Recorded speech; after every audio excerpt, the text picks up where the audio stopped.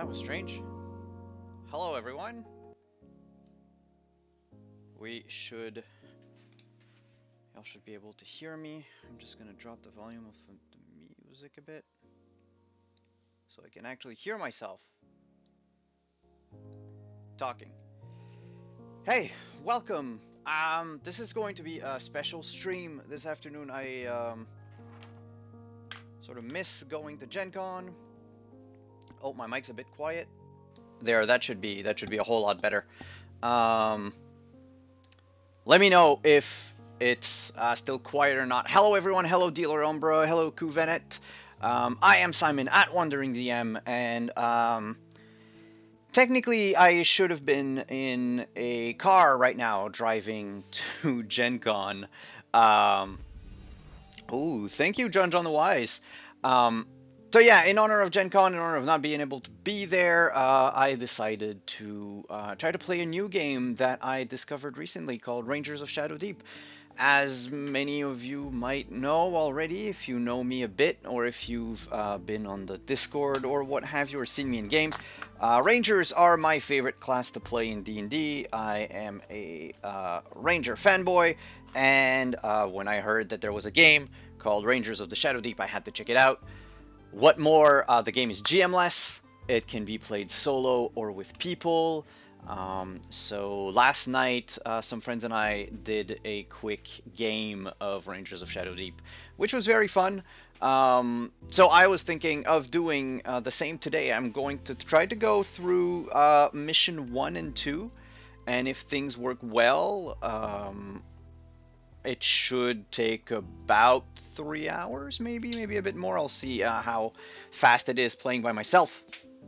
But I love the game. It's a mix between a skirmish game and a role-playing game. It's sort of like Mordheim. It really reminds me of Mordheim, where you build your squad of people and you go on a map and you try to find, in Mordheim it used to be Wordstone, now it's like clues and treasures and stuff like that.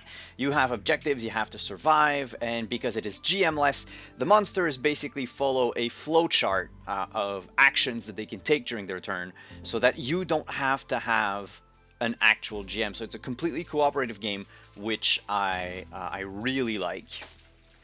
I haven't written any of the character sheets yet, so we're gonna go into that before we begin. I have like sort of an idea of what I want to play. This is, of course, like I said in the tweet, I'm gonna use my old OCs. So characters I had created for a campaign setting called Mistvale. It so happened that these characters are some of the characters that I've played before in my life in other games, and they will feature in this game, and hopefully no one will die. I don't know if that's gonna happen, but we'll see about that. I went ahead and already set up the Roll20. I'm gonna use like Roll20 maps. I made the maps on Incarnate, and then just to show you all, it was easier for me to just upload them into Roll20 with the fun little graphics that I have. So before I delve into the game proper, I'm going to have to go through character creation, so bear with me for a second as we explore character creation for Rangers of Shadow Deep. So my first ranger is, of course, the character that I play pretty much all the time, Vashar Dali, basically my OC ranger. Whenever I play a game, a new game that I try, often I'll go for a ranger archetype, and I'll name them Vashar Dali. This time we start at level 0. We're going to be baby rangers, and we're going to try to get through the adventures as baby rangers, and probably level up over the course of the adventure. So every ranger begins with the same stats, so everyone has basically a 6 inches of movement, +2 to melee fighting, +1 to range fighting, an armor of 10. Armor is like damage reduction, if you will. Will to save against a lot of spells or effect, and then health, which is 18 for starting rangers, because we're all the same. Now that said, you have like 10 points to customize your characters, to add skills and add abilities and all of that. I went ahead and written some of my skills down, so to be like as close to Vashard as I play him normally. So we'll give him a +1 in stealth, a +1 in survival, and a +1 in track. Um, and that's going to be our skills. You can go all the way up to 5 points in skills. I stopped at 3, which gives me 7 more points to build my character, which can be either through recruitment points to have more like companions with me, or to have better stats and everything, which is something I'm going to do right now. I will increase my fight. So Vashard is normally a fighter, a ranger that fights with a single melee weapon. Think Aragorn. I like my rangers melee with a bit of range, but mostly I love the German longsword fighting, which I've done for a while, which is like why most of my characters are proficient in longsword or bastard sword, because depending on the system, they either call it a longsword or a bastard. So I'm going to increase his shoot by 1 as well, so he's just like 1 point higher than regular characters, which means, +1 fight, +1 shoot, 3 skills, that's 5 points. I still have 5 points left for heroic abilities and spells. So a will of 4, so +4 to will, and 18 health, which gives me the maximum amount of points I can put thing. I picked up on this game when it came out, but I bounced off how mini-oriented it was. Maybe it's time to pick it up again.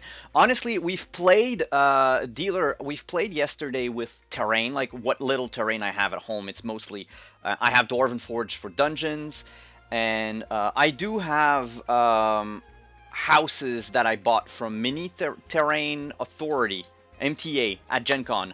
They make gorgeous houses and miniature terrain. It is, however, very pricey. We didn't use them for the game, but we could have. So instead we just used like the Dwarven Forge that I had to make like squares where the houses should be, and then I have a bunch of like little trees and like rocks that I got from like various game shops here and there, and we use that. Whereas right now, if you use it like on a platform, whether it is Astral, Roll20, I thought about using Telspire to do it because it would work very well. Telspire being a 3D, a completely 3D map, which is basically like virtual Dwarven Forge, right? So you could, like, you can even like lower down the camera to level it with your character to see if you truly have line of sight and everything. It's great, but the maps take a lot of time to build, and I didn't have that time to, like, this morning to build everything up. But honestly, I think it's going to be played all right with Roll20. We'll see what happens. It's just maybe for like line of sights that's going to be a bit of an issue, but we could, like, if we were playing with more than one person, I could like turn on dynamic lighting, and then that could work well. But because it's I basically created the game, so I'm the GM. I see everything whether I like it or not. I could go back to like player view and then switch back to GM view when I have to add things to the overlay and everything. But that's just a big mess at the moment. So the abilities I am going to give Vashard is I'm going to give him 5 abilities. No spells this time. I normally like my rangers spell-less. So I'll start with Blend into Shadows, which basically what it does is it allows you to completely disappear when a creature begins its turn. So because a lot of the movements of the enemy's flowchart is based on if they have line of sight with you or not. If you're in trouble, you can just blend into shadows, disappear, and then they have to check line of sight with like someone else instead.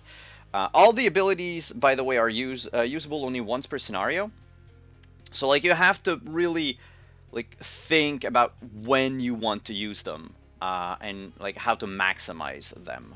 I'm going to give him Inner Strength that I thought was kind of cool, which is like a one-time bonus to Will, just in case, because I didn't level up his Will. So it's a +5 to Will, which is a lot because the game plays on a d20, so like a +5 is still like a +20% chance of succeeding at something. I'm gonna go with parry in case something goes wrong. So parry, oops, headset's dying. Parry gives you a one-time gigantic bonus to your fighting skill, but it doesn't allow you to deal damage. So it's mainly for if you rolled, you rolled a nat 1, you want to bump it up to an 11 to make sure that the difference between the attack roll and defense roll isn't too high.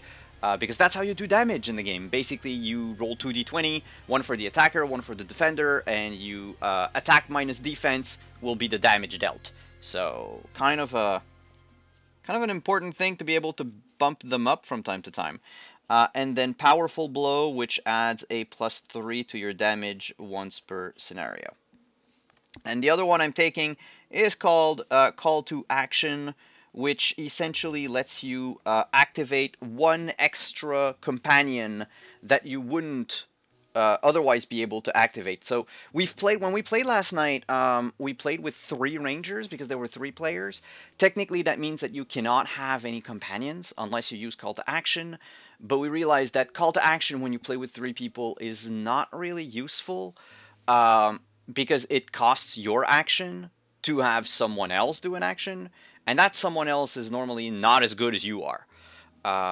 So when you play with 1 or 2 players, then Call to Action might be important. Like in this case, because I have 1, 2, 3, 4, 5, 5 different companions, but I think the maximum I can, and I'll check back in the rules, the max I can activate for free every turn is 2 different ones. So with Call to Action, at least at some point in the game, I can activate a 3rd one, just in case. But they will, like, the companions defend themselves, so if they're under attack, they just don't, like, stand there and get hit. So you can use them to guard, like, kill boxes and stuff like that, to set up, like, choke points around the map for them. So those are the things I'm getting. And then as far as items are concerned, you have to pick up 5 items. You have 6 slots on your character. And you have to pick up 5 items for free when you start. That is from the Ranger Armory. So, of course, I'm going to go with my 2-handed sword, which is normally what I call what was called here the longsword way back when. A two-handed sword, like the 1.5 hand sword, if you prefer, like the bastard sword and all that. So since I am a nerd about it, I even know like the type and everything for it, but I just won't write it on my sheet. Because it's a 2-handed weapon, it takes 2 slots out of my 5. So I'll have a bow and a quiver because you need both to be able to do range attacks. So that's already 4 slots gone out of my 5. My next one is going to be a light armor because I want to keep my movement intact because heavy armor slows you down. And then a dagger. Daggers are free. So actually that's going to be a throwing knife instead of a dagger. That way, I don't know, in case something happens, the first dagger or throwing knife that you get on yourself is free, and you can throw it at someone. Like once per scenario, you don't recuperate them. You pick them back up at the end of a complete mission. So that's a bit different. So my armor goes up to 11 instead of a 10, which is not too bad. And that is it for Vashard. Now I have to do the companions. So companions have like a specific character sheet, so you just like copy paste the information. Because those are my OCs, I am going, like I already know which class they are. So the first one is called Sir Antoine de Laurent, a knight.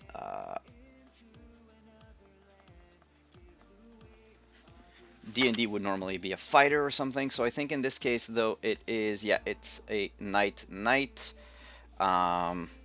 So knights in Rangers are basically heavy armored people that take very little damage, dish out a lot of, not a lot of damage, they're like, mainly they're gonna be your tanks. You move them somewhere and you leave them there and you let them take the hits for you. So that's 12 health, blah blah blah, 13 armor, and they have So Antoine has a skill called Strength at +4, and because you can customize your NPCs, each one of them comes with a +3 in a skill of your choice, except like animals, they can't have necessarily all the skills. So Mr. de Laurent is going to be to have Armory, both Armory and Strength. So Armory at 3 and Strength at 4. Armory is to repair weapons, identify weapons, and stuff like that. I mean, he's a knight, so that works. The second one is a character you might have seen in my Witcher game called Berander Rumnahame. Rumnahame is a often I make him a dwarf, druid slash sage. In this case, he is being an arcanist, which is a type of NPC that doesn't fight but has a lot of knowledge. So you're going to use them whenever you stumble upon something that is mysterious or whatever, and you're going to have them check it out instead. So they actually kind of suck as far as stats are concerned. No range, no armor, shitty will, no health, but they do have +5 to ancient lore. Everything is on a d20, so it's +5 is good.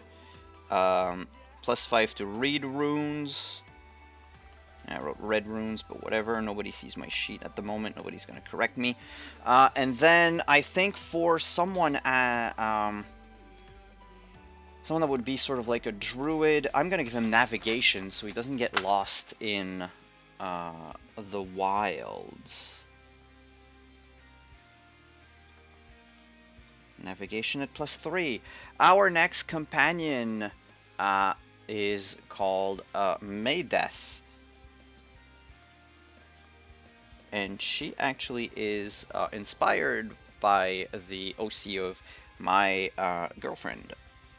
In this case, though, she's going to be a sort of melee spellcaster. And alright, what does she have? A move of 6, no fighting, no shooting, 10 armor, +3 will, 12 health, and she's going to fight with a scimitar, which is a hand weapon, because I know how my girlfriend likes scimitars, and she's gonna have 3 different spells that I'll check right away. There are like 20 some odd spells in this game, and they're all good. They're mostly inspired by spells from D&D, so that's kind of cool.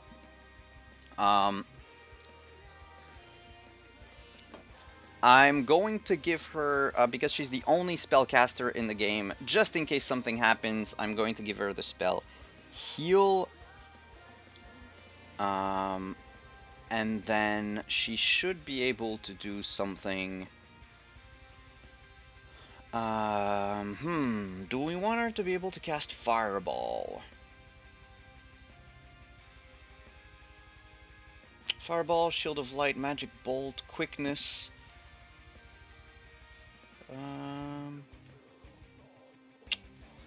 Strength, Lure.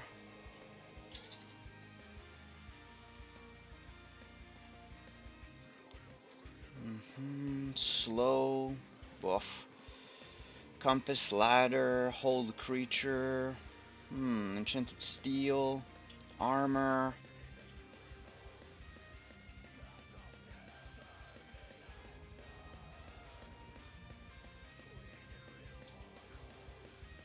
Burning Mark, which is like a glyph of warding. Burning Mark looks interesting, but you kind of have to cast it,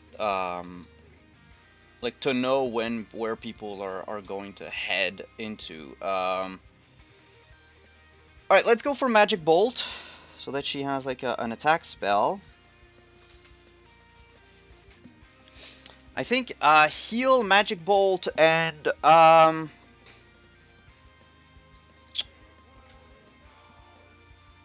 Fireball.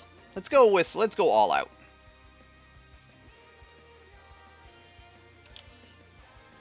Alright, that's already 65, 70, 80 points burnt up on my companions.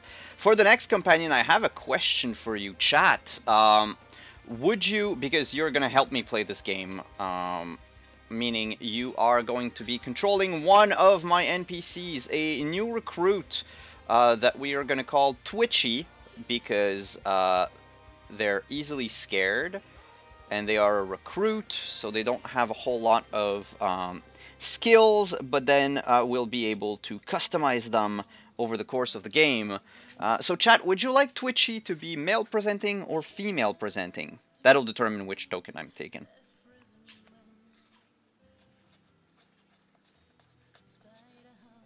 Just let me know. I will write down their stats in the meantime.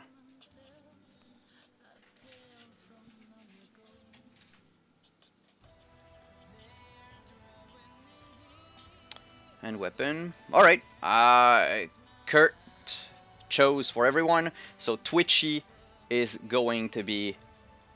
Oh god, now we have dissension among the chat. Well,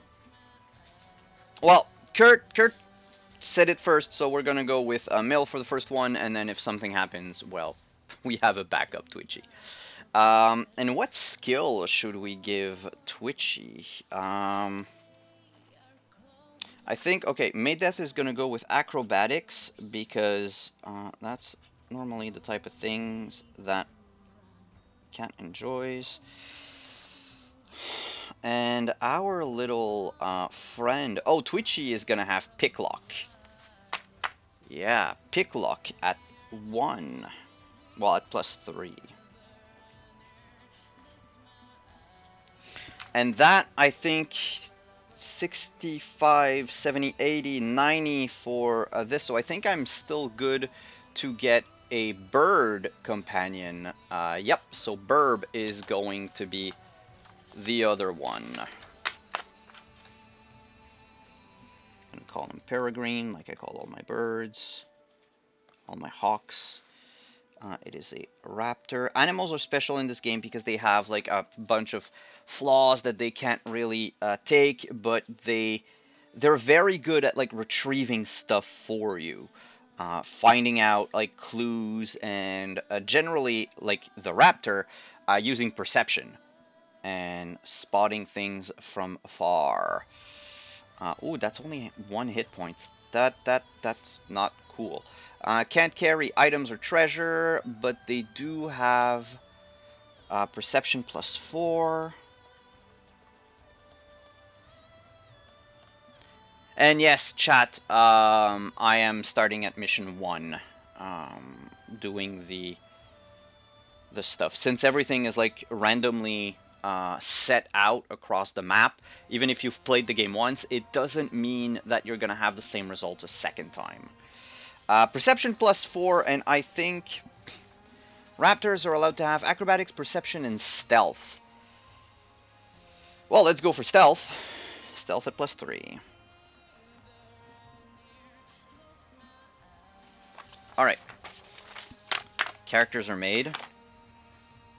Let's see how the cameras are gonna screw up once I switch to solo. Yeah, that's what I thought. I've duplicated myself.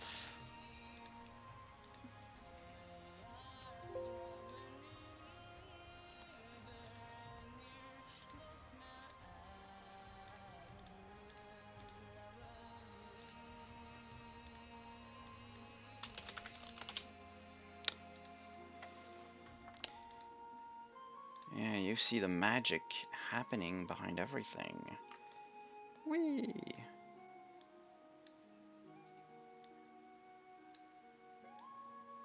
Alright, this is our Roll20. Now what I need to do is to create the stuff. Yeah, I made those tokens very quickly through RPG Maker. So I just went and used like what I I knew they would look like, sort of. And, oh, poop. I need to get, okay, Vash here. Bar 1's going to be armor, because it's easier to look it up that way. And then bar 3 is going to be hit points, so 18 health. And then that's going to be a shard, show nameplate, and show bar, and that's it. Go here, go here. It's like I've been doing this a bunch of times. Is that going to work? Yes. Cool. Alright, so we got Vash here. Well, we're gonna get rid of Twitchy the girl for now. That's May Death. Has an armor of 10, health of 12. 12 out of 12. I want to be able to see the bar. Go here.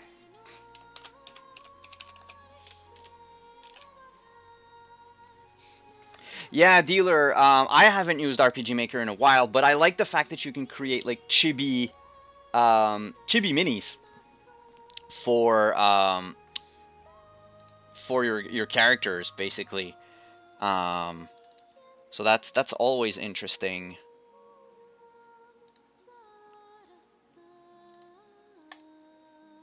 All right, Sir Antoine.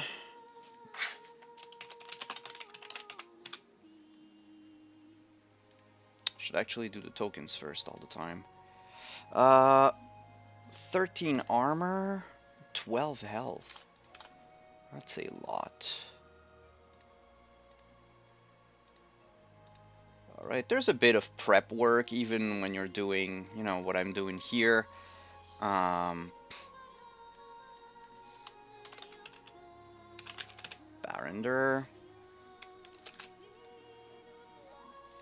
Yeah, it makes me want to play on on RPG Maker still, but honestly, it's a whole lot of work. I would rather create cool maps and run my players through a D&D adventure, if you will, more than use RPG Maker to create a game. Alright, Barry's up here. And well, our friend Twitchy, that's you, chat. That's you.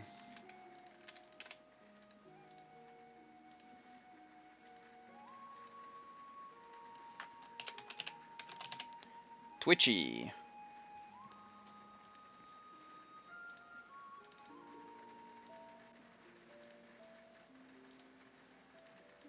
Alright, everyone's here. The whole party is here. Let's... Does that show up? Yes. Oh, I have Dealer Umbra.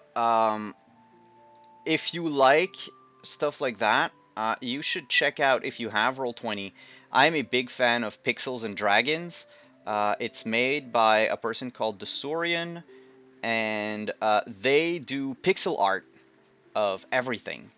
So let me check. There should be like a house built or something. Those are town props with tents. Yeah, no, oh, town pack is here. So like, I've done it a lot with Age of Arcana when I was playing, but like, when I was GMing it, you can have like, it's not there. Well, anyway, it's all pixel art. You'll see I use like all the villains I'm gonna use in this game are gonna be pixel art, so you can have like your like old school Nintendo feel playing with it. All right, so I've set up the map already to fit what they ask in the book, so it's actually very similar to the book. And it plays, of course, with a ruler. No snapping. So I should check. That's like 48, so I need I need like 24 inches, which should be like right where the 12 of our hit points are. And then another 12, another 24, which would make our circle here. This here would be the center of the map. Alright. So let's check out our the first mission. First mission, setup for the first mission. That's the second one. Okay, so a 3 feet by 3 feet table. The rangers and companions should be placed within 3 inches of the central point of the table. So we said central point was here. So within 3 inches, which means we're going like, it's not that far. It's mostly like this area. It's gonna be like the circle, the squares around. So I think I'm gonna do something like this. Start on each of the like 4 corners like that. And who's got the fastest move? Oh, I forgot my burb. I forgot burb.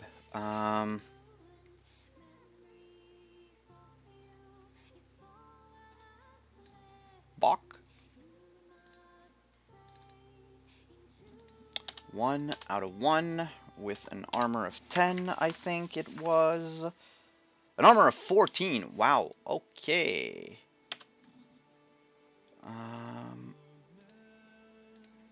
And I'm just gonna go here, create Peregrine, use that token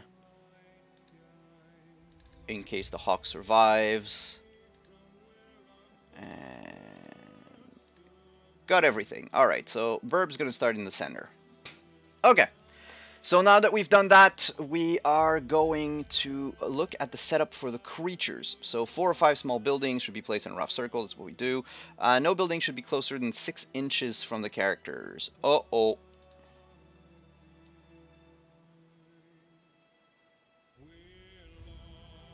Yeah, okay, so we're gonna have to sort of move our people like this. Now we should be good.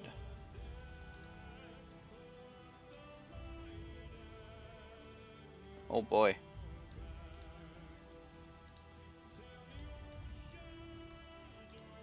Can't really do better than that, so we're gonna stick to this right now. The house is just too close, but yeah.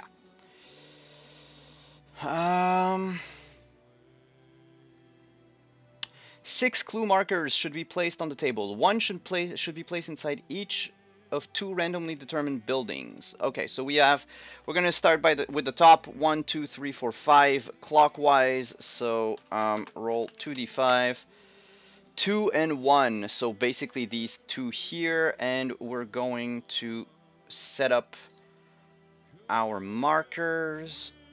Clue marker, clue marker. I'm gonna put them inside the house, like so. And what about the rest of the clue markers? The other 4 should be placed within 14 inches on a line running to each of the 4 corners. That's easy enough. So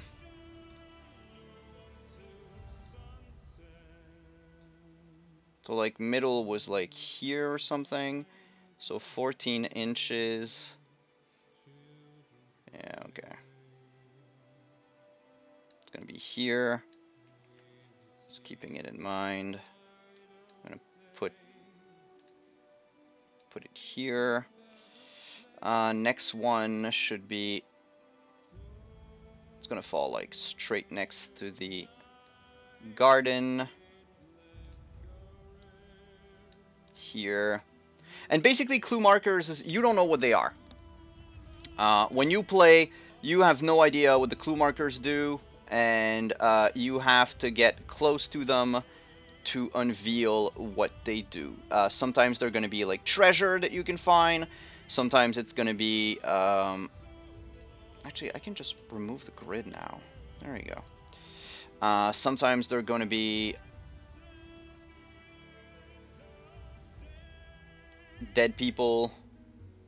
Sometimes they're gonna be XP that you can get because you've like you're going through the scenario and all that. And finding stuff like tracks or monsters or what have you. Next we have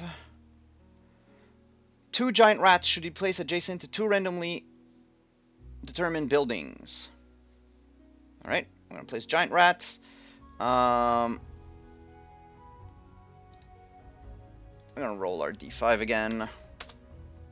1 and 4. So let's go here and get our giant rat number 1. It's gonna be here. And giant rat number 2, 1, 2, 3, 4 is going to be here.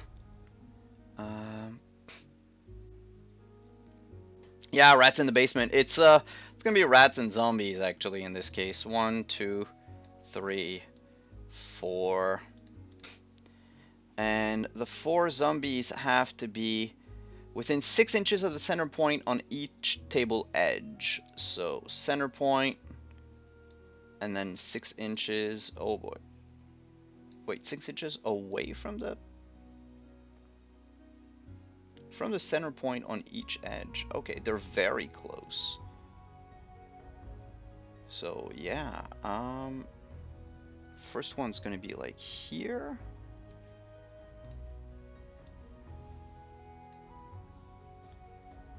So second one should be 12 inches away from this one in a straight line. Yee! It's gonna be interesting.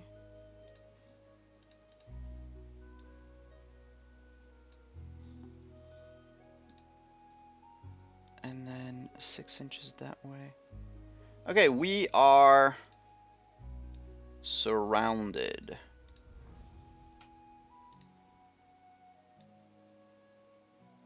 Okay, wait, did I get the right dimensions?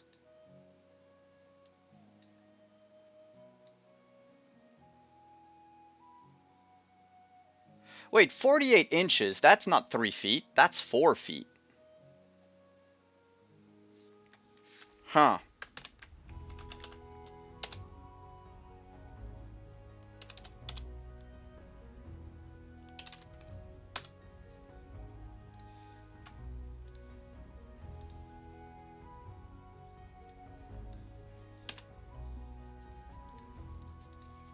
Yeah, that's gonna change stuff. What's our central point? Oh no, central point is gonna be different. Yay! Alright, let's do math. It's 30... Yeah, okay, we're gonna do 35, so that should be 15, that should be 17.5. 17.5 here. Whoa, whoa, whoa, please don't do that.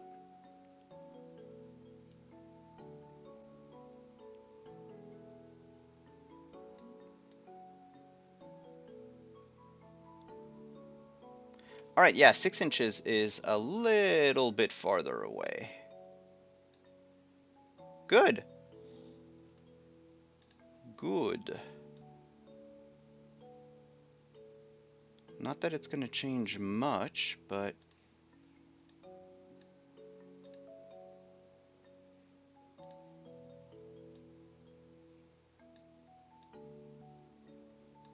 yeah, we'll leave them as is.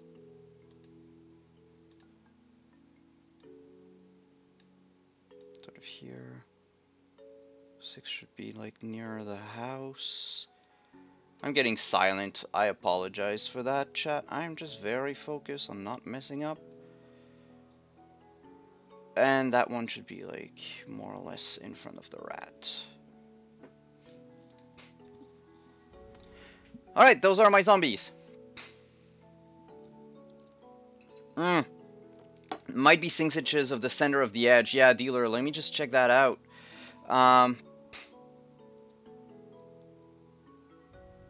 Yes, from the center point of the edge of the table. Yeah, that makes a whole lot more sense. I have to start over. Okay, that's okay. Zombie number 1, you go here in between. Zombie number 2, you're gonna go sort of like here because you can't be under the tree.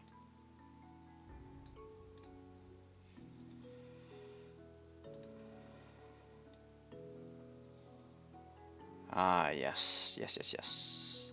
That makes a ton more sense.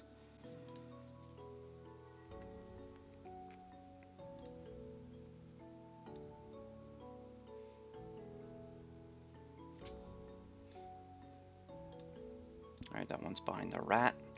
Which means that my 14-inch thing is...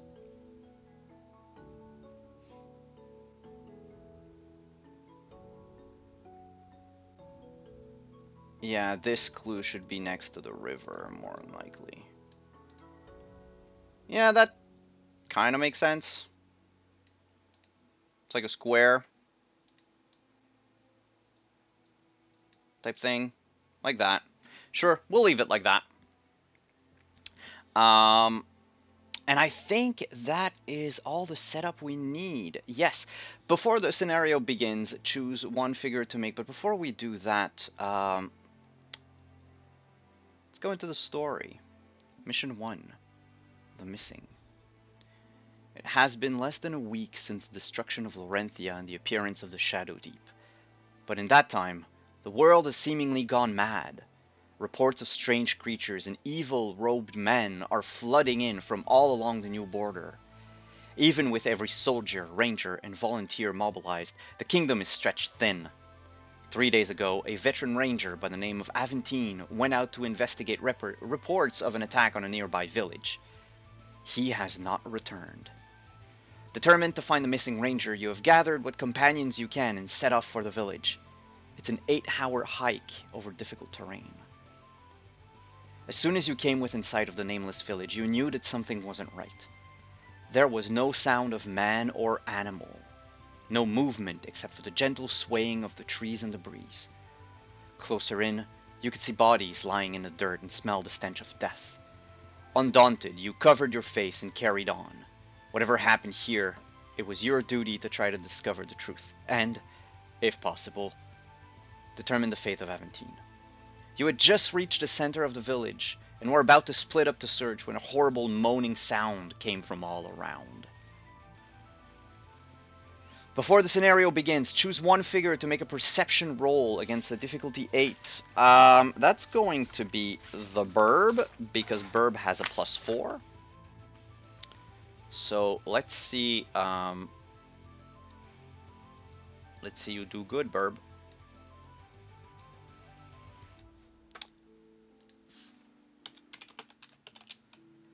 And +4, and it needs to be higher than an 8. Yes, Burb succeeded. So what does happen? If successful, you may move one of the clue markers that is not in a house 6 inches directly towards the figure. Nice. I'm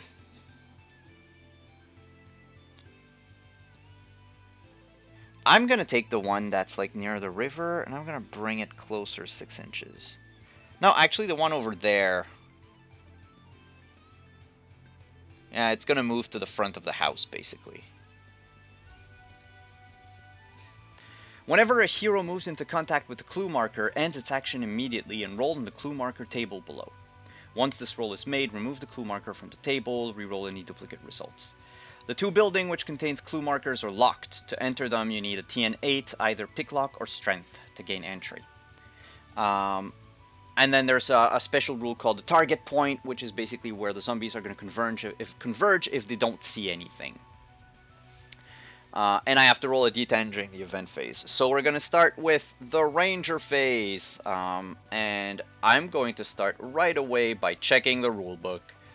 I just need to know how many companions I'm allowed to move during my activation phase, because I'm playing by myself. which means maximum companions activated, that is 2. So I can move 2 different companions. But first, I'm going to use a special movement called Group Activation. A group activation can only be made during the Ranger phase, which is the phase we're in. In a group activation, the player may activate the Ranger and any companions he would normally be allowed to activate that are within 3 inches. Each figure must then make a move action. After each figure's move, each figure may take a second action in any order a player chooses. The most common use for group activations is to team up to fight a creature. After the group activation, the Ranger may activate any other companions he's allowed to activate during the Ranger phase, which would be my 2. Each figure may take a second action in any order. Oh, I didn't do that last night. Okay, so there is an added value to have companions even when you have a full party of players, like you're playing with 4 players, because as long as everyone's sticking together, moving as a group, group activation means that everyone that are within 3 inches of each other activate at the same time. But they have to be, 3 inches from the Ranger. Which means that in this case, I would target everyone except Barrender and Twitchy. So we're going to do that. We're going to start by activating all of them. Sir Antoine has a 4 in strength. So Antoine is going to go bash in the doors. He can move 5 inches though, so... that brings him to the... We'll say that the door is here. Actually, I'll roll a d4. 1, 2, 3, 4 to see where the door is, because that wouldn't be fair. 3, so 1, 2, 3. So the door is on this side. Let me grab a door token. I didn't do that for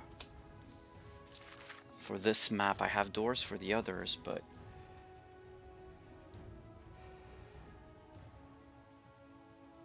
Yeah, sure, that works. Alright, so the door is here. 2, 3, 4. 1, 2, 3, 4. Alright, so let's check with the other. So 1, 2, 3, 4. 1 being the closest to us. 2, so the door would be on this side. Third one, same thing. Door's the closest. Fourth one, 3, so always closest. 1, 2, 3. Okay, this one is just weird. And the door's at the back. And this one, the door's the closest. Okay.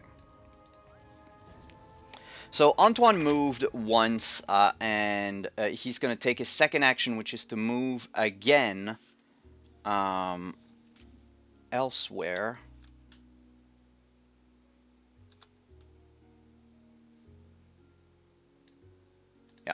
So he's in front of the door, but he's just done a double move, so that is it. Does that work if I put it on map? Yeah, okay.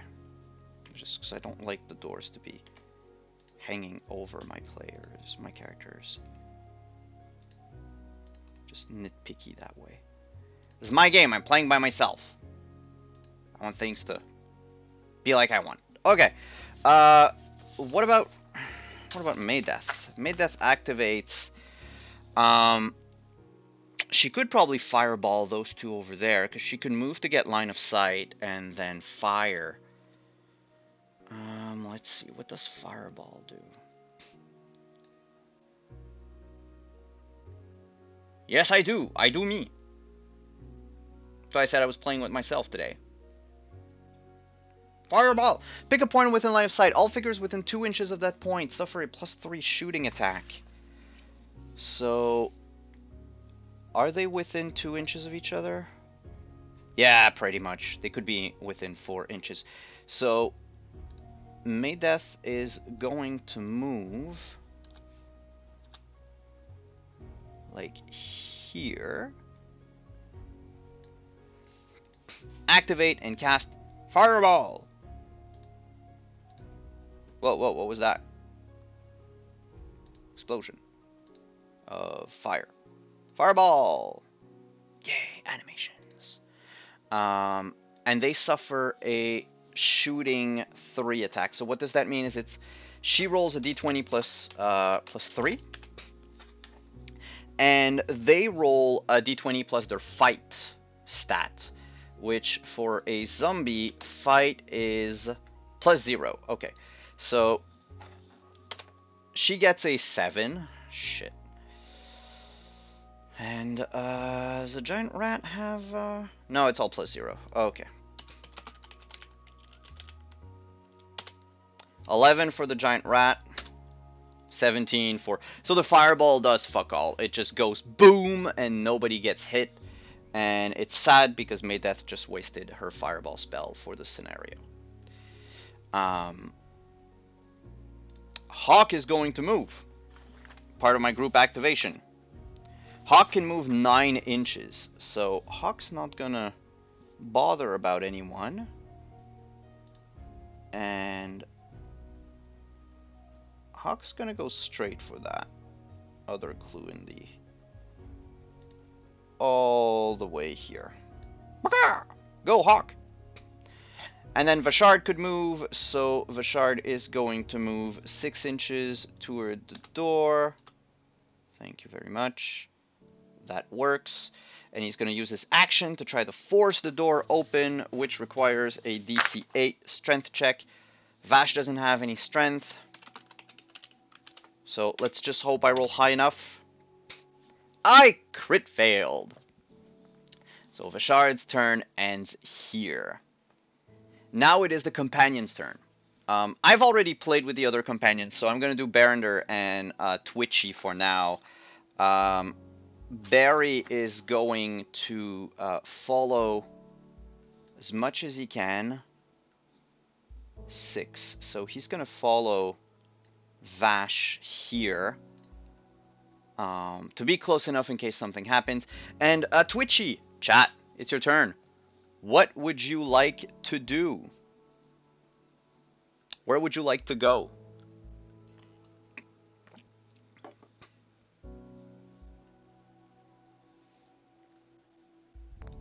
Yeah, there's a delay between what I say and what happens.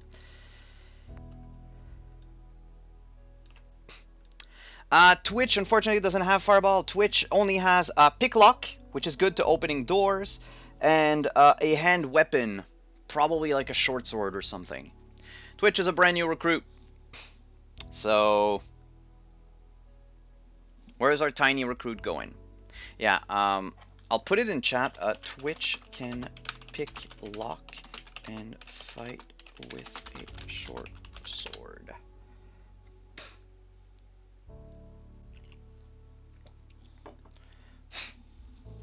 And every turn I'll try to make sure that Twitch plays so that you all can do something.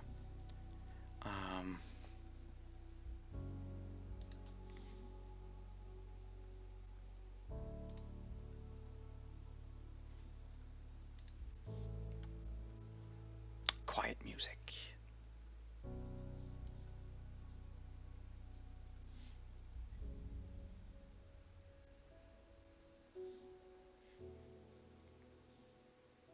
I mean, otherwise I'm gonna move Twitch closer to... Can you reach the door that Antoine is by and unlock it? Probably. If not on this turn, let's see. 2, 3, 4, 5. Yeah, let's say he moves here, which is like close to the door. It's within 1 inch of the door, I think. Yeah, like sort of. So yeah, Twitch can definitely try to do that. Let's see. He's got a +3 to pick lock, and he needs to roll an 8 or above. Twitch succeeds. Door is unlocked. That's the end of Twitch's turn, though. But yes, starting next turn, we have an unlocked door. And that is it for all of us. Now we move on to the villain's turn.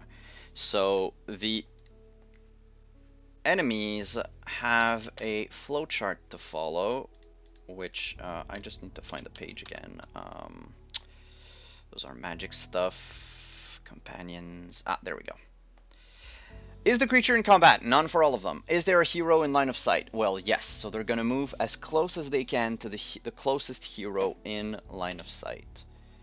But zombies can only move 4 inches. So 4 here, and then they're gonna do a double move to get within melee of Antoine. And Antoine is now fighting with a zombie. We'll do the fighting after. The rat can move 6 closer to Maydeth.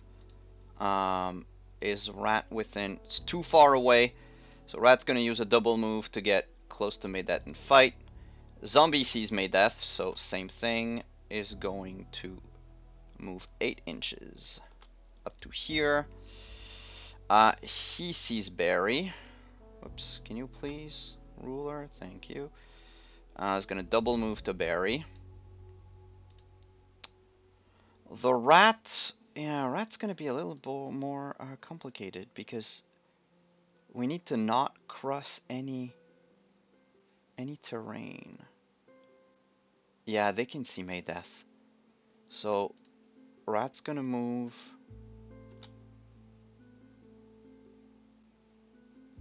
double move onto Maydeth. That guy though doesn't see anyone.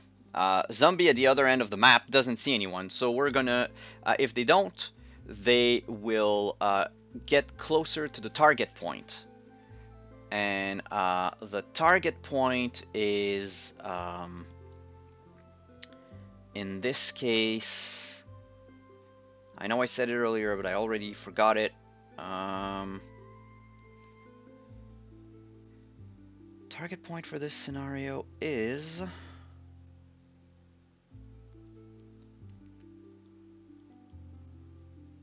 the nearest clue marker in a house. Okay, so the nearest would be this one, so zombie is going to move closer and then probably head for 4 inches for the door to get inside. But once it gets here though, nah, there's still sort of a building in front. It's gonna have to double move anyway, not that it's gonna matter much, but yeah, stay here. Alright, so we have a few combat. We had the one rat actually had a combat with Maydeth, and that's it. So rat has a +0 to hit, rolls a 5. Maydeth has a +0 to fight. She rolls a 5.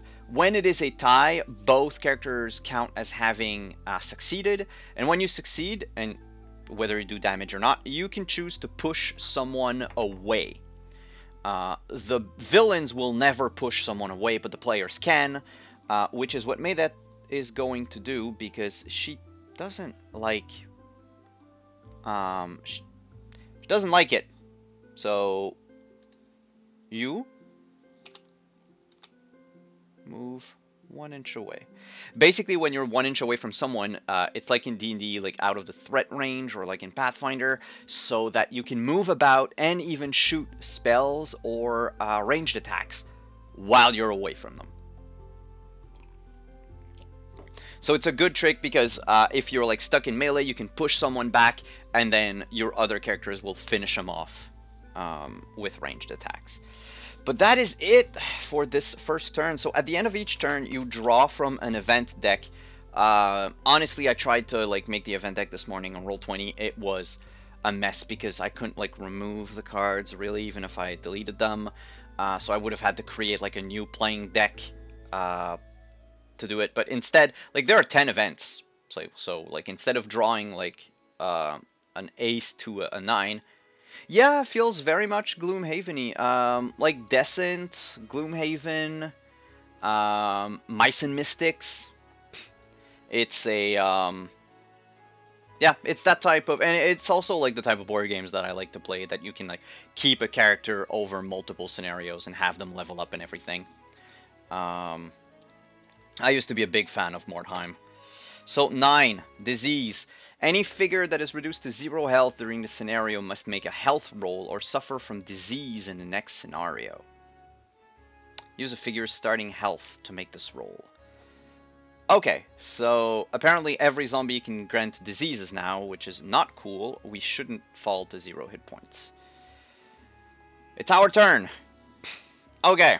Can I group activate Barry? Yes. So we'll group activate the both of us. Vash failed to open the door, so Vash is going to move to this zombie to give a +2 to Barry and a +2 to himself to fight off the zombie. So as my action, I will roll a d20 plus my fight.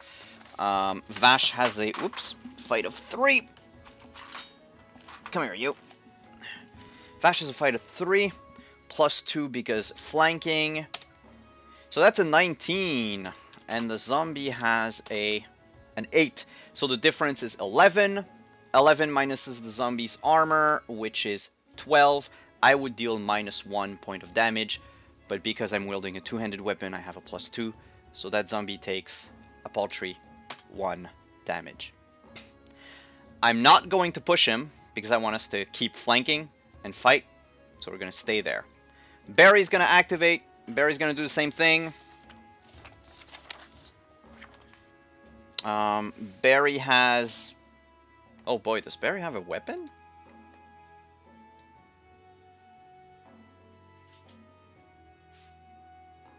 Oh, we might be in trouble, everyone. We might have sent an unarmed person fighting against a zombie.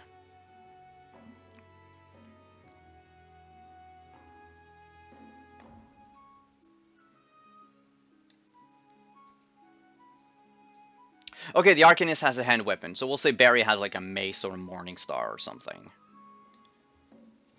Whew. So let's mace or Morning Star our friend the zombie with a +2, +4 because we're flanking. Barry rolls a nat 1. Zombie rolls a 13. 13 minus 5, that's 8. So the zombie would deal 8 damage, but Barry has an armor of 10. So the zombie doesn't deal any damage. So we're safe for that. So that was our turn. Kind of a waste. Oh yeah, I should have a turn counter. We're still in turn... We're at the start of turn 2 right now. Yeah. Alright, turn 2. Because the scenario ends after 8 turns. So we have 8 turns to find as much clues as we can, as many clues as we can, and get the hell out. It's assumed that we flee once we've got everything after 8 turns. I need to activate more people.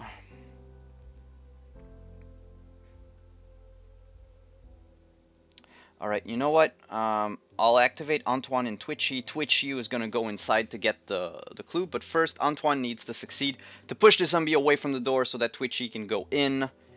So let's go, Mr. Templar. You've got a +6 because Twitchy's next to you. So you, no, it needs to be next to the creature, I think, to flank, right? Yeah, it's next to the creature. So you got a +4. Oh, nat 20. Yeah, nat 20 means that you deal, you succeed with no matter what the other one rolls. And you also deal a +5 damage, which we've house ruled that this +5 damage goes through armor, and I'm gonna keep using that. Villains, however, never crit. If they roll a 20, they roll a 20, and that's it. So in this case, it would be a difference of 11. Zombie has an armor of 11, of 12, so that would be 0 damage, but 5 points of damage because of the crit, bringing our zombie to 1 hit points and pushing him away by 1 inch. And that should leave enough room for Twitchy to go in. Yeah. So let's go, Twitch.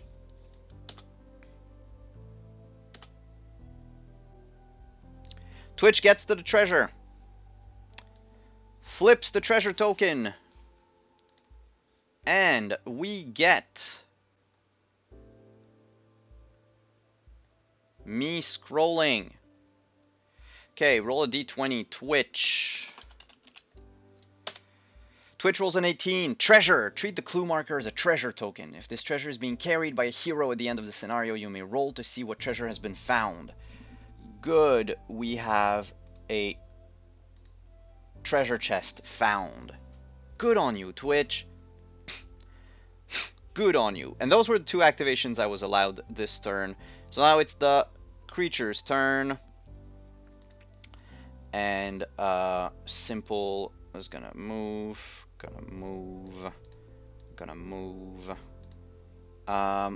Ooh, which one is closest? Let's say I do mid to mid. 3.3, 2.8. Barry. Rip Barry. Yeah, treasure's full of spiders. Yeah, but wait till you see the next mission. So when you determine when you are in a tie for like who should be attacked or whatever, you always look at who has the least hit points. Enemies are gonna go after the people with the least hit points. So that's 2 of them on Barry. Because we're also flanking and everyone's flanking, we negate each other. So it's just a d20 for the first zombie. That's a 15. And a d20 plus 2 for Mr. Barry. That's a 9. Not enough to break his armor, so let's not worry about that. Next one is a nat 20 from the zombie. And an 8. That's a plus 12. Barry takes 2 points of damage. Poor little guy. Barry, please don't die. Now we have rats over on Maydeth. Rat number 1 rolls a 21. Maydeth rolls a 7. That's a 14-point difference. That's 4 points of damage on Maydeth. Oh boy. Not a good start. And our rats carry disease. So, what does disease do again? When a figure is damaged by this creature, it must make an immediate health roll with a target number X. So a d20 plus 8. Okay, but that's good because the thing is 8. Little hi to you, Wondering DM. Hi, Little Red. I'm playing a solo game right now. A solo RPG game. So second rat rolls a 5. Maydeth rolls a 16. That's an 11 difference. And the rat has an armor of 6, hit point of 1. So this rat is, for all intents and purposes, dead. I'll just move the dead away so that they don't bother us too much. And then the zombie. So zombie is still flanking. So we've got a plus 2. Zombie rolls a nat 20. Jesus. Maydeth rolls an 11. That's a difference of 11. She has an armor of 10. Maydeth lose another hit point. Oh boy. Zombie on Mr. the Knight. Zombie rolls a 15 and Antoine rolls a 20. It's a difference. Yes, Antoine wins, but not enough to do damage. He is, however, going to push the zombie back again 1 inch so that Twitch can escape. And that's the end of our villain turn. End of turn 3, we draw another event. They need to be different though, so I need to remember the first one that I rolled was a 9. Okay, so event number 9 has been taken. Event number 6.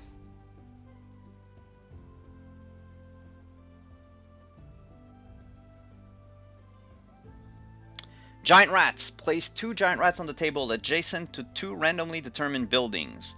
Should be placed out of line of sight of any heroes. Otherwise, place them as close to a hero as possible. Okay, so we'll do clockwise like earlier, 1 being the house at the top. And our first house is, oops, 4, and the other one is 5. So the bottom ones. Is there a way to pan? Oh, yeah, just like that. Okay, so we need a bunch of giant rats again. Out of line of sight of heroes, so we'll put them here. And out of line of sight of heroes, we'll put them here.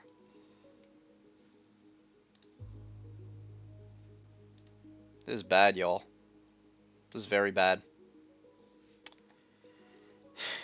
Start of turn 3 out of 8. Heroes! You get the fight. So I'll do a group activation again for Vashard and Barry. Vashard's gonna attack the zombie in front of him. Go Vash, you can do it. It's an 18. Zombie's flanking. Zombie has a 10. That's an 8-point difference. Unfortunately, the zombie has 12, so I'm not gonna do any damage, but I am going to push him 1 inch away. Why? Because at least now he's not flanking, so Barry has an easier time fighting the other zombie off. He doesn't. Zombie rolls an 11 above. Barry has a 10 armor. Barry loses another point of hit points. Another point of hit points. Oof. Barry, why? Okay.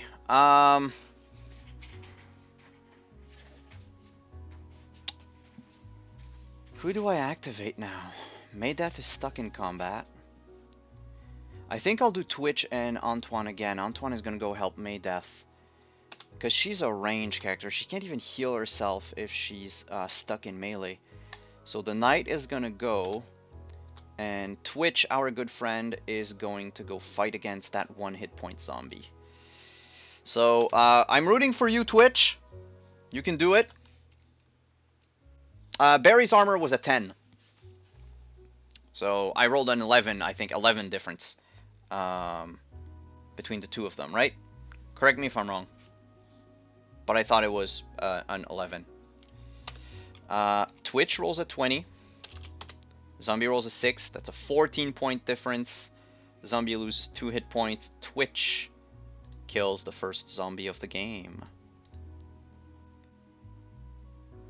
Oh, 19. Yeah, 17, 18 is 9. Thank you. Wow, math is hard. Thank you for saving Barry, chat.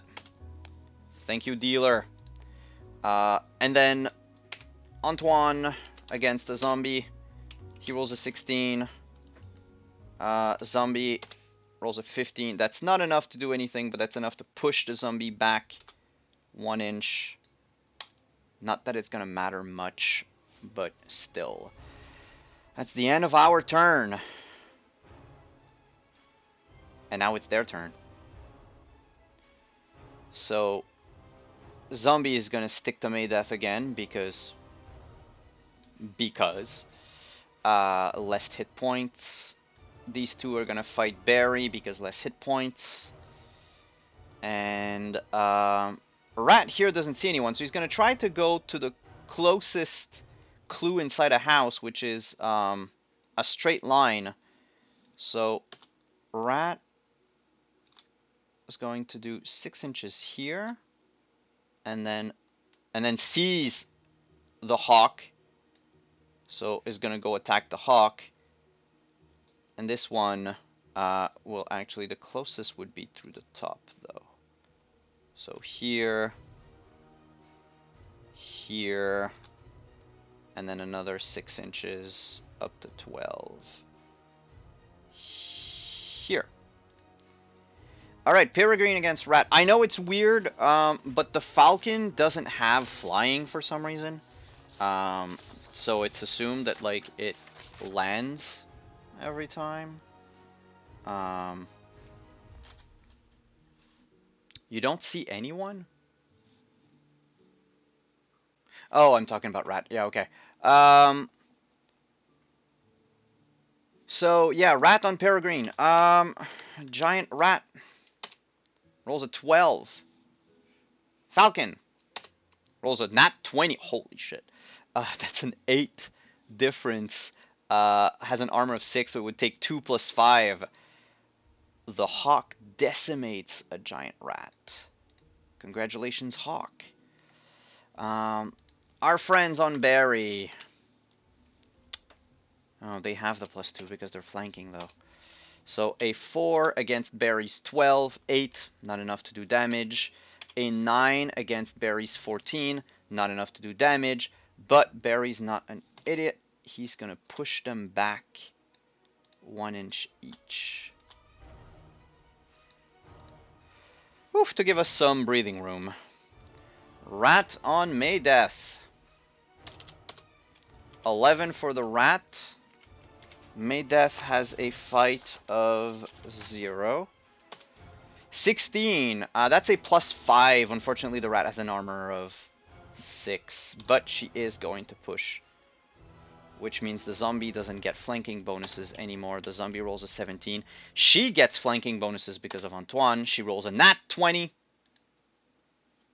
+2. Nat 20 +2, so that's a 22. So that's a 5. Not enough to do damage, but the 5 free points go through. Congratulations, Maydeth, you almost killed a zombie. One-shotted him. And that's the end of the creature's turn. Event.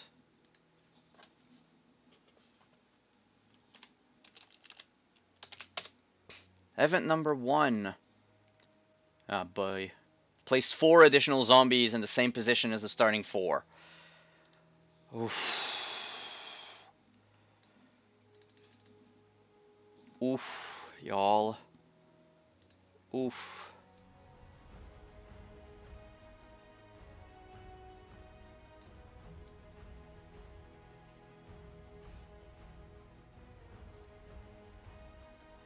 Yeah, it should be like here for the first one.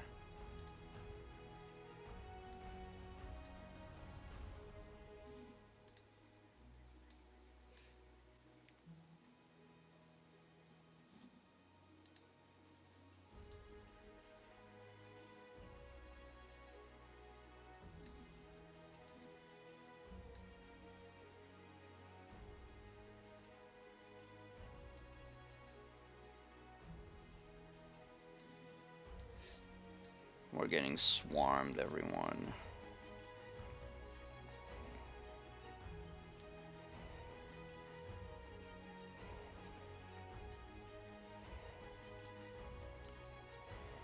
Oh god.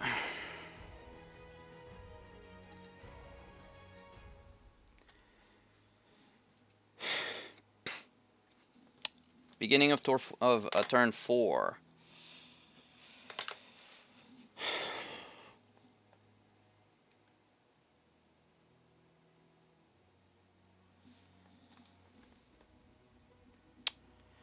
Group activation here.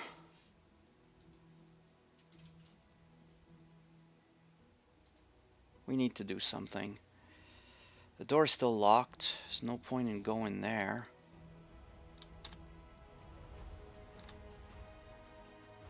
That's a double move, but I think Vash is going to take the double move there. Barry, because he activates, is going to...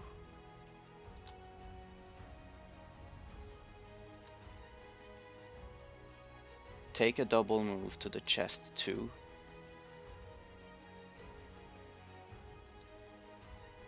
And then we'll activate Twitch.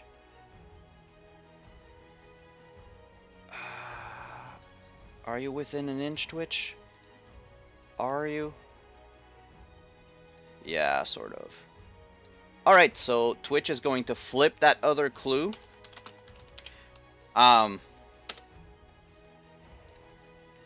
Good thing we have a recruit to just like run and do errands. Herbs! You find some herbs discarded by one of the villagers. Roll once on the herbs and potion table to see what you have discovered. This may be given to any member of the company after the scenario. Herbs and potion, D20. 12. Found a potion of strength. A figure that drinks this potion receives +1 to fight. He has a potion of strength. Thank you, Twitch.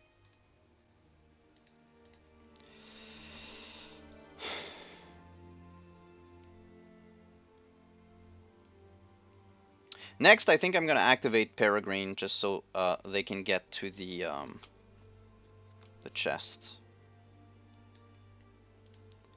and open the chest. Well, the clue token. And it's an 8. So...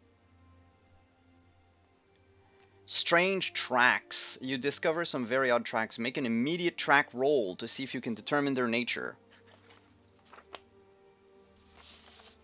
Well, the problem with him is that he doesn't have tracks, so it's just a single d20. And he needs to beat a 6. Yay, he did it! We found strange tracks.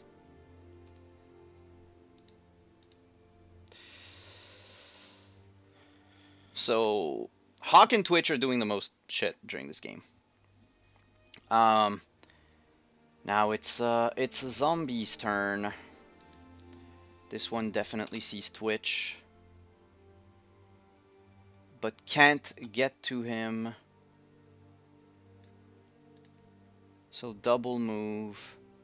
This one's gonna go back on Maydeth, back on Maydeth.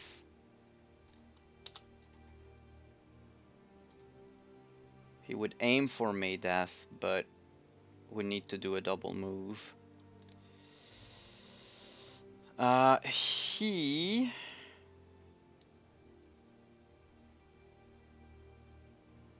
doesn't really see them, doesn't see Twitch, and doesn't see any of us. So he's gonna take his action to move 4 up here. Now they see us, so they're gonna move 4 into melee with Barry. Move 6 into melee with Barry. Use a double move to get to... Barry's the one with the least hit points, but... 7.3, 7.4. No, he's actually closer to Vashard, so double move to get to Vash. Double move to get to Maydeth. 1, 2, 3, 4. Does he see him? Yeah, he would. So 1, 2, 3, 4. Oof, this is not looking good.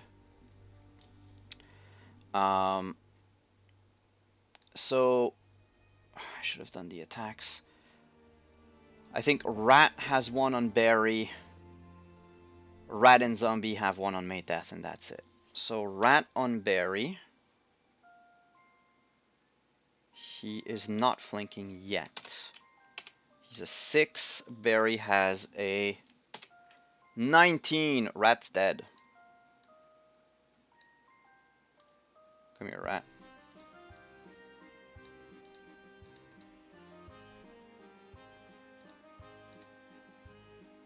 One less Rat.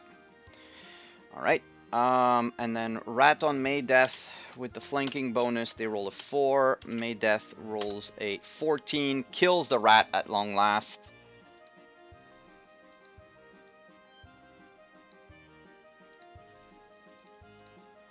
And then we had another zombie on Maydeth. The one that's at the bottom. 21 against 2. Oh, fudge. That's a 19-point difference. 19. She has an armor of 10, so that's 9 damage on Maydeth. I'm sorry, Maydeth. Maydeth falls unconscious. You fell unconscious.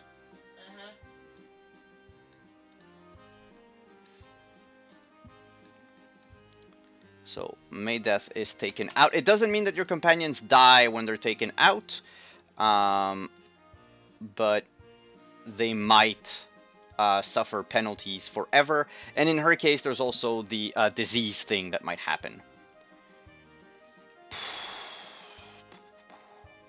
End of their turn. Fifth event phase. It's end of turn 1, turn 2, turn 3, turn 4. End of turn 4, event phase. 2.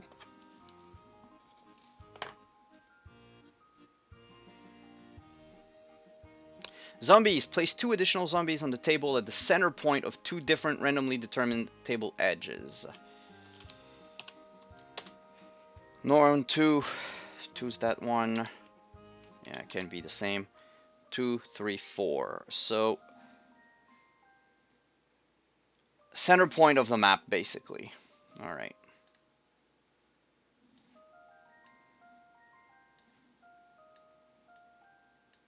Great. Zombies. Oh. Shit's gonna be hard, yo.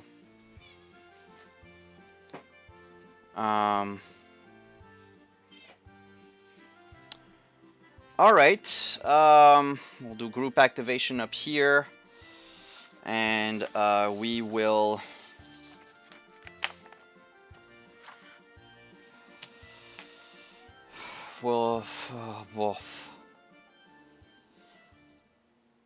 Yeah, Vash is gonna attack the zombie at 5 hit points. Vash rolls a 7. Zombie rolls an 11. Nothing happened. Vash doesn't even win. Barry rolls a 10. Zombie rolls a 6. Not enough to do damage, but enough to push him back 1 inch. Not that it's gonna matter.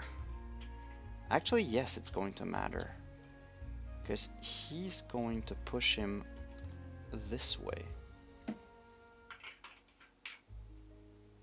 So that he's closer to Vash than Barry. And Barry's even going to take a move after that to go here. To ensure that nobody's bothering him. And then for our 2 remaining activations, Twitch is going to fight the zombie, and Sir Antoine is going to fight the zombie in front of him. So let's go Twitch. Twitchy. Twitchy rolls a nat 1. Zombie rolls a nat 1. So oddly enough, Twitch wins the fight. Twitch is going to push that zombie back an inch.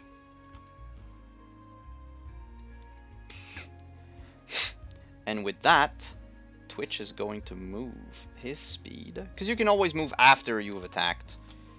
We're just going to make sure that we don't get into problems. There we go. Twitch's coming to help. Antoine is still fighting zombies. Yeah, Twitch wins even in failure. Yeah. They're not flanking yet, but it's a 3. It's not enough, but enough to push him back. At least an inch. And then Antoine's going to stay there. He's just going to get them all on him.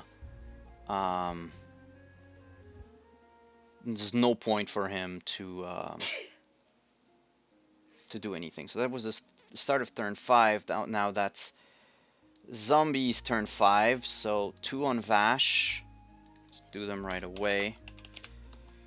Of course, they're flanking. First one has a 15. Vash is a 9. Not enough to do damage, but enough to... means that I don't get to push them back. And not enough to do damage, but not enough to push them back. So this is a stalemate. Zombies here. Getting closer. Getting closer. Getting closer. Ooh. Before I move them, what's the... Yep, he can make it. Alright, so that's 4.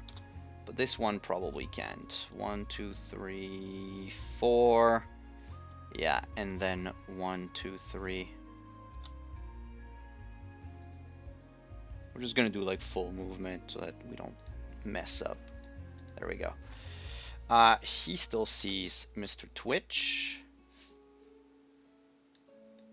Does he need to make a... Yeah, he needs to make a double move. So back in melee with Twitch, but nothing. And he doesn't see anyone anymore, so let's just go back and forth to the house. Do I see? Nope. So 1, 2, 3, and like 4. End of turn 5. Event phase.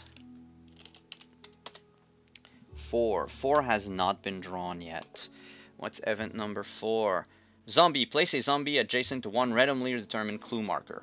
Okay, so we'll go 1 and then clockwise with the clue markers. How many are left? 3. Alright. 1, 2, 3. Oh, great. Right next to Vash and Barry.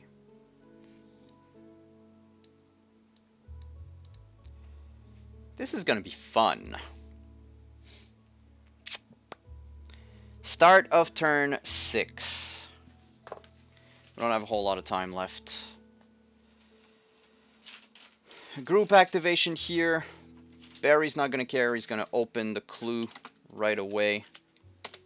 I need to reroll if it's a clue that already happened. 18 already happened. It was the treasure. 20. Zombie. Oh, God.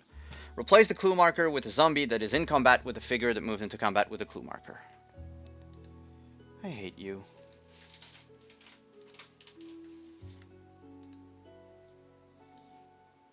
Well, I don't think we're getting alive from here. Vash is gonna strike the zombie at very low hit point, well, at 5 HP with a 19.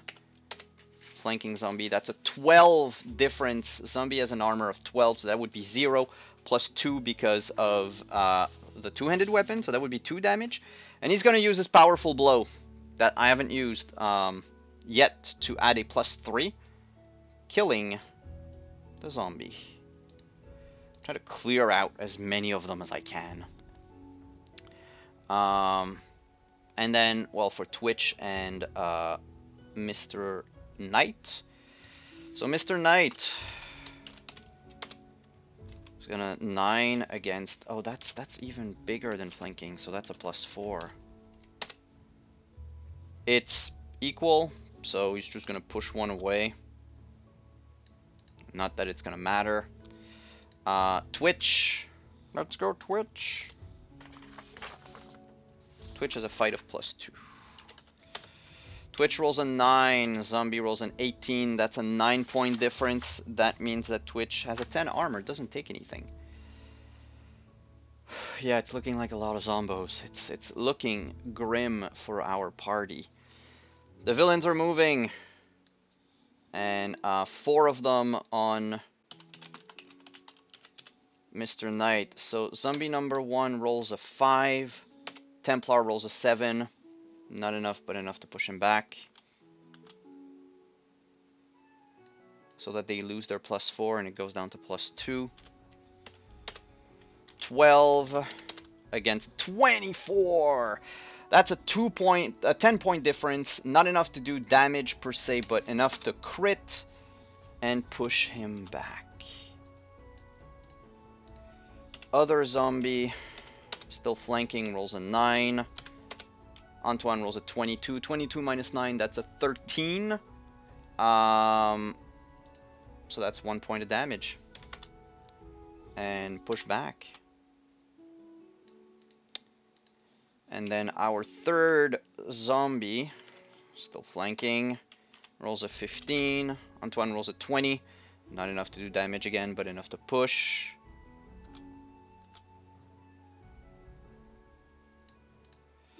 And the very last one, who doesn't flank anymore, 6 against 21, that's a 15 difference. So 15 minus 12, that's 3. So at least the knight is doing something. Surrounded by zombies, but able to fend them off. The zombie on Twitch rolls a 6, and Twitch rolls a 4. Not enough to do damage, but not enough to do anything. And then we have Barry all the way up here. 13 versus... Barry has a plus 2, right? Yeah. 9, not enough to do damage, but still. And then on Vash, 21 versus 9. That's a 12-point difference. Vash has an armor of 11, so Vash actually takes 1 point of damage.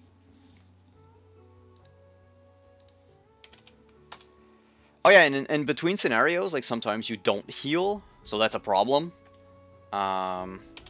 Last zombie flanking. Rolls a 1. Vash rolls a 9. Not enough to do damage, but enough to push him back.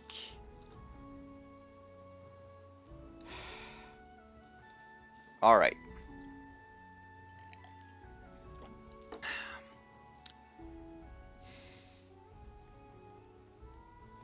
Does the raptor avoid, like, rooftops and shit?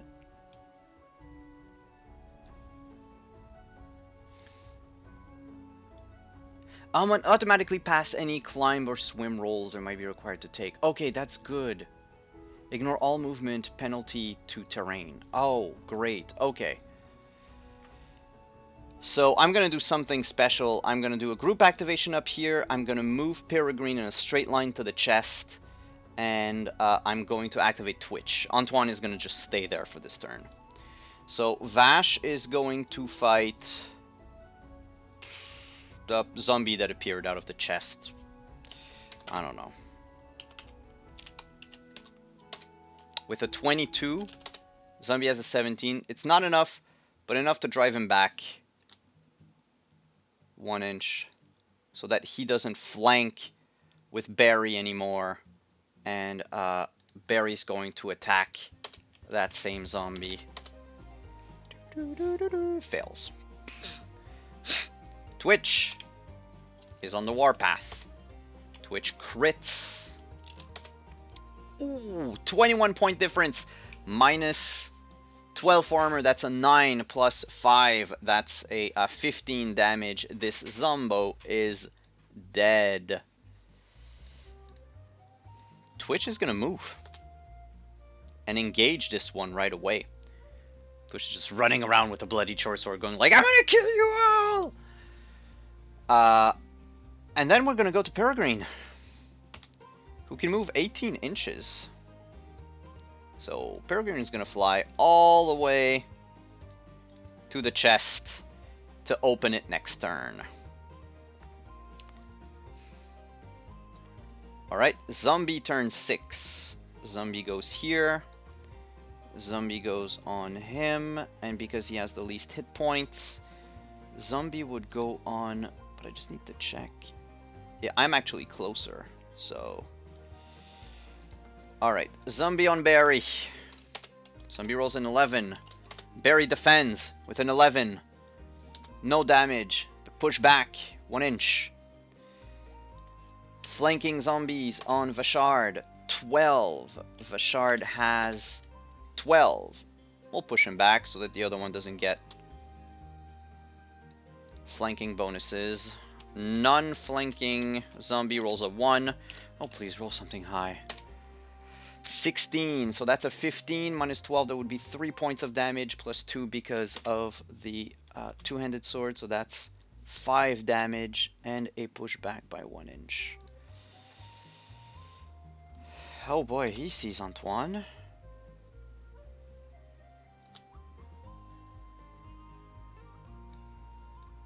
He sees Antoine.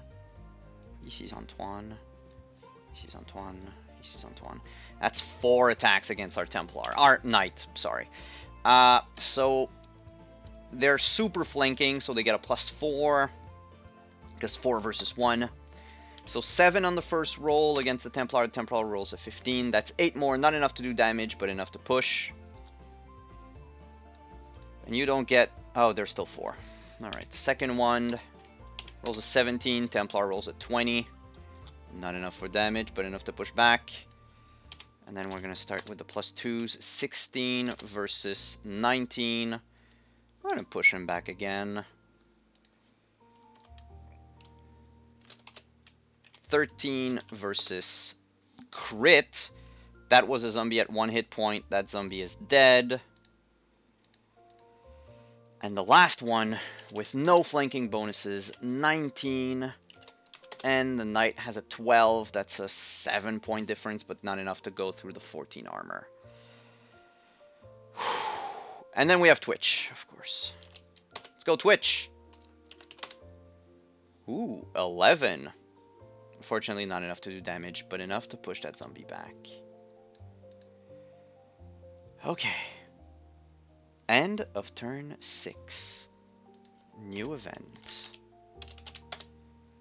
Event number 10. Wait, is there a number 10? No, there's no number 10. It should be a D9. My bad. Yeah, I said no 10. Whatever, no 1. 3 has never been played. 1, 2, 3, 4. So we have 5, 7, and 8. What's event number 3? Zombies again. Oh, same thing as earlier. Okay. Number 4 and number 1. So an edge like that.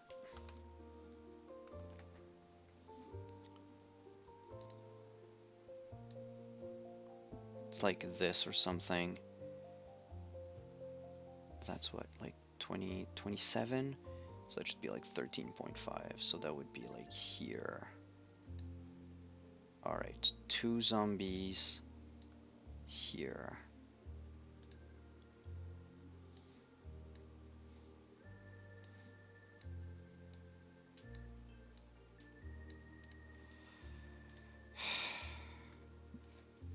We're screwed.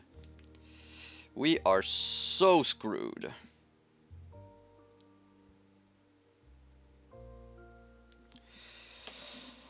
Okay, we can do it. We can do it. Our turn. Group activation up there. We're 1 inch away from all those zombies. So Vash is going to run here. Barry's going to run here. And we're going to attack in tandem that one zombie. So Vash has a 21. The zombie has an 18. Not enough. We're going to keep him here so that Barry can flank. Barry rolls a 21 against the 17. Not enough to do anything, so let's just push him back. Oh boy. Alright, special activation. Regular activation. Peregrine will roll a d20 to find out what the hell is this chest. 7. Did I roll 7 already? Strange tracks. Yes, I did. 20. That was a zombie. Already rolled. 16 was the treasure. So anything above a 13 I need to reroll. 1. Haven't done so. The body of Aventine. You have discovered the body of the missing ranger. The figure discovering the body should make an immediate armory roll. TN6. Nope. If successful, recognizes that Aventine's sword is magic and brings it with it. Nah, we don't know that. But we found a body. I should probably...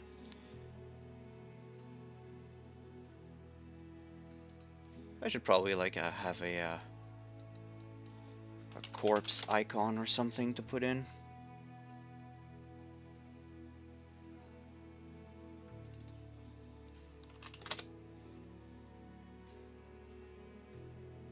Yeah, that works. Oh, that doesn't work. It's a white square. Alright, 2 seconds. I'll get something up.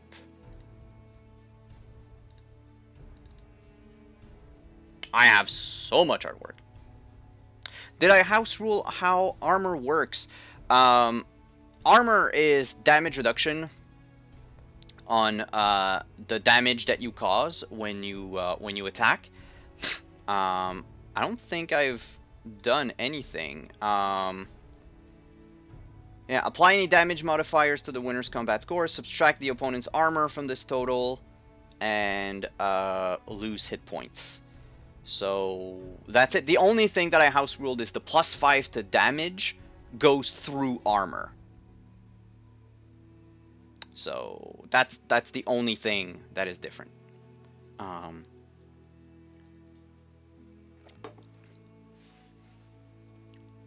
Why was there? Did I do something wrong? What was there something I didn't check properly?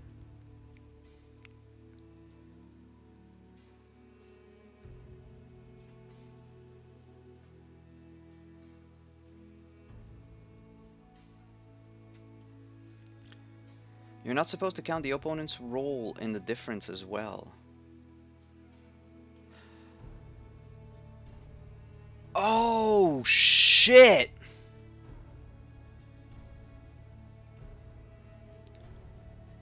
Oh!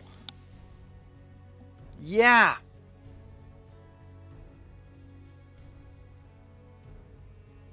Thank you, dealer.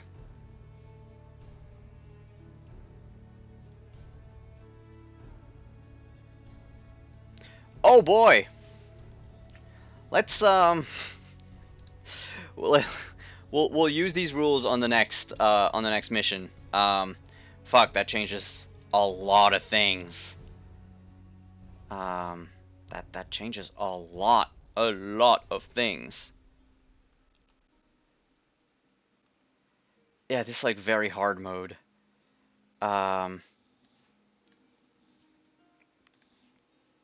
Boy, I did I'm just gonna keep it like hidden because we need to know. But that's our little body here. Oh, well, that's gonna change. Let's change it for this turn then, because we are in turn 2, 3, 4, 5, 6, 7. Start of turn 7 for the players. All the players have played though.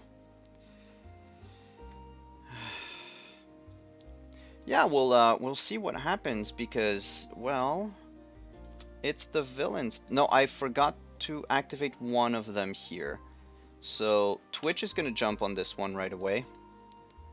And we're gonna see if Twitch actually does anything. That's a 17 minus 9, so that's so the 17 wins. That's what it means. Minus an armor of 12, so that's a 5. Oh, that's a lot different. That's quite different. This is quite different. It's gonna change a lot. All my other peeps, that's 1 on Twitch, and then 3 on the Knight. And then I'll do the upper corner after. So the one that's on, that would be 2 on Twitch, I'm sorry, because it's their turn, so. Twitch gets overwhelmed. The first zombie rolls a 14. Twitch rolls a 3, that's 11. Twitch loses 1 hit point. Second fight, 10 versus 18. 18 minus 12, that's a 6. So Twitch actually kills that zombie. Oh, that, like, including the roll, that is, just to be clear. Yeah, so you roll your combat score, you roll your damage and everything, and then you only subtract the armor, not, like, everything.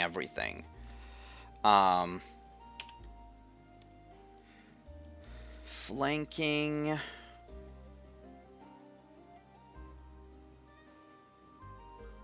Three versus 1, so it's just like the regular flanking. So 18 versus 23. So 23 is higher. 23 minus 12 is 11. That zombie's dead.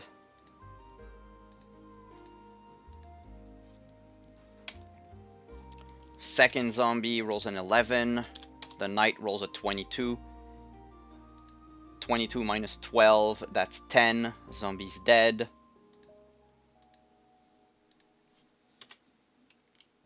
Last zombie rolls a 2 against a 6. That's a 4. Well, that's a 6. But 6 minus 12 doesn't do anything. So. Ooh-wee. That's a whole lot different all of a sudden. Alright. Vash, Vash, Vash, Vash, and Barry. So 4 on Vashard with the +4, so that's 14 on the first one against 22. 22 minus 12, that's 1 less zombie. Second one is a 21 versus 16, that's a 21 versus 11 armor. That would be 10 points of damage. He's gonna use his parry to raise his attack by 10, which means I rolled a 26, but I can't deal any damage, but at least that zombie doesn't deal any damage. And the last one has a 16, and I have a 13. Oh well, shame. 16 minus 11, that's 5. Shard loses 5 hit points. Oof. End of turn 7. End of turn 7.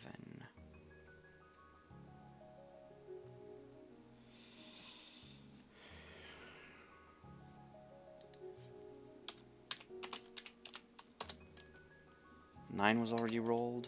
1 was already rolled. 7 wasn't rolled. What is 7? Collapse. One of the buildings determined randomly collapses. Any figure in or within 2 inches of the building suffers an immediate +4 attack. So it's a d5.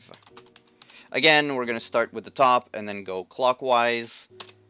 4, 1, 2, 3, 4. That's the one where everyone was there. So it collapses. Crunch, crumble. But nobody's nearby. So you're supposed to be a dead zombie. Thank you. Alright, beginning of turn 8. Last turn of the game. We're gonna be missing a clue. That bugs me. But it's not like we're gonna have a choice. So let's just group activate up here, activate Twitch and Antoine, and that's it. Alright, so I'll start with the Ranger. The Shard up top. Rolls a 15. 15 hits. 15 minus 12, that's 3. Plus 2 damage, so it's 4. Was there an already hurt zombie in there? Because, yeah, I'll kill the one that's hurt.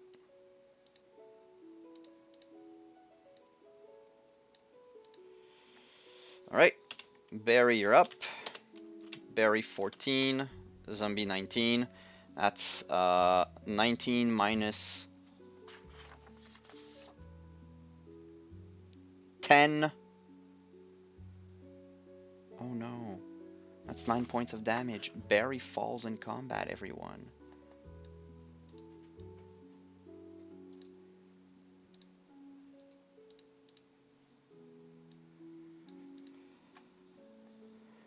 Antoine's gonna move here. Rolls a nat 1. 14 wins, definitely. But Antoine's armor is a 13, so he's just gonna lose 1 HP. Just a 1. And Twitch. Twitch rolls a 5. Zombie rolls an 11. And Twitch has an armor of 10. Twitch loses 1 more hit points. And that's when the combat ends. No, that's their turn. Fuck, I forgot that. Alright, so I got 3 zombies on Vash. First one rolls an 18. Vash rolls a 12. Vash loses 1 hit point.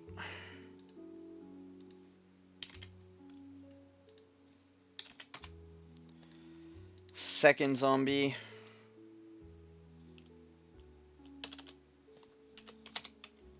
Nine versus 17. 17 minus 12, that's 5. Plus 2 damage, that's 7. So that's 1 zombie down. Last zombie, who is still flanking, unfortunately. Rolls a 21. Oh, shit. Vash rolls a 23! Oh, now I get why. So the +5, yeah, we don't have to make it go through armor because right now I got a 23, so 23 minus 12, that's 11.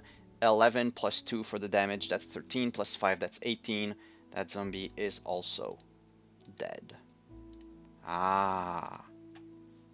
Thank you, Umbral. That everything makes a lot more sense. Dealer Umbra, sorry. The one on Twitch. Whoa, whoa, whoa. Rolls an 8. Our little friend Twitchy rolls a 14. That's enough to kill him. And then the one on the knight rolls a 5. Antoine rolls up 5. So he won, doesn't do any damage, pushes him back. Yay, game over. Oh boy, okay. So we succeeded by the skin of our teeth. Before moving on to the next mission, we have a few things to check, such as experience. So we get 2 XP for each giant rat or zombie killed. That's 1, 2, 3, 4, 5, 6, 7, 8, 9, 10, 11, 12, 13, 14, 15, 16. That's 32 XP just for that. Next. Plus 6 XP for each clue marker uncovered. So those would be the transparent ones. 1, 2, 3, 4. 4 clue markers.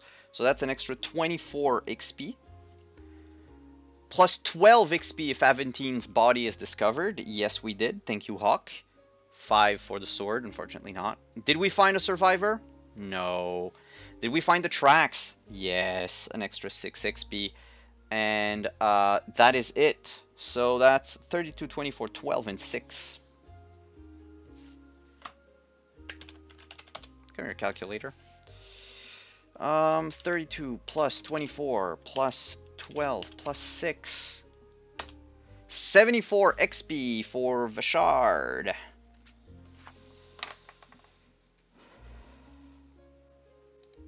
Assuming the ranger... Okay, all figures that survived regained their full health. But there's nobody else.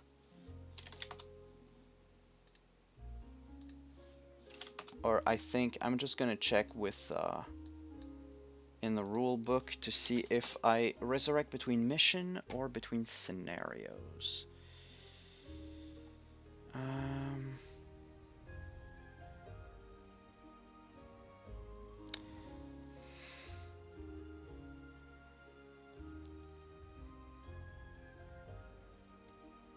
After the game, so it's after my scenario. Okay, the table should roll, blah, blah, blah, blah, blah, blah, blah, blah, blah. Okay, so let's see. Did Barry survive? Barry lives, everyone. Full recovery. Did Maydeth survive? Maydeth has a permanent injury.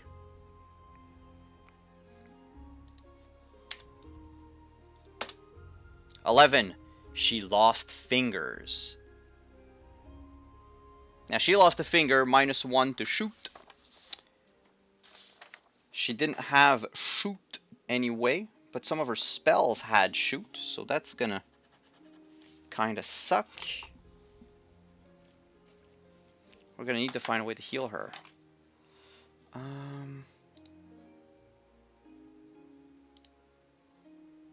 Oh no! I'm sorry.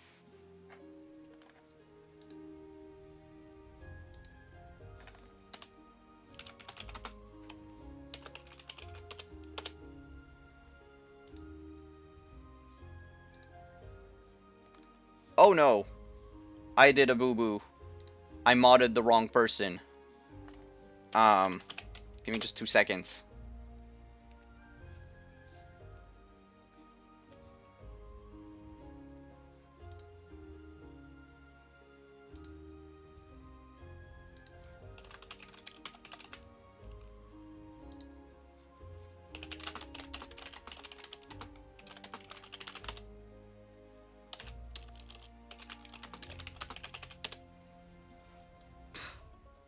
I need to find a way to find like the blocked users.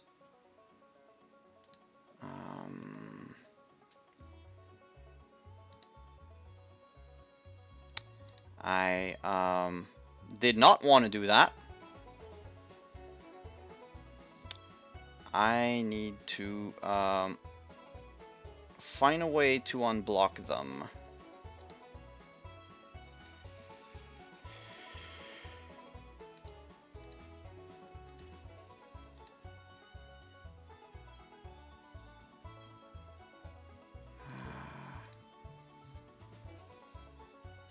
I'm sure there's a way to unblock people like that.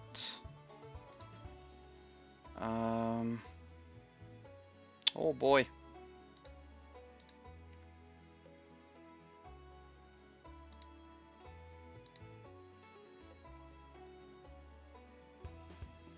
Ban chatters. Okay.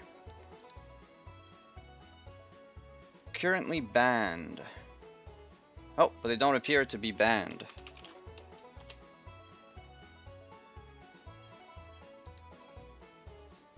Okay.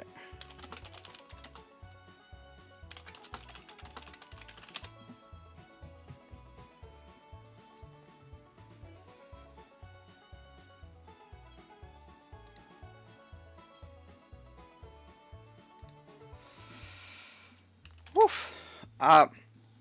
Thank you, mods. Thank you, Displacer Rat. Wow. I'm sorry about that.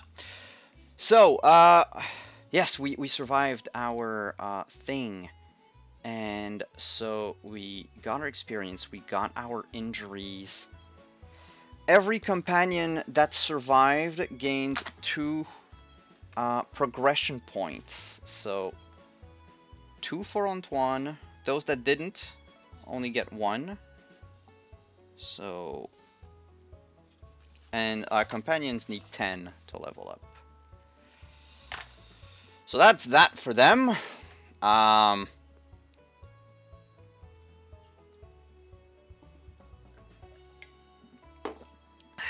Boy.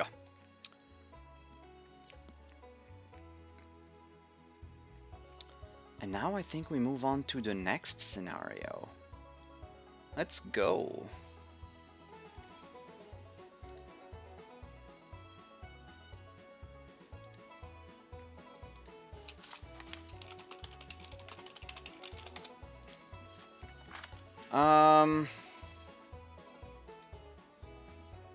Rip. Mission 1, Scenario 2.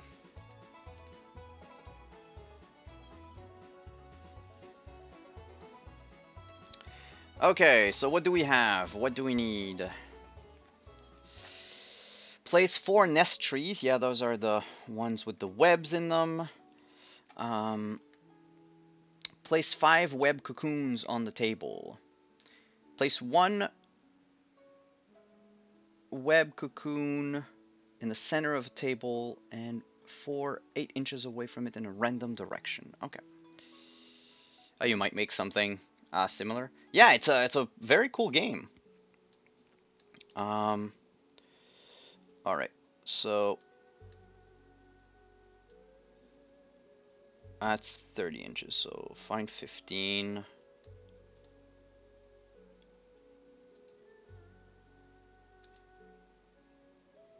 And then 15 would be here. Okay.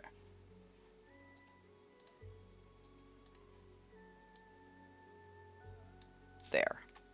And the other ones are in random directions. There are 5 of them. 1, 2, 3, 4, and 5. Okay, so let's do the quick direction thing. 7, that's east, so 8 inches east.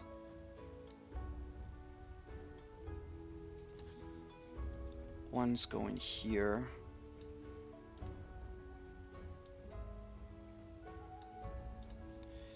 Right, the other one is going 3, 1, 2, 3. So this side.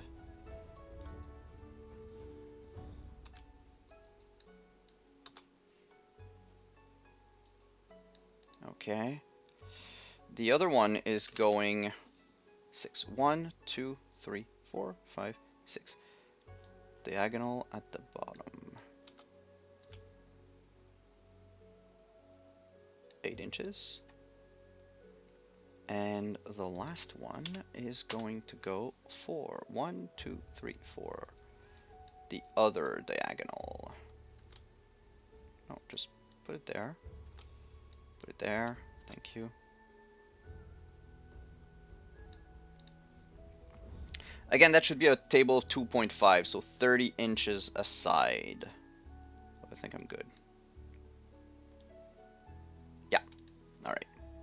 So those are my 5 cocoons. And then, reroll the direction if this would make one web cocoon within 4 inches of another. I don't think so.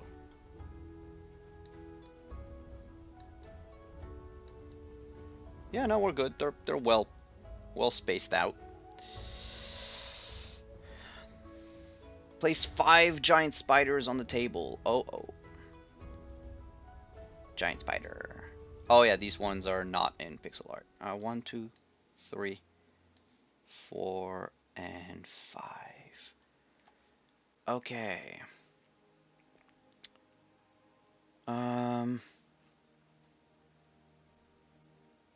3 should be placed next to 3 random nests. The other 2 should be placed next to 2 random web cocoons. Okay.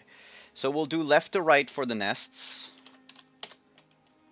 So 4th to the right and 2nd to the right. So 4 to the right. Let's put it here. It kind of bugs me that they're like... Just got like flip them. I thought we could flip them. Oh yeah, there it is. Okay, and the other one was number 2, so we're gonna put that one here. And then cocoon, we'll do left to right, first row, second row. 1, 4, and 3. Alright, so 1, 4, and 3.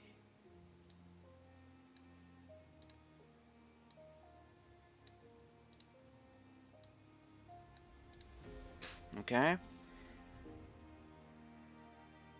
Oh, it's 3 at the nest and then 2 at the bottom. Sorry. So what was the last one? That was 3. So that one should go away. And that should be on the second one as well. So up here. Okay. The players should place all of their figures within 3 inches of the table edge opposite the one containing the nest trees. Alright. So...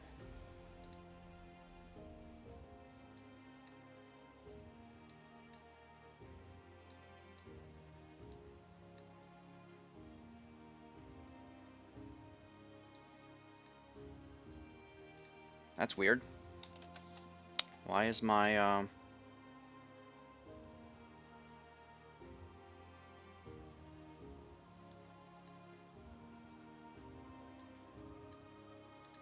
Yeah, Sir Antoine is broken.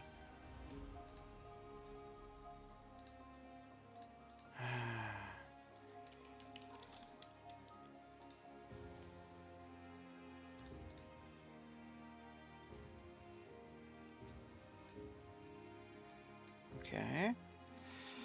We'll do it again. They had 12 health, 13 armor. 12 health, 13 armor.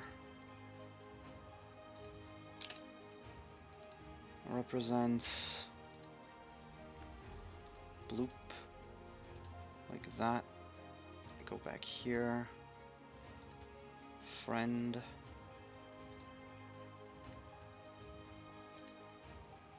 There we go. Alright. And we have to be 3 inches from the border of the table. So that's like...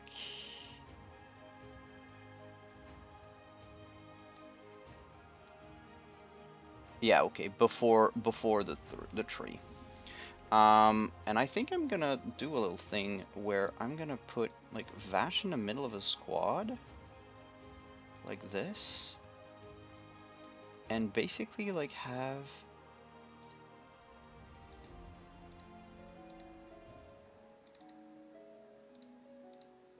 everybody else around. You're a ranged caster, so let's put you here. You don't move a lot, so we'll put you up front. You move a lot, we'll put you back here, and then Twitch, and then Barry. So we're probably all within 3 inches of the table edge. Yeah. Oh, sorry about that. Alright, so let's go back to our story mode for a second. Examining the bodies of the zombies along with the other clues from the village left little doubt. The village had been attacked by some horrific species of giant spider whose venom reanimated the dead. Thankfully, such creatures move slowly. Likely they will have retreated to the nearest shelter to slowly feast upon the missing villagers. Your duty is clear. Taking just enough time to patch up your wounds and make a quick pyre for the dead, you set off after the spiders, following their faint but unique tracks. After nearly a day's pursuit, the tracks lead into a small forest. Chances are the spiders are not too deep in the woods. You must find them, destroy them, and any nest they might have made. And if you're lucky, rescue any survivors. Before we do that, we had 2 people that fell to 0 hit points earlier, so that's a disease roll for them. TN16, and it's the starting health roll. So Maydeth has to roll a d20 plus 12, and she needs to roll higher than a 16.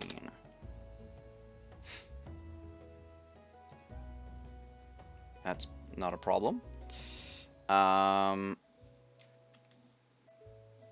Barry is the same thing, but him is plus 10. Yep. So no problem. They all survive the disease. Okay. After placing the figures, the player should select one figure to make a track roll. If successful, remove one giant spider from the table to represent how quickly the heroes reach the spiders. Ooh, who's got tracking? Bashard does. With a +1. And it's a TN 12. Okay, so I have more or less...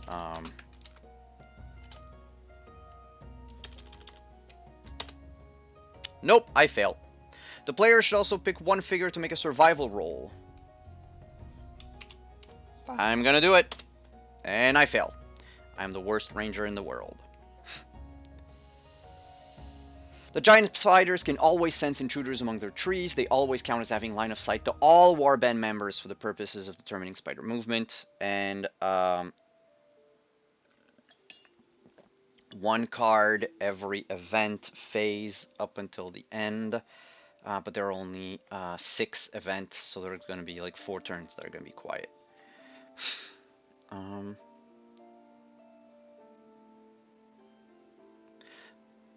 Okay. So let's begin. Shall we? Turn number 1. Ranger phase. We're going to all activate, and I think we're going to go like open up the cocoons first. So my dear friend Antoine is going to move 5 inches this way. Twitch is going to move 6 inches this way. Twitch is going to open the thing. So let's do it right away. A d20, what's inside the cocoon? 7, a dead body.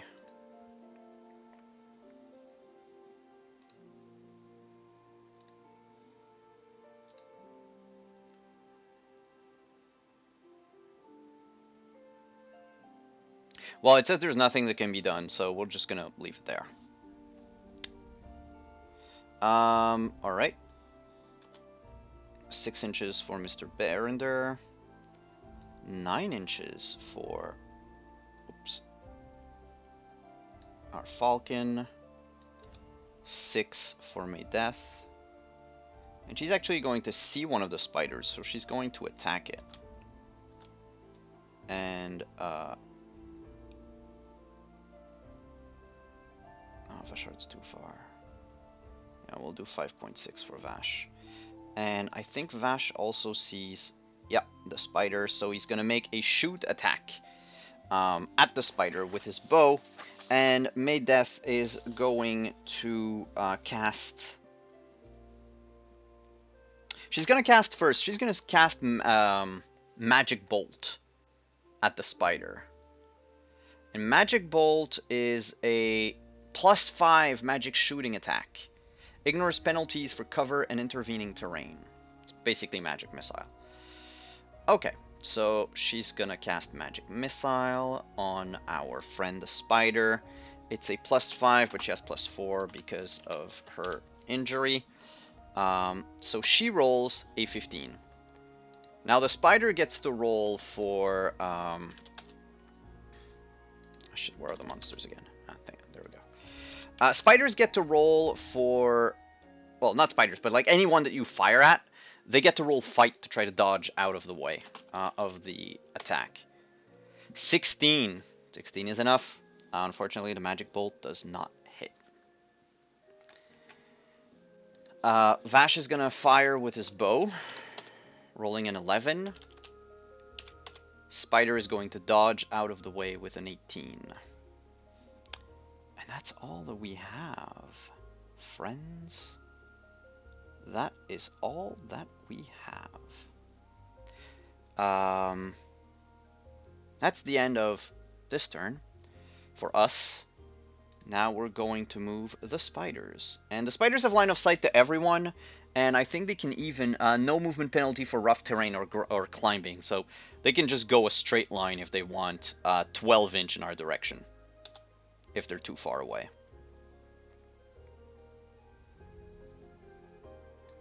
So 12 inches here.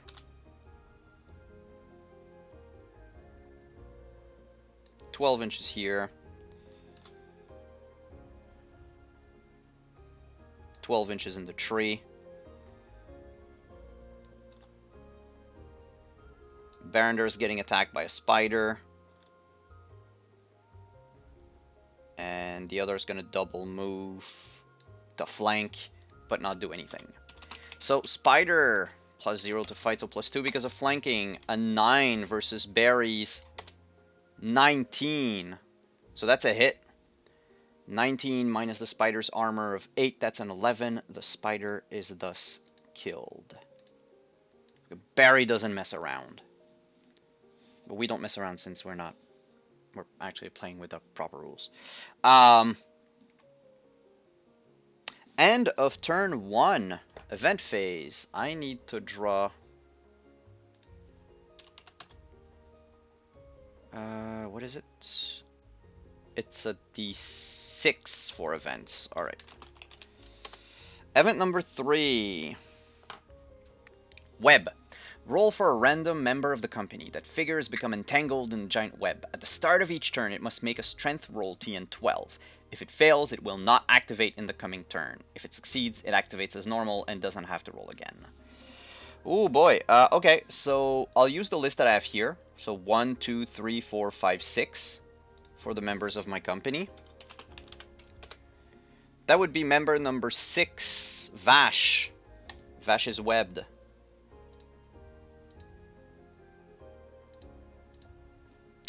Poor guy. And that's the end of turn 1. Beginning of turn 2, Vash needs to activate. My problem is that he doesn't have strength, and if he doesn't activate, he can't do a group activate, so everyone's in trouble. But he succeeds, so he can actually do everything. Vash tears away at the webs and is going to shout out to the group to keep going and get to the other cocoons. Leon and Barry are going to stay behind to handle the spider, whereas Peregrine is going to fly straight line up to the other one, double move. Vash is going to move. Oh boy. If I want to do a group activation against next turn, he's gonna move here. And he should be within, yeah, 3 inches of the other one. Okay. Maydeth is going to... Oh, does she see them? She would see this one, but not this one. But they're within 2 inches. So she's just got... She's gonna start by flinging a fireball at... She's going to not move, or move so that she stays within 3 inches of Vash. So probably just move up here.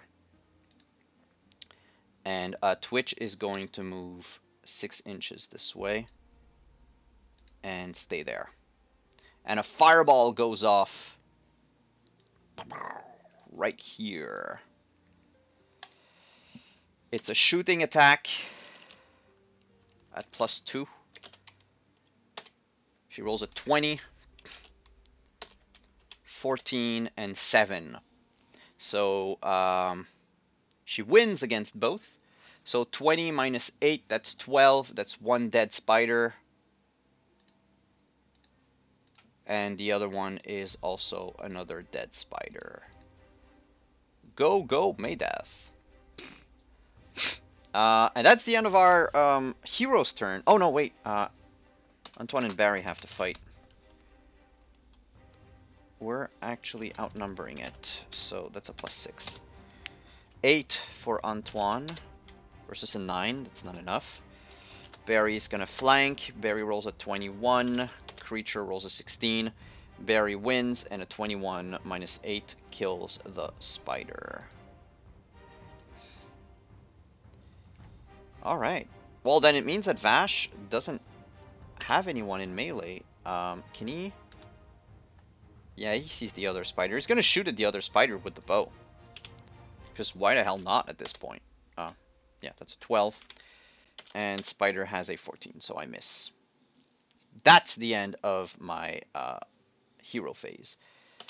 Creature phase. She's gonna go up to Laurent. And that's it for the spiders right now. So she's going to attack with a 7. Antoine defends. 12 minus 8, that's a 4, and thus that other thing is dead.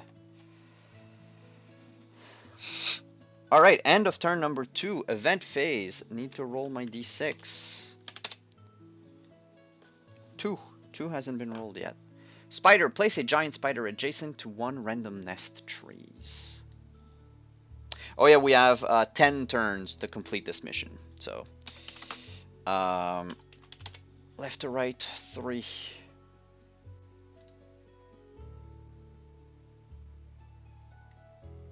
My giant spider. There we go. Another giant spider. So, end of turn 1, end of turn 2, beginning of turn 3. We're going to group activate. I forgot I could activate 2 companions last turn. Alright, whatever. Is everyone within 3 inches? Yep. So group activation. Everyone freaking spread out. Find those cocoons. That's for Twitch.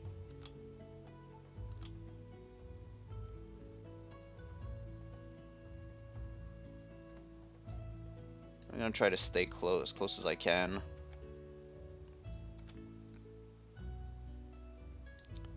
Alright, moving them here. Antoine is going to move is 5 inches up here. And Maydeth is going to move her 6 inches up there. And then everyone can still do 1 action. So she's going to just get on top of the cocoon. He's going to get on top of the cocoon. He's going to open up the cocoon. Go Twitch. 14. Zombie. Oh, fuck. Place a zombie anywhere you wish within 2 inches of the figure that searched the web cocoon.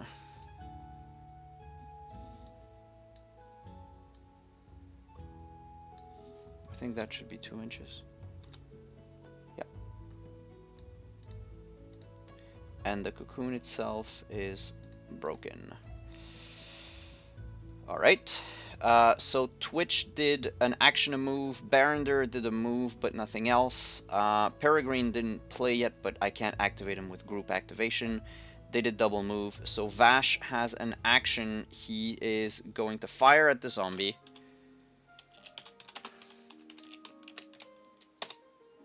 With a 17. And zombie defends with a 5. That's 17 minus 12.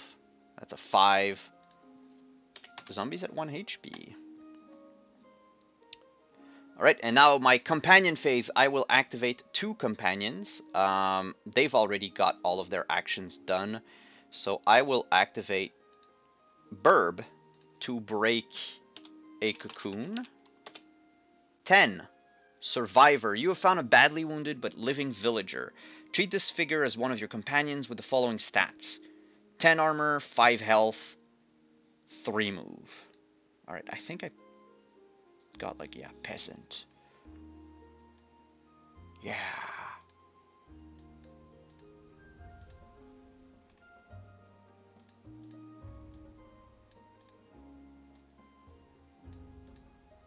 Okay, and Twitch has moved, Twisted has done an action. So it's only Barry that hasn't done anything yet. So Barry's just going to move, but keep within 3 inches of me.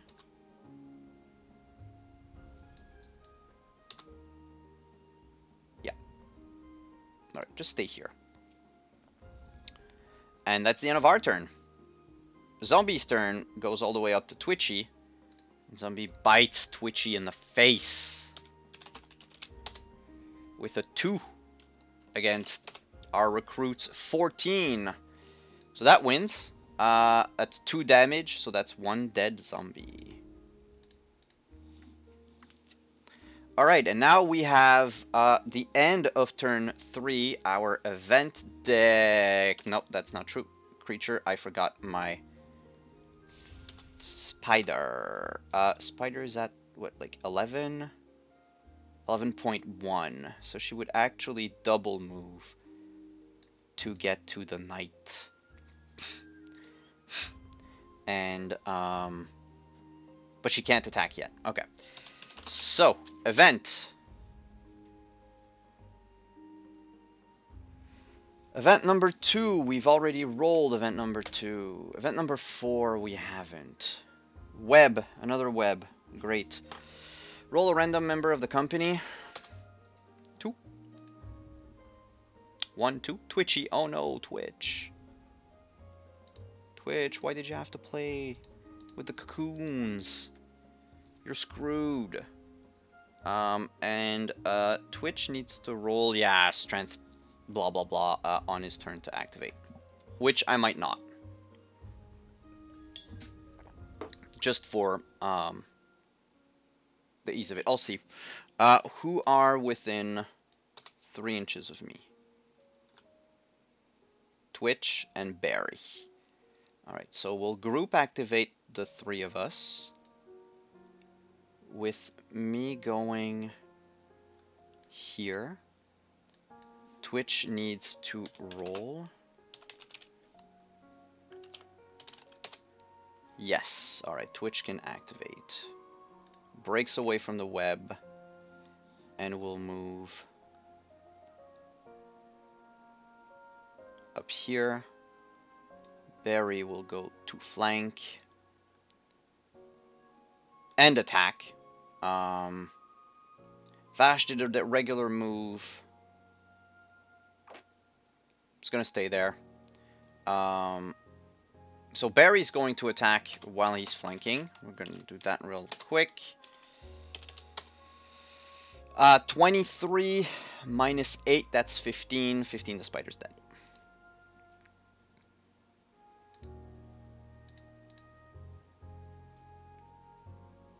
And then I can activate 2 companions. So Antoine and Maydeath are going to both break open their cocoon. Antoine first rolls an 8. It is a dead body. There's nothing fun about that. It just... well, poop.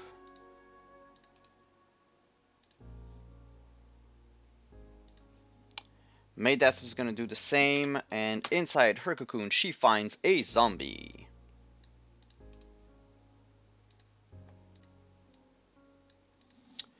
Who needs to be 2 inches away.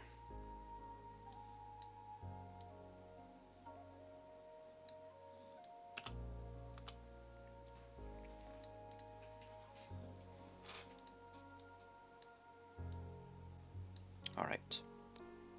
And he was on it. Okay. All the cocoons have been broken. Now it's the turn, the creature's turn. We don't have a whole lot of creatures left.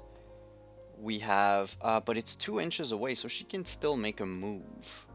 So she's just gonna go this way.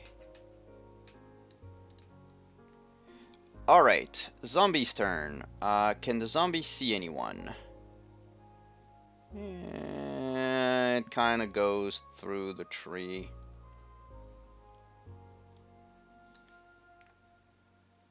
Are there target points?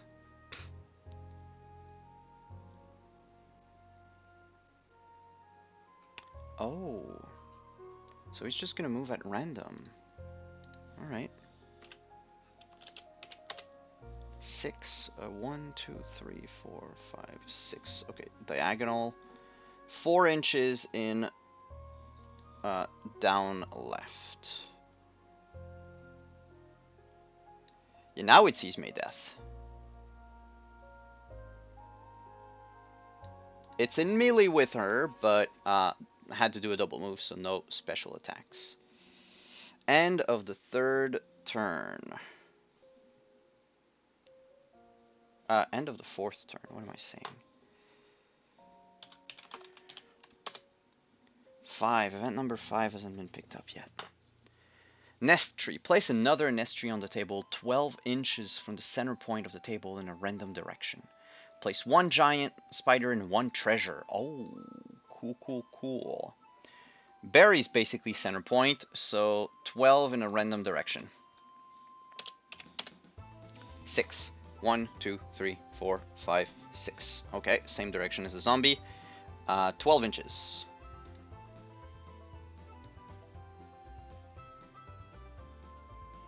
It's basically this tiny tree here.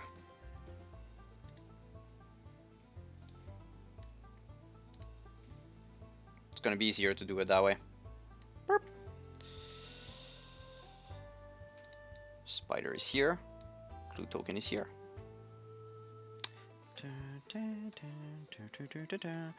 Okay, so that marks the end of turn number 4. Beginning of turn number 5. I will group activate here. Can I just... how can I save that person? Okay, they just need to be safe. Okay. So they have a move of 3. So just stay close, person. Stay close. Burb can't carry treasure. So Burb's gonna go help flank, I think. Yeah. It's gonna do a double move and help with Maydeath flank.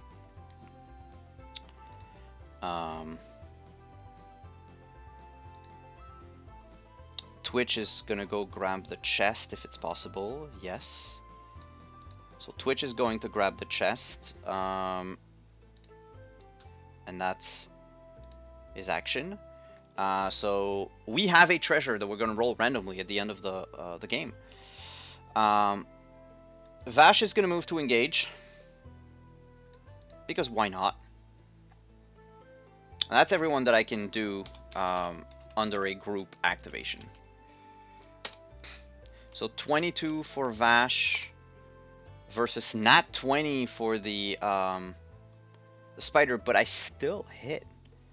So 22 minus an armor of 8, that's more than 4. Bye-bye, spider. And then I'll activate 2 companions.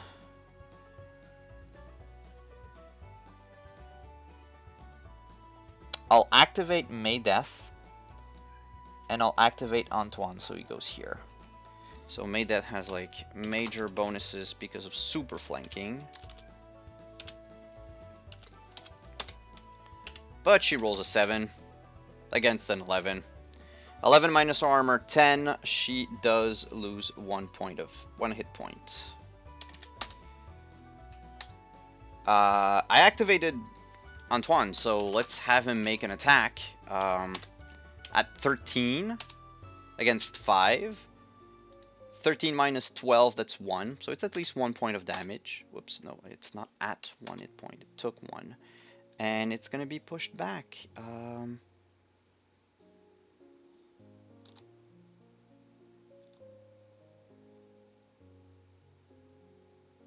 Here. And that's it for my turn.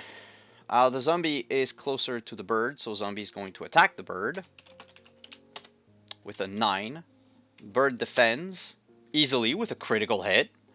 So it's a minimum of 5 damage. I mean, 20, that's 8. 8, the zombie's dead. Wow, Bird is like an undead slayer. That's like a second zombie that it kills. So congrats, Bird. Congrats, Peregrine. That was their turn. End of turn 5. Event.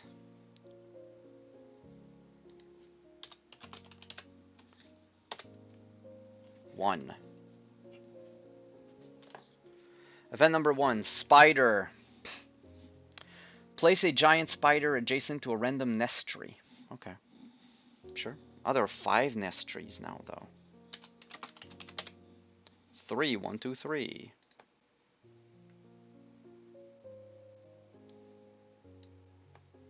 Here's our giant spider. Alright, rest of the group. Beginning of turn number 6. We'll group activate here. Twitch is going to move up here and use his action to set fire to that thing. So that we have something burning.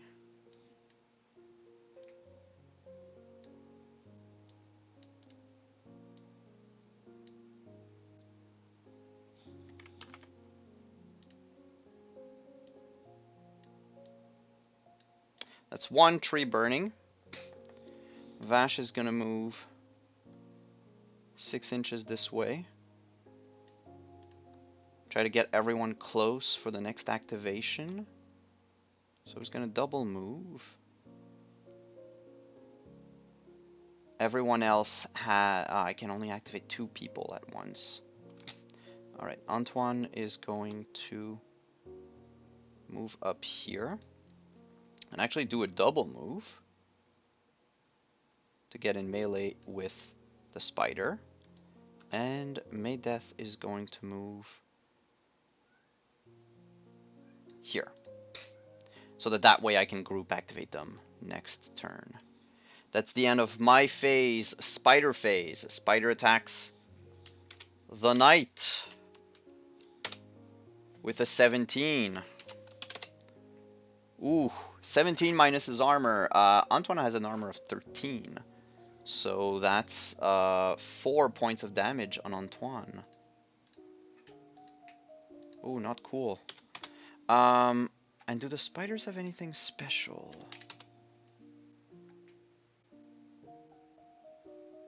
They have poison. Yeah. Which means...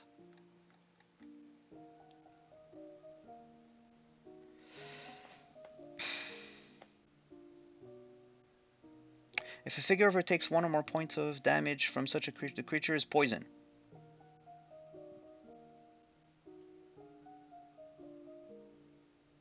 Okay, and you unpoison. You get cured of poison only if you heal back to your max hit points, either by magic or through mundane means. So, and poison basically means that I get to only do 1 action, either a move or an action whenever I activate them. So I don't like that. I don't like that at all.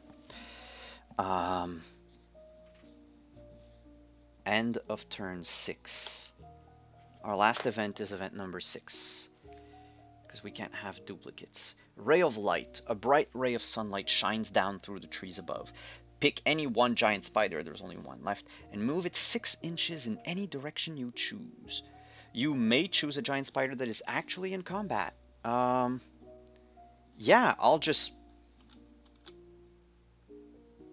6-inch away from the table.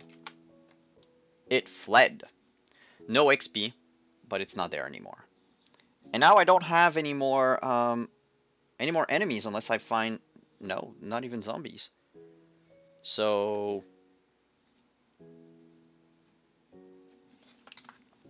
End of turn 1, 2, 3, 4, 5, 6. End of turn 6. Beginning of turn 7. 7, 8, 9, 10. I have 4 turns to burn everything. I think I can do it. We'll group activate here. So she's going to move 4, 5, 6. And next to this one, I'm going to move 4, 5, 6. And then next to this one. And Barry's going to move 5, 6. And then to this way. With my regular action, Antoine is going to burn the fire.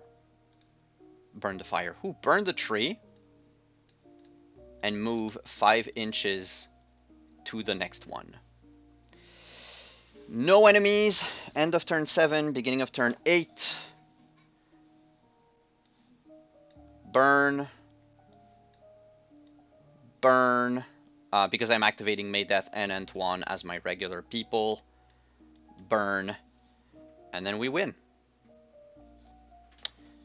The first scenario that I actually win flat out with everything on the map.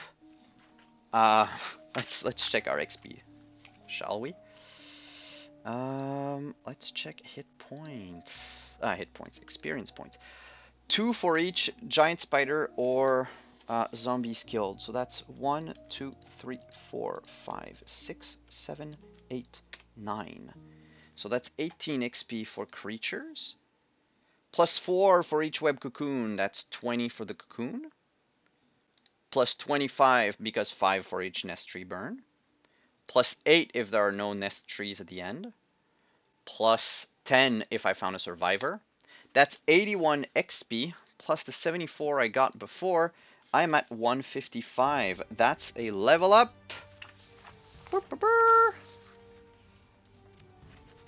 Level up for Vishard. Vishard is now a level 1 ranger. And as a level 1 ranger, he gets 5 skill points to add to his skills. So what I'll do is I'll level up. And you can't put more than 2 in the same one. So I'll put an extra one in stealth, an extra one in survival, and an extra one in track. That's 3 points. And I think I'm going to keep leveling up survival and track. So 3 and 3. Okay, and now everyone survived, so that's 2 progression points for everybody else, which is nice.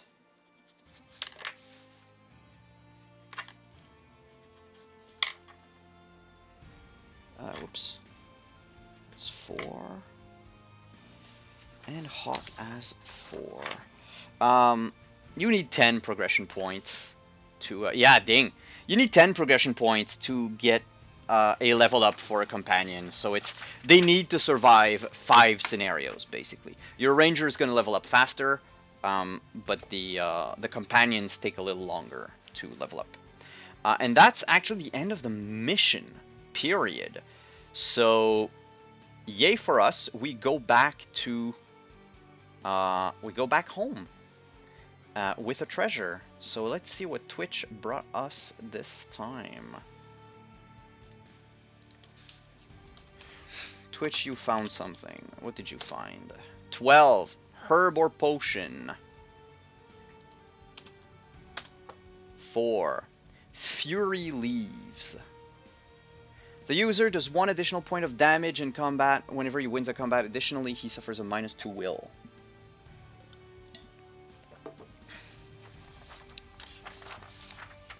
Well, it's not like Twitch didn't have any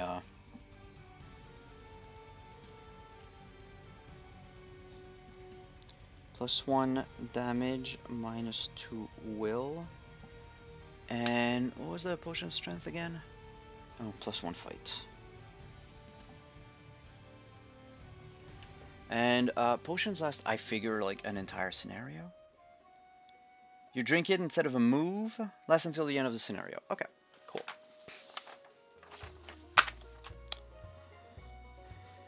We head back home, victorious. And on that, I'm going to take a quick break. I will be right back. Enjoy the music, and we will embark on our last mission for the day right when I come back. So go stretch, hydrate, eat, and I'll see you in a few minutes.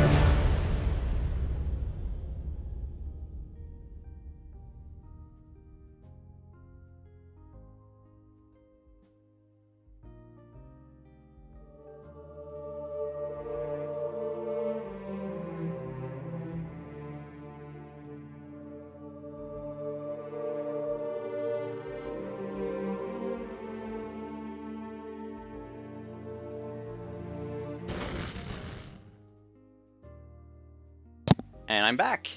So, we went to the Ranger HQ, we stocked up, did our level, and then we're gonna strike out again.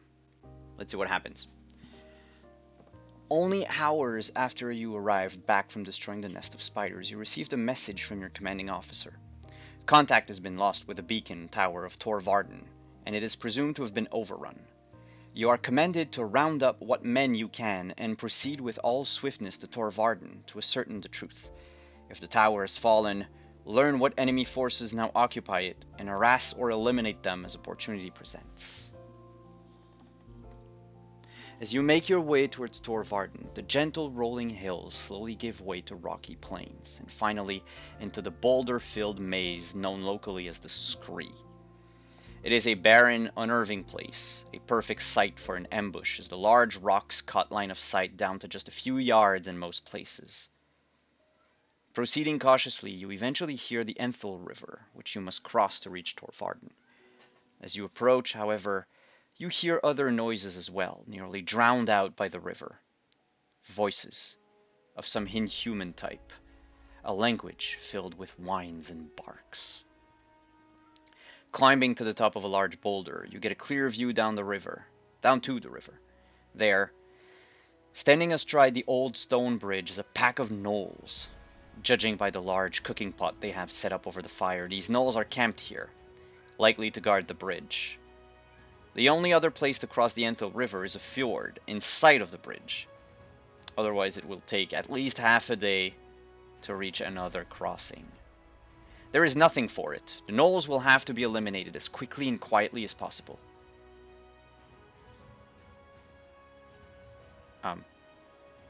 Then there's a copy-paste of the same paragraph again. That's just weird.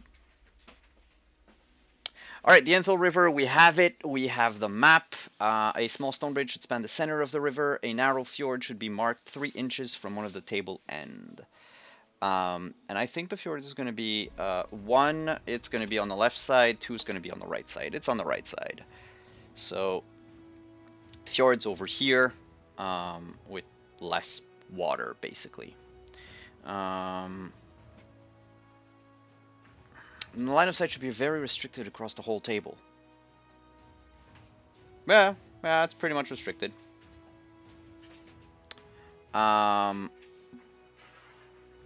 Near the bridge, place up to 5 small bedrolls. Well, I have a tent instead of bedrolls. Place 1 treasure token and 1 clue marker in or near the camp. Oh. I use the same for both. Oh well, that's going to be the treasure.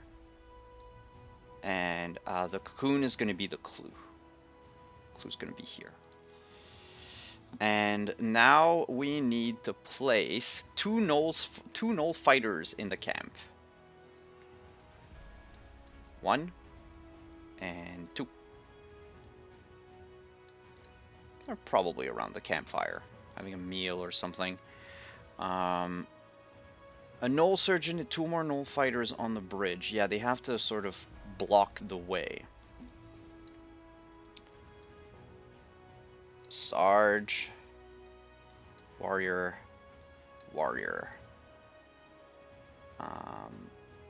Probably something like this. And then we have archers. 4 gnoll archers adjacent to the river on the larger side of the table. That's the side we're going to start on. There should be 8 inches between each archer. Okay. So if I place 1 here, I should do 8 inches. And that should be... Oh god. Is that 9? That's an 8, yeah. Okay, the other one...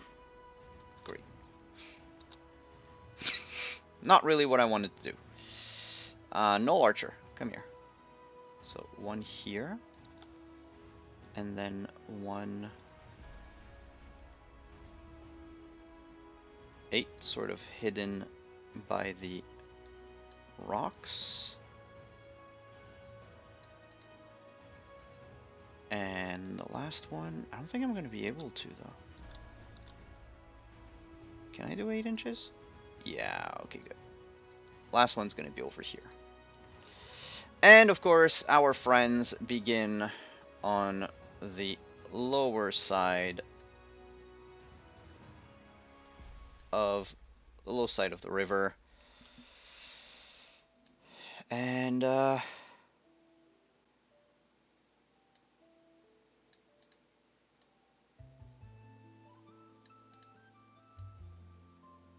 actually,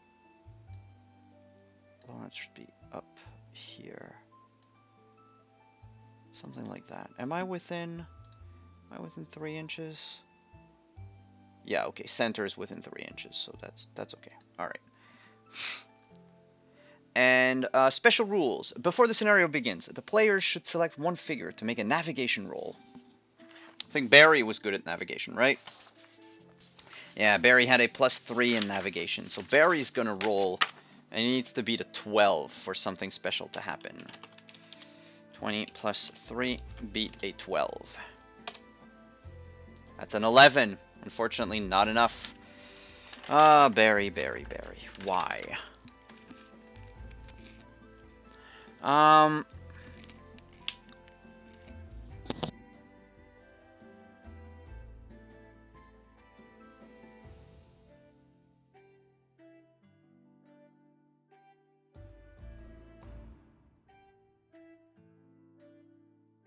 Sorry, it was eating. At the beginning of each turn, we make a stealth check. If successful, we can move one null figure up to 6 inches in any direction. This lasts until the alarm is raised. The alarm is raised if a gnoll ever activates with a hero in line of sight, or if a gnoll takes damage within line of sight of another gnoll. Okay. And then the river is problematic. 10 turns, and we do turn 1, 3, 5, 7, and 9. We're gonna have an event. Okay. So who's got stealth? Well, I mean, Vashard has a +2. Burb has a +3. So Burb, I guess? Peregrine's gonna roll for stealth.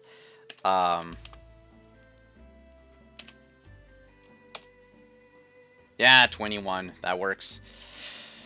So, we can move one creature out 6 inches.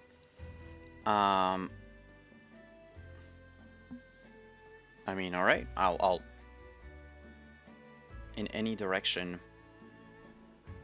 I'll move them off the table, then. Yeah, the boss is gonna be like... I need to take a break, y'all. And he's just gonna leave. And then we play. Alright. So we need to check line of sight for everything. Yeah, we're gonna have to move because one of the gnolls is gonna see... Probably be able to see Peregrine from there. Everything else is hidden. Everything else is hidden. And yeah, there are plenty enough rocks. Okay, and... Oh, great. Oh no, I'm here. Yeah, everyone's within 3 inches. Okay. So let's group activate. Hello, Gambit! We're playing Rangers of Shadow Deep, which is like a co-op Warhammer. In this case, I'm playing solo Rangers of Shadow Deep. So it's what I'm doing, and I'm kind of explaining as I go along, talking to myself. If chat has questions for me, just go ahead and ask them. Otherwise, I would just keep talking about like the moves in the game and everything. But if you want to chat, go ahead.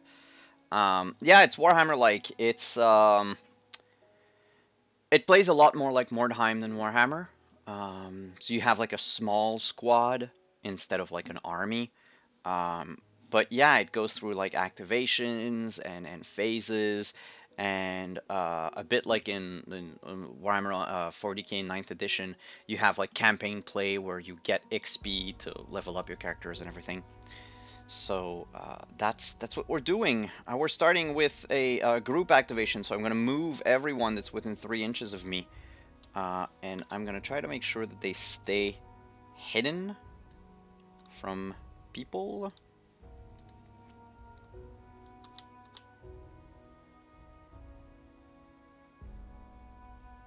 Yeah, okay.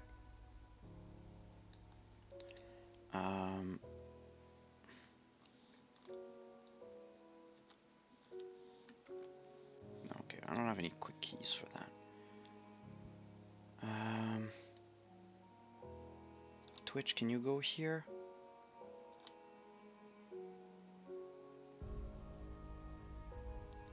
Is here problematic for Twitch?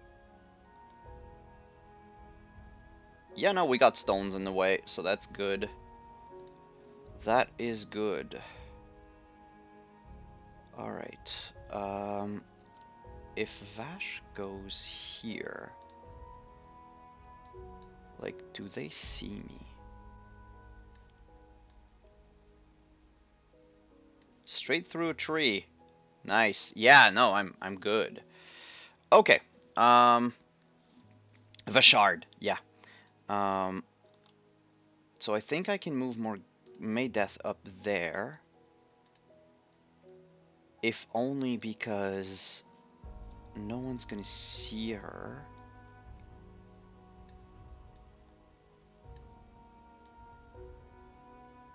Yeah, still through a tree, so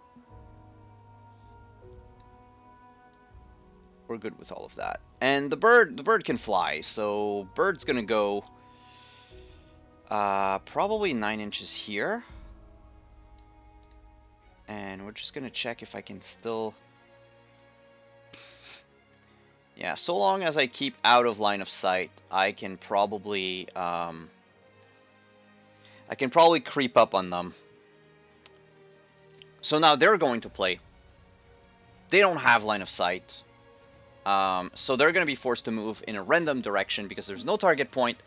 However, they can't willingly walk into the river. They're not idiots. So first archer is going to move 7, so that way for... what's their speed?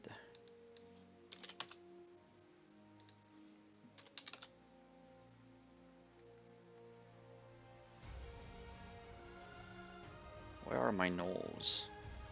Those are ghouls, giants, gnolls. Okay. Archer has a move of 6. So...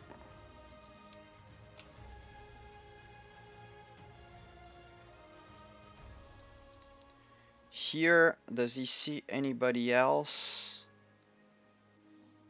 I don't think he does. Yeah, I know, there's a stone in front of it. So he's going to move another 6 inches in another random direction. 8, this time diagonally. So probably getting closer to the bridge is what I'm thinking they're going.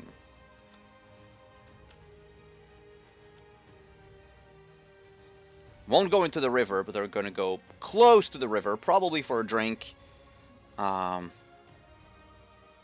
Shit, if they activate next turn, I'm screwed. Because now they can see me. I'll have to hide. Second one, 2, 1, 2. So it's not going into the river, but he's going to go there. Still doesn't see anyone. So 7. Well, he's probably going to move here. Stay there. The other one doesn't see me. What's up with 7? I mean, he can't walk into the river right now. He's already on the edge of the river. 1, 2, 3, 4. Okay, that's lower right.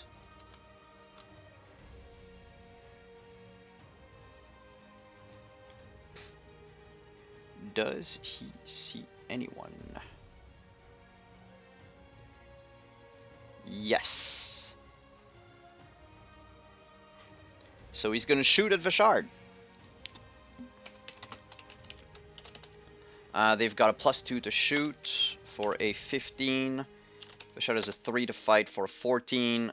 15 minus his armor.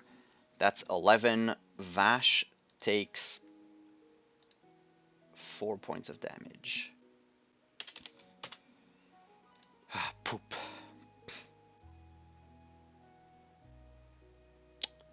Alright, what about our other archer? No, he's not going to go into the river. Stop rolling that. Oh, well, 6 inches off the map. Okay. Bye-bye. He just decided to fuck right off. The guards on the bridge. Line of sight is broken with everyone. Yeah, pretty much. So, random move. It's a 3. 1, 2, 3. Well, he moves here. Still nothing. 1. Moves upward. Moves north. Probably to go check on the captain. Like, what the hell are you doing, captain? To the edge of the map. Those 2 in the camp. 1 moves off the map. 8 would move that way off the map as well.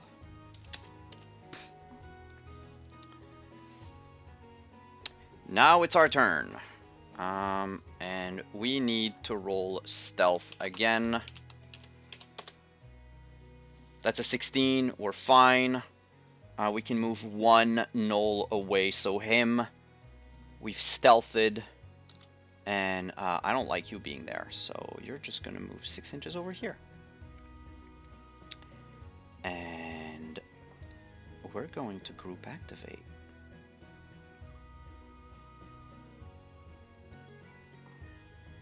Okay, the bird is not activatable, but I still have 2 slots for companions to activate after, so... Alright,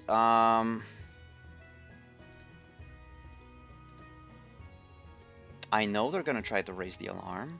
Oh wait, I forgot, end of turn 1. After the gnolls had played, I need to draw... I need to draw a... 1, 2, 3, 4, 5, 6, a d6.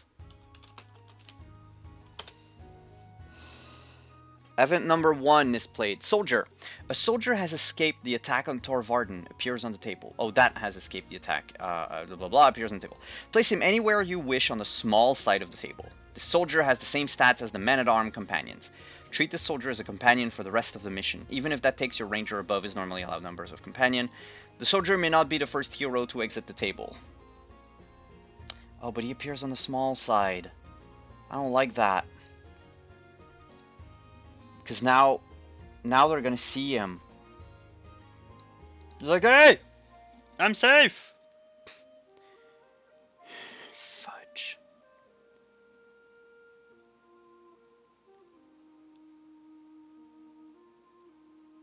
We're gonna have to make do with what we have.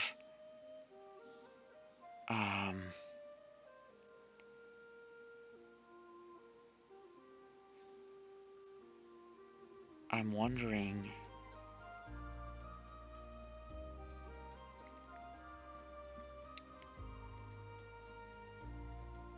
Yeah, poop. I should have moved the other one off the table. Yeah, they're gonna raise the alarm on their turn. Alright, well, stealth is out of the question now. It's rushing time.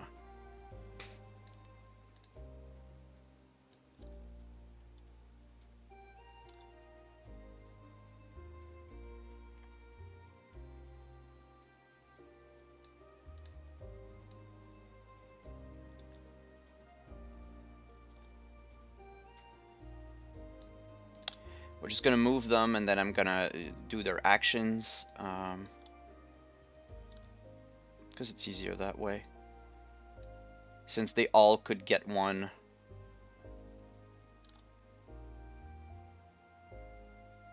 Full-plated Antoine doesn't walk fast. Thank you! Oh, no, it's not bits. Well, yeah, charge. definitely.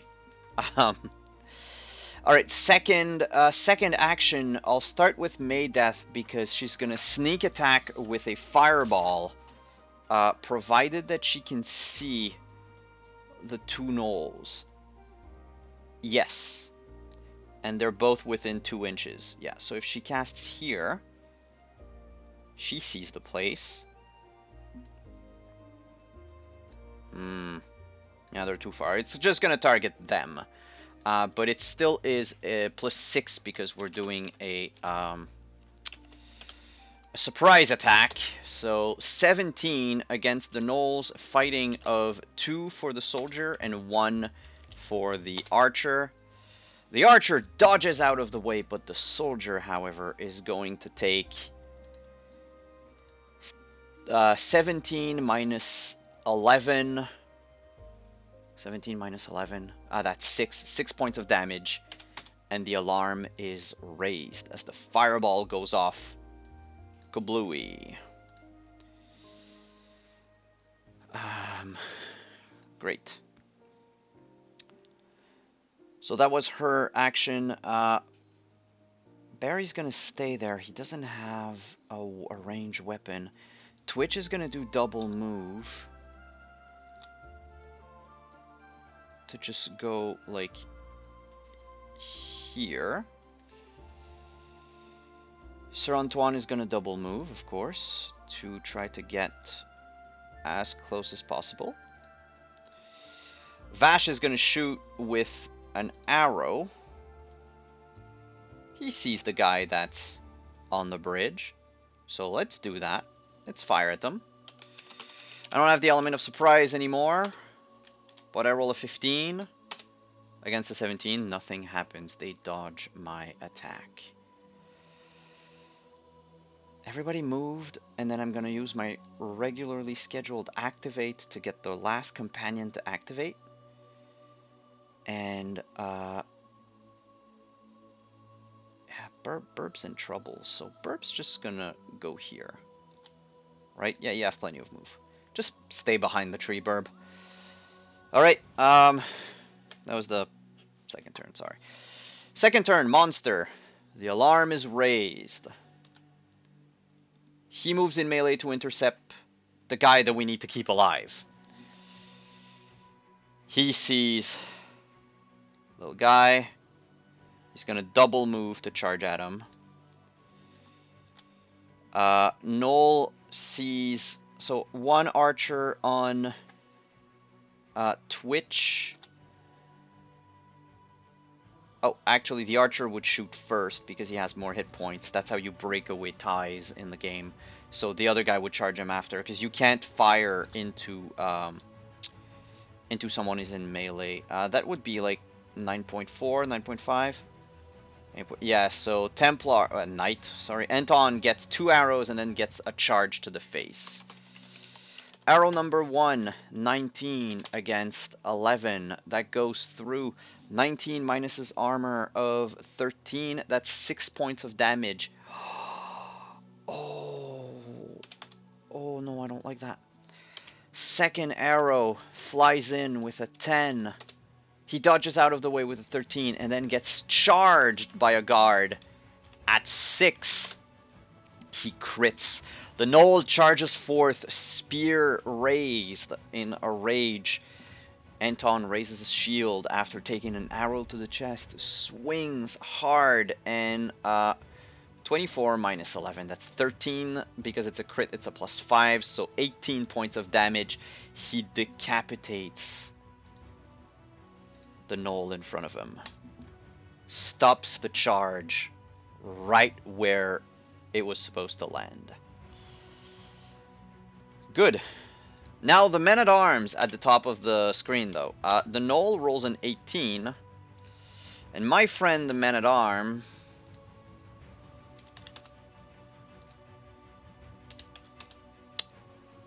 My friend the man-at-arms has a +3. Okay, so not so bad. 13 against 18. The gnoll succeeds, does 6 points of damage, almost killing the man-at-arms outright. End of turn 2. No events this phase. Beginning of turn 3.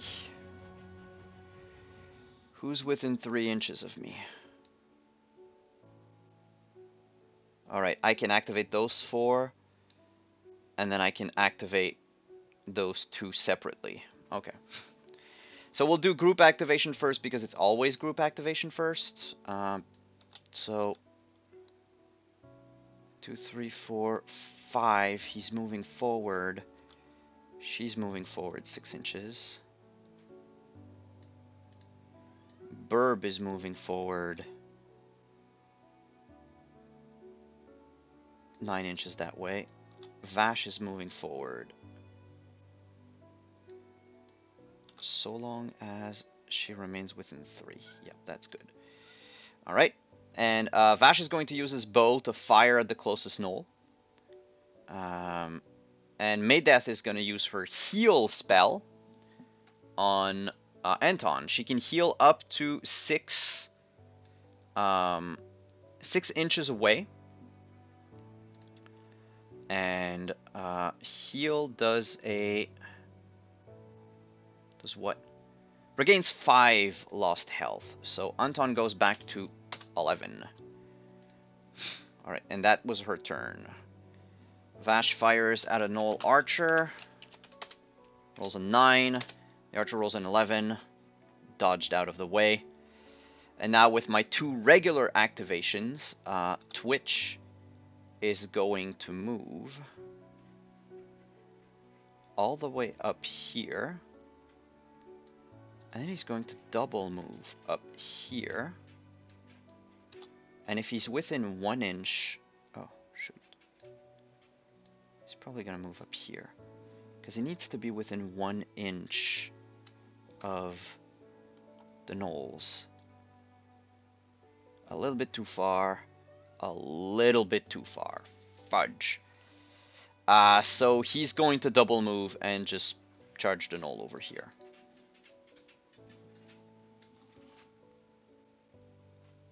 Not attack right away, but keep the gnoll busy. What's going on?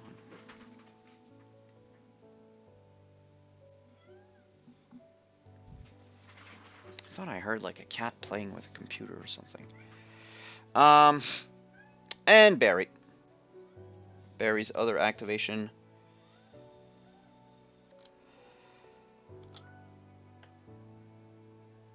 Barry's gonna run up to the gnoll here. Alright, force them to be in melee. But that's all that we can do on our turn, unfortunately. Next, it's their turn. So the first gnoll is going to strike in melee. They are suckier in melee. They rolled an 11 against a 10. Unfortunately, that's not enough. Twitch has a 10 armor. Twitch takes 1 point of damage. Barry! Gnoll rolls a 12. Barry rolls a 15. 15 wins. 15 minus 11, that's 4. So Gnoll takes 4 points of damage. The archer is going to shoot at the closest, because they have to. And the closest is 3.7, 4.2, 3.4. It's going to be Vash. 16 against Vash's 14. Vash takes 5 points of damage. Shit, I should have used Hidden Shadow. I should have used Hidden Shadows. Oh well. And Gnoll Warrior against Men-at-Arm. Gnoll Warrior rolls a 20. Men-at-Arm rolls an 18. That's not enough. 20 minus the Men-at-Arm's armor. The Men-at-Arms dies. And the Gnoll is going to use the rest of his move, because now he sees us, to get closer to us. Shit. That was a shit ton of XP that we just lost.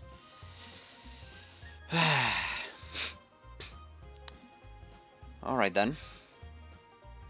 End of turn 3. Roll a d6 for events.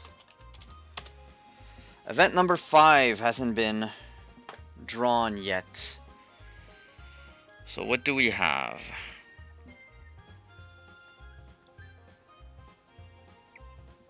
Booby trap. Pick one random hero. Okay, we're gonna do the same thing as earlier using the list. Hero number 6, that's Vash. Must make a trap or a perception roll, TN 7. Otherwise they take damage. Ugh. Yo, Vash, do you have none of that shit? So it's a straight D20, and it needs to be above a 7. He gets attacked by a trap of 1d20 plus 1. And he can try to dodge it, which he succeeds by the skin of his teeth. God. Alright, end of turn 3, beginning of turn 4. Rangers assemble.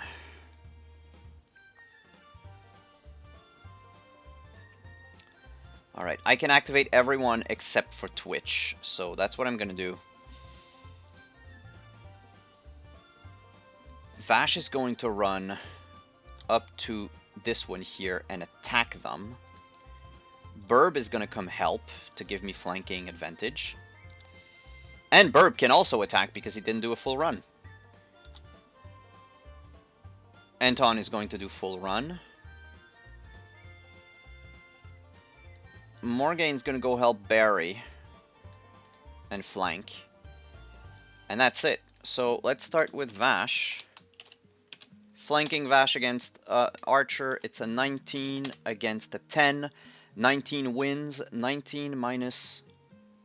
That's 8 points of damage plus 2 because I'm wielding a two-handed weapon. So that's 10. Goodbye. Goodbye.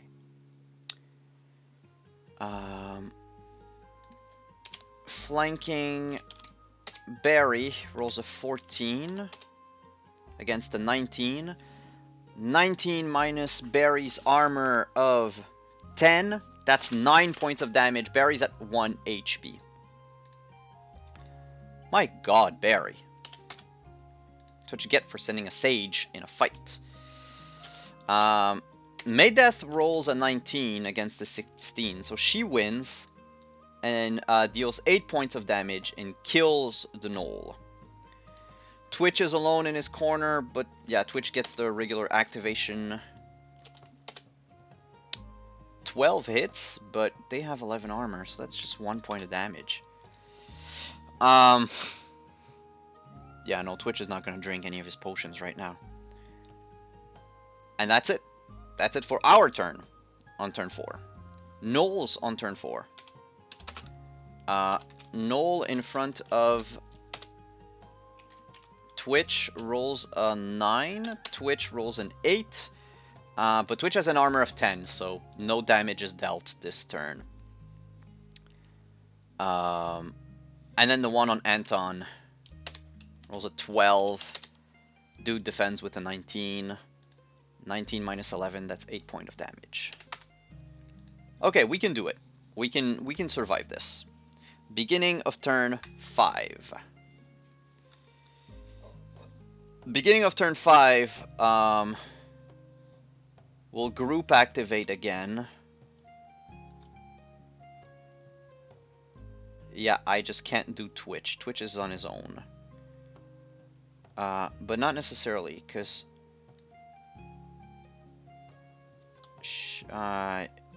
Barry's in the way. Barry, get the hell out. Barry, just... like, get on the bridge. She's going to go help. So that there's flanking. Burb's gonna go help Sir Anton. Vash is going to... he has to like...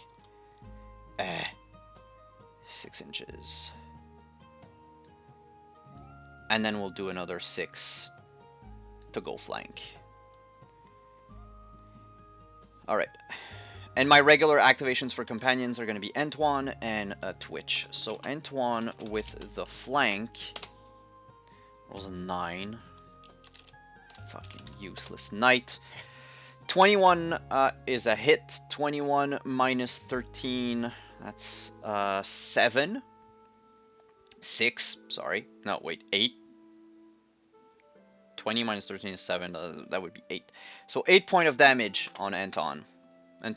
Good grief. The bird can act, though. I forgot the bird could attack. But bird sucks. Bird rolls a 6. And the other one rolls 11 more. Well, 17. 17 minus 14. Burb is down for the count, y'all. Ah, shit. Alright, what about Twitch? Twitch, you're flanking. Please, roll something high. Yes.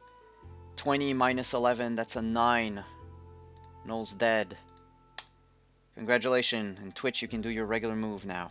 Because you weren't part of the group move. So, have fun. Have fun storming the castle. And that's our turn. When in doubt, evil creatures will always attack the lowest hit point character, so that would be our dear knight. But knight rolls a 24, that's 10 points difference, so that's a win. 24 minus 11, yeah, that Noel is dead. Noel's dead, yo. Okay. That's the end of their turn. Now I have to draw an event. The knight is still alive. Gambit, the knight is still alive. Event number 4, Noel.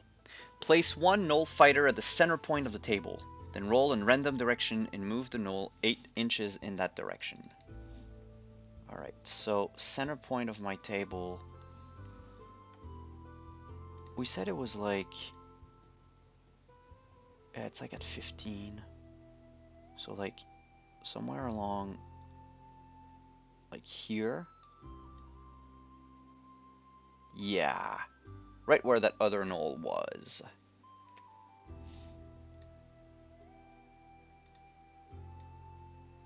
Right here. And they move 8 inches in a random direction.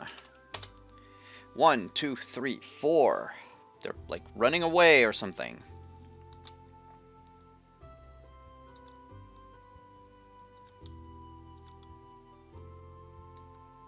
It's as best as they can. As far as they can go. Yeah, he got lost. He like spawned and he was like, what the fuck is going on? I don't want to die here. Hell. So that was event phase at the end of turn 5. We are now beginning turn 6 out of... I think it's 10 turns. Yeah, 10 turns max. So let's do our thing. Group activation! But I don't think group is gonna... Yeah, everyone's too far. We're still gonna group up, and Vash is gonna move... Yeah, right here, and use his action to check the clue. Whereas Anton is going to do a double move up to here. Vash opens up the clue box and finds inside 3 scroll. You find a scroll covered in some ancient script. After the scenario, thank God, pick one figure to make an ancient lore roll, which is going to be Berander. If successful, the figure recognizes it as orders from the Noel's deployment, including 2 other guard posts nearby. Ooh, that's nice. But we don't know that yet. All that we know is that we got it. So, is there like a scroll thing that I can use? No? Okay.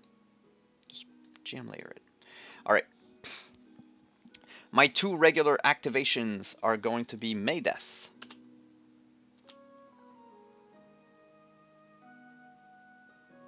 Who's going to move here.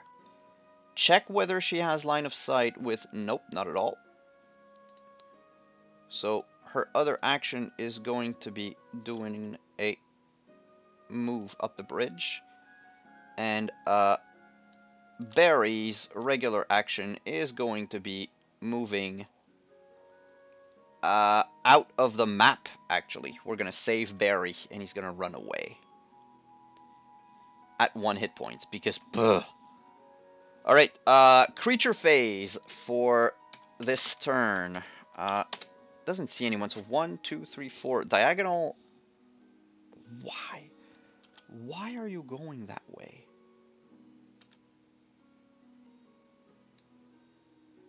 Oh wait, he might actually see Anton from here. Nope, too much shit in the way. Alright, I should zoom up a bit. Chat, let me know if you ever like don't see something because I'm moving like the map around. Okay, so that was his first move. Still no line of sight with anyone. 3, 1, 2, 3. Okay, so horizontal to the left, to the right, to the right, to the right. Yeah. Yeah, he's lost. He's lost it. He's running around. End of turn number 6, beginning of turn number 7. Antoine's gonna get close to the chest and carry the chest with him. And then I figure we have to leave the map. So Vash leaves the map.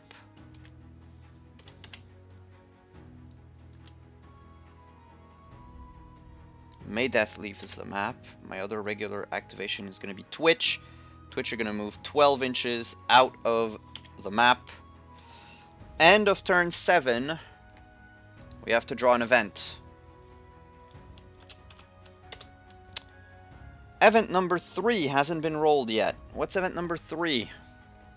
Null. Place 1 Null fighter at the center point of the table. And move him randomly.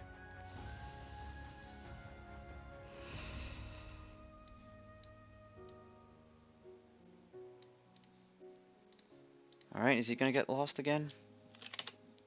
5. 1, 2, 3, 4, 5. Straight south for 8 inches.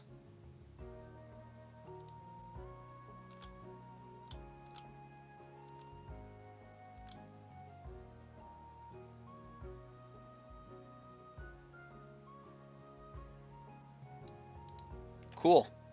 Does he see anyone from there? I don't think so. Yeah, no. So it's beginning of turn 8. Antoine just gets the fuck out. We succeeded! That's one more scenario under our belt. So what did we get XP wise? 3. Oh yeah, I should have stayed there for a second. 3 XP for each Gnoll or Vulture killed. 1, 2, 3, 4, 5. 5 Gnolls. So that's 15 XP. Where's my calculator? 15 XP. 8 if the scroll was found and deciphered. Oh yeah, I have to decipher it. It's a TN8. He still has like a plus, what, 5? Yeah, plus 5 to arcane lore. Yeah, we did it. We did it, fam. We get 8 XP for that. We didn't find the keys, we didn't find the Book of Poem, and at least one ranger or companion made it out alive. So that's 38 XP.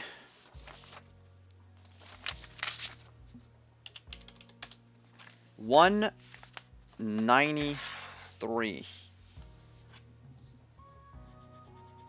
Well, actually, it should be just 93 because you reset XP at the end.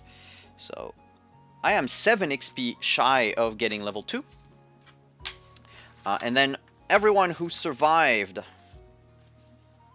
gained 2 progression points. We're at 6 points for Antoine, 5 points for our friend Barry, 5 points for Maydeth, 6 points for Twitch, and 5 points for Peregrine because Peregrine failed, and then we have to roll to see if Peregrine actually dies or will survive. 10.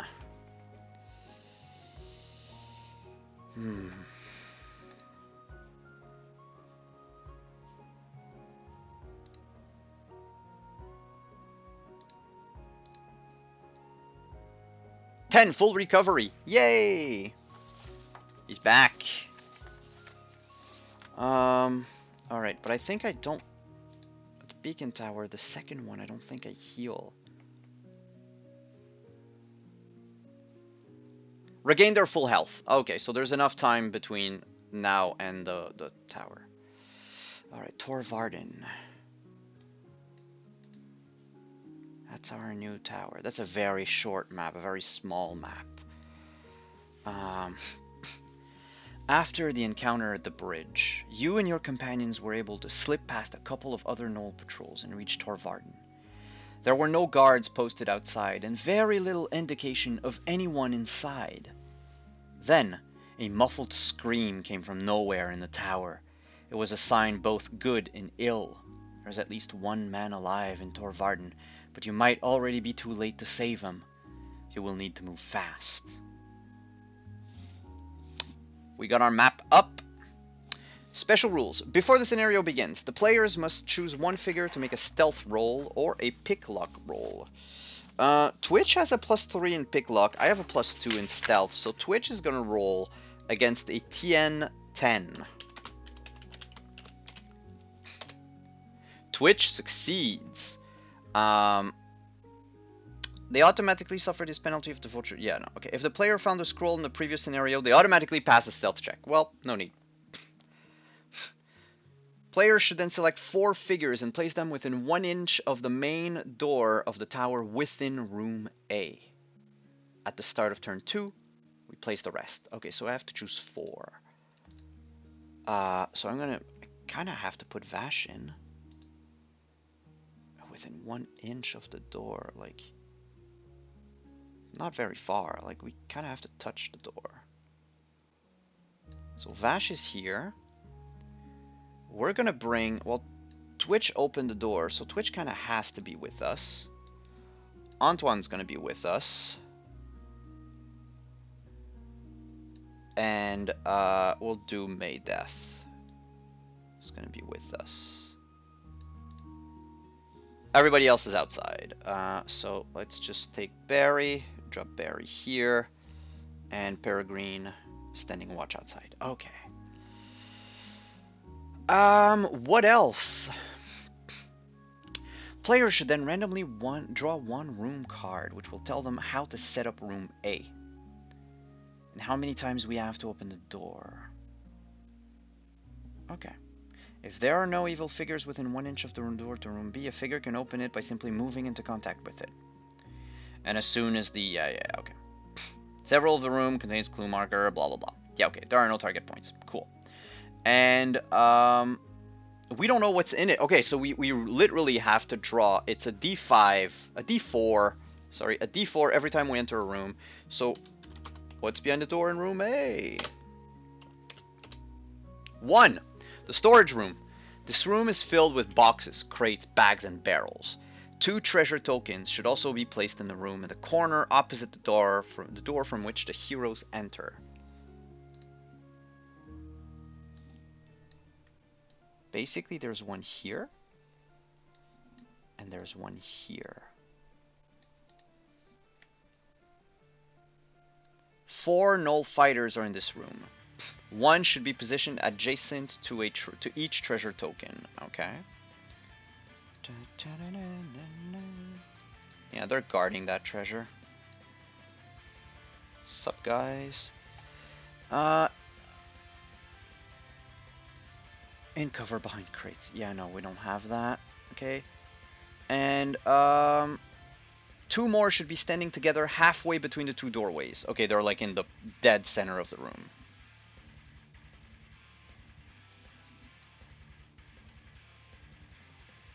Something like that. Great. Great.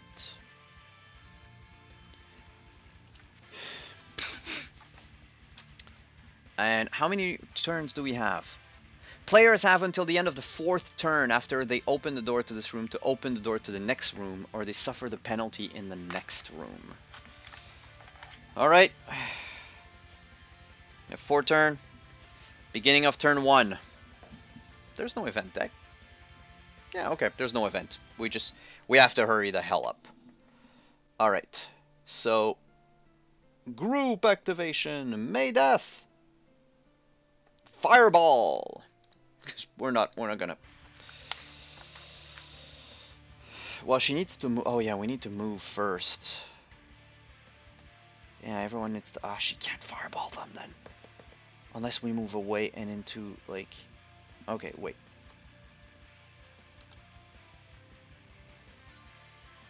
Yeah, he's going to move up here. Vash is going to move 6 inches. So, like, here. Against the wall. Twitch is going to follow Vashard.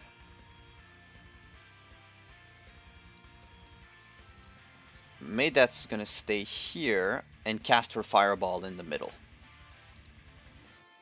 And Vashard's gonna shoot an arrow at one of the gnolls after. Nobody else has ranged weapons, so.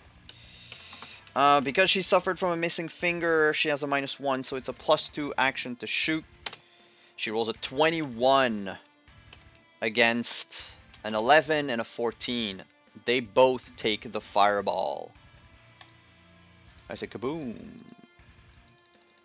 That doesn't work. Why? Okay, well, never mind. 21 minus 11, that's 10. They take 10 damage each. They both die. Nice. Vash is gonna shoot the dude in the, like, opposite end of the room in front of him. Rolls a 3. I don't think that's enough. Rolls a 4. So yeah, nothing happens. Alright. Enemy turn. Enemies charge the closest person they can find, which is Vash and Templar. I keep calling Templar, but there is a Templar class, and he's not a Templar class, he's a Knight. Alright, so first Gnoll rolls a 13 against Vash's 12. Vash is going to thus take 2 points of damage. Ow! A 15 against my Knight. 23. 23 minus 11, that's enough to kill him. I love the fact that you can counterattack in the same turn.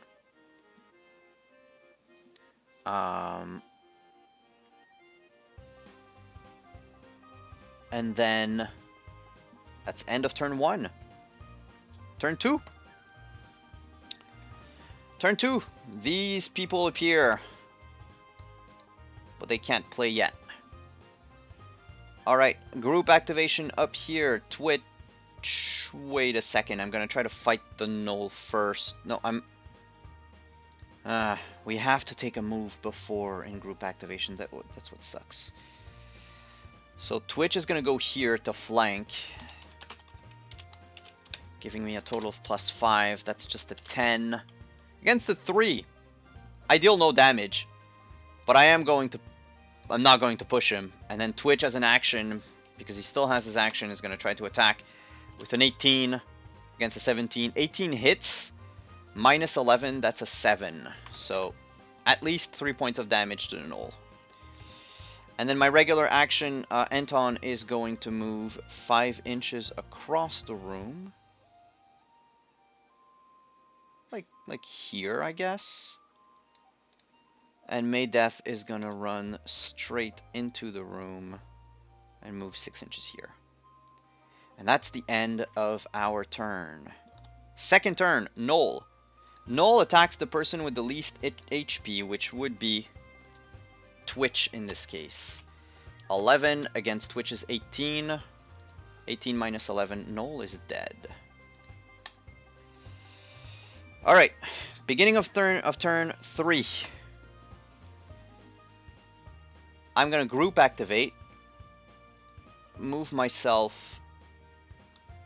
Can I move here? Yeah, I can move here. Okay, and use an action to check that clue token. He's gonna move, activate 6 inches, and open the door. So I found a clue.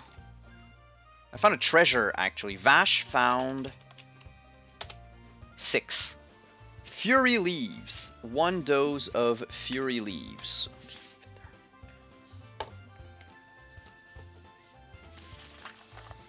Which can come in handy 1, 2, 3, 4, 5, 6. Oh, but the throwing knife was free, so Fury leaves.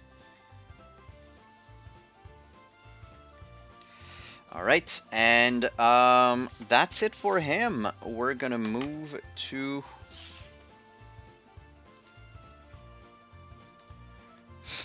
regular activation. Maydeth is gonna roll for the other treasure. She finds another dose of... Do we reroll the... No, we don't. So it's just Fury Leaves for her as well. Fury Leaves all around, y'all.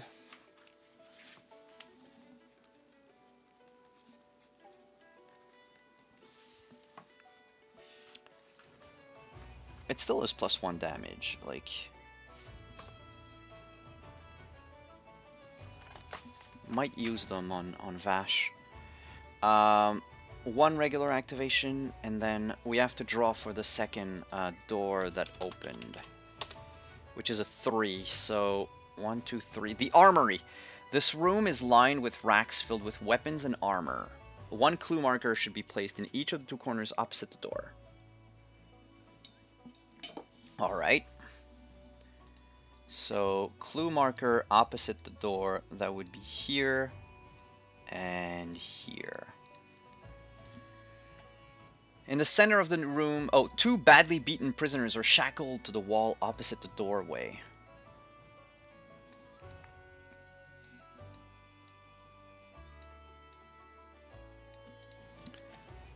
A Gnoll, in the center of the room, place a Gnoll sergeant flanked by 2 warriors.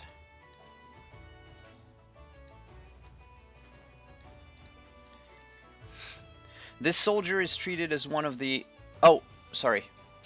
I misread. It's with a regular soldier. He's beating up a guard.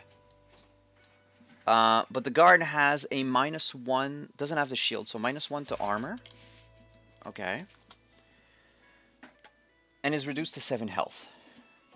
Not cool. He's unarmed. 2 other Gnoll fighters are in the room. One is 3 inches away from the sergeant on a line running to the door through which the heroes are entering. Oh. So probably here. And the other one is on the opposite side. Okay.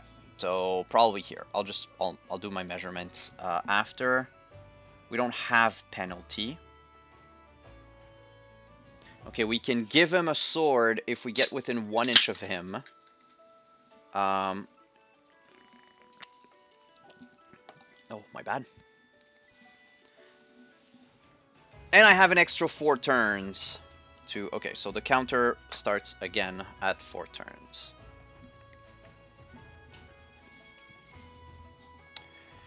Okay. Let's try this out. But Antoine needed to move because that was my other action. First, I'm just gonna measure. Yeah, he's within 3. He's within 3. Okay. Go Knight. He's gonna double move. Get in melee with the Gnoll. Okay. And that was the end of my turn. So that marks the first turn that I opened the door. Okay.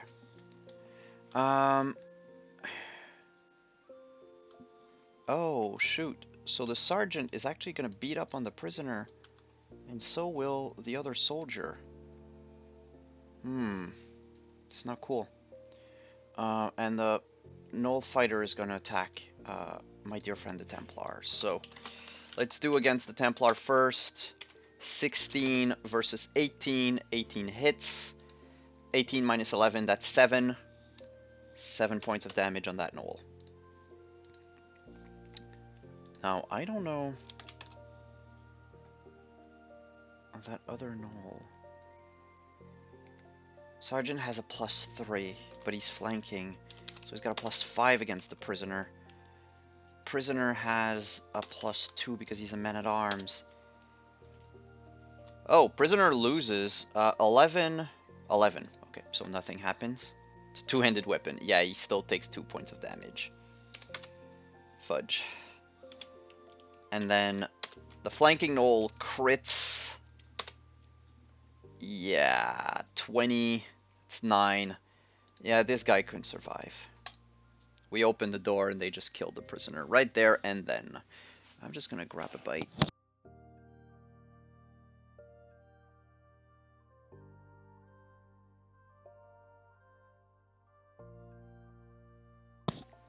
Alright. It's our turn then. Can I group activate? Yeah, Kiddo is within 3 inches. Okay. So I'm gonna group activate us so that Kiddo walks in, goes here. Whoa, whoa, whoa. Just here and here. We all get an attack on him. So I'll start with Vash. That's... No, not +3. Well, okay, it should have been +5. So that should have been a 19 against a 21. So not enough to do damage.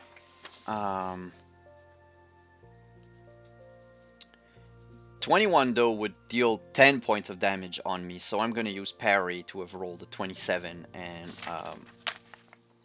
avoid the damage, which is my use of parry for this.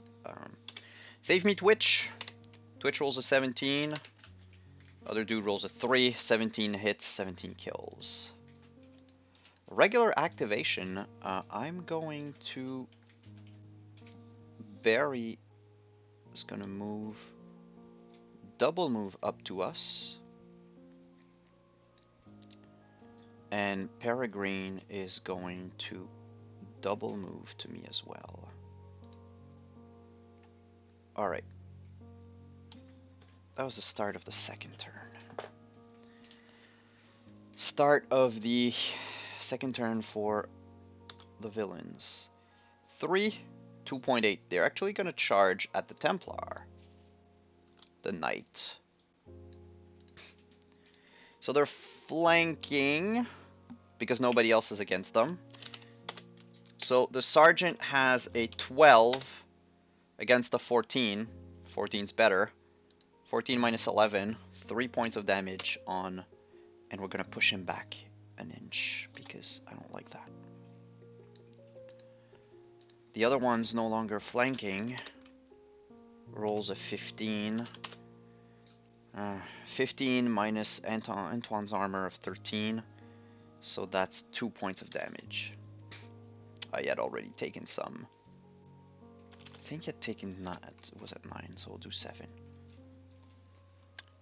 Alright, that's the end of turn 2. Beginning of turn 3, we really need to get to that freaking door. Group activation. Twitch is gonna open the door.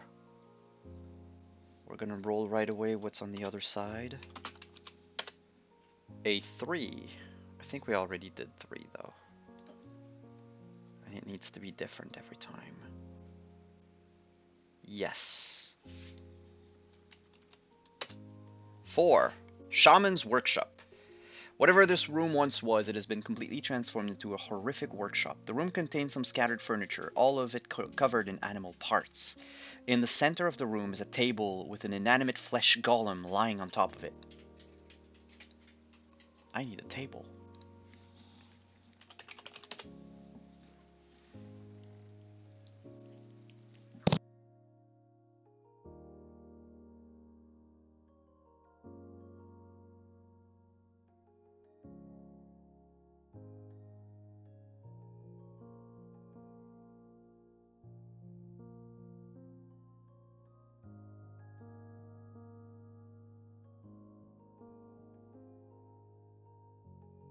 Oop, I got muted. Table with a flesh golem on top of it. Not cool. Place a Gnoll Shaman next to the table.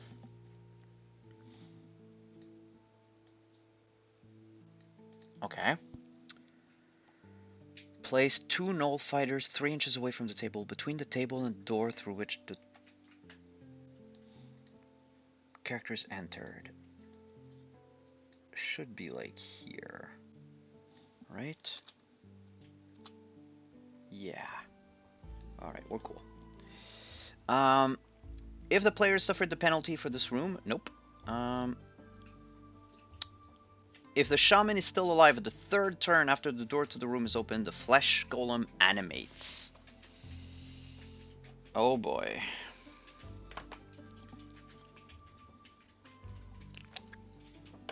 I don't know what I'm gonna do, y'all. I really don't know what I'm gonna do.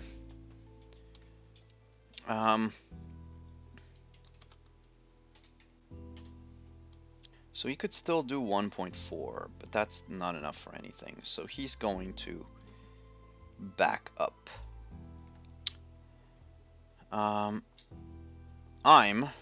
Vashard, is going to move up here and fire at one of the gnolls. Anton is still going to fight. Oh, there are 2 gnolls left. Yeah, so Barry's going to come in and fight, and Bird is going to come and help me, but later. Alright, so shoot action for Vash.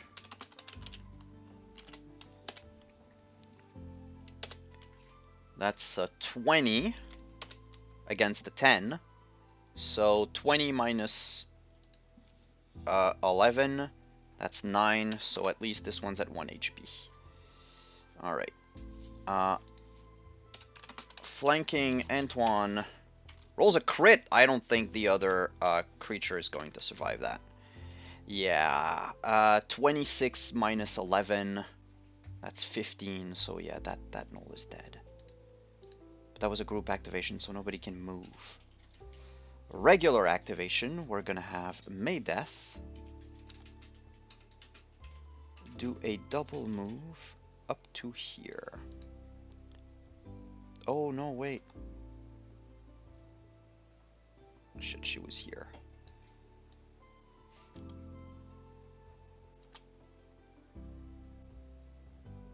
She's gonna go grab the treasure. Next turn, however. Alright, so enemy turn. End of turn 1 in the workshop. Enemy turn. They have to target the closest, so they're gonna run on Vash. The closest is, yeah, should be the Templar, the Knight. Alright, so let's go on Sir Antoine. Yeah, that gnoll's dead. Oh, that was the leader though.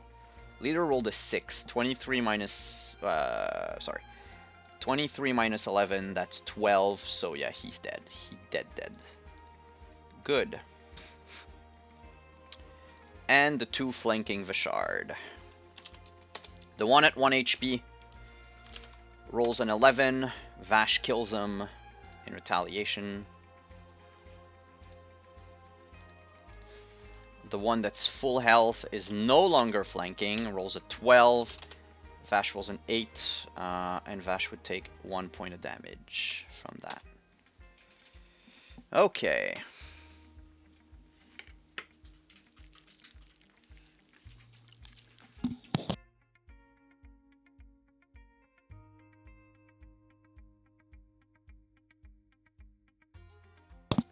So, I have to check a rule about companions very quickly.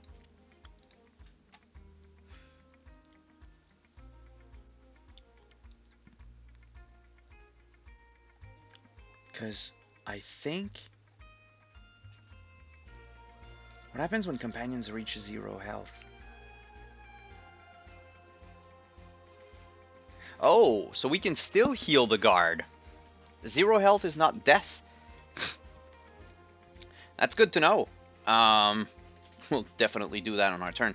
But first, that was their turn. So start of turn 2. Oh no, the shaman has to play. Shaman. Hand poison, inspiring, +2 will to all knows within. Yeah, okay, sure. And he has a poisoned weapon and a move of 6. So he's gonna do a double move and get here. Okay. So now that's the start of the second turn for this. Alright. Who can I group activate? Up to Twitch. Alright. So I'm gonna have Burb come here. Twitch come here.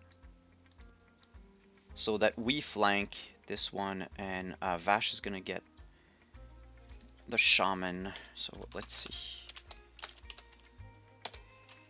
8 against the shamans. 9. Poop. Not enough to do damage, but I don't do anything special. Alright. Hawk. No, not Hawk right away. We'd be flanking. We're not flanking. So Twitch rolls a 10 against the 15. 15 hits.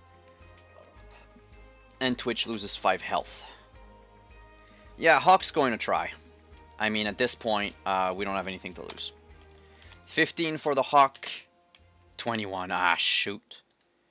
Hawk goes down again. I shouldn't have done that. Alright, regular activation. She is going to cast Heal and move 6 inches to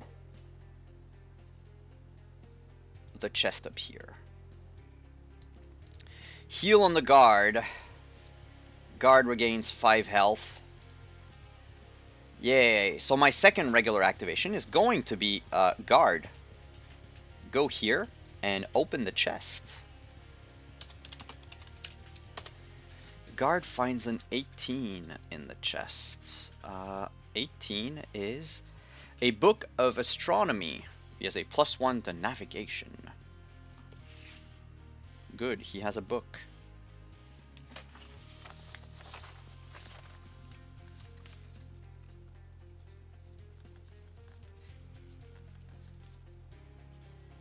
Navigation book.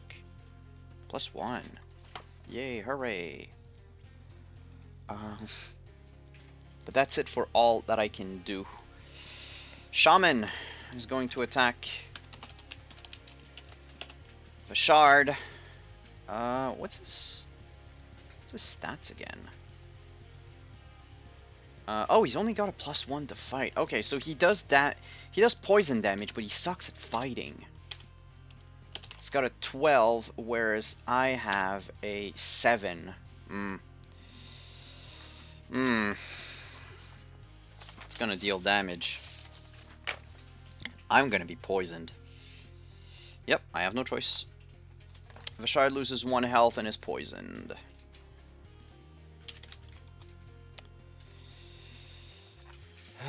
Which means that I'm just gonna remove the dead people from here.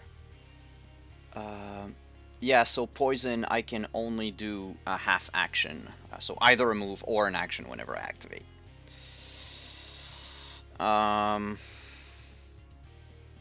And the Knoll is gonna hit on Twitch for a 15. Twitch has a 14. Twitch goes down. This is not looking well. Not looking well at all. That's the end of turn 2, beginning of turn 3. I have to kill the shaman this turn, otherwise shit's not gonna work. So Vash is going to attack. He kind of has no choice. With a 16 against a 19. The shaman hits Vash. Full force. 19 minus 11. That's an 8. Vash is down to 6 HP. I have to do something.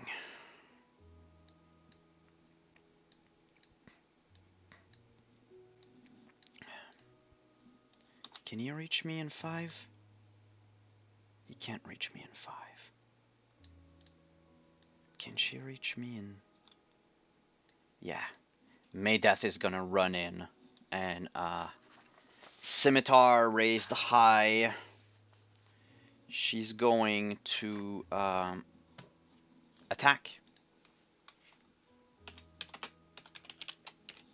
Plus 0.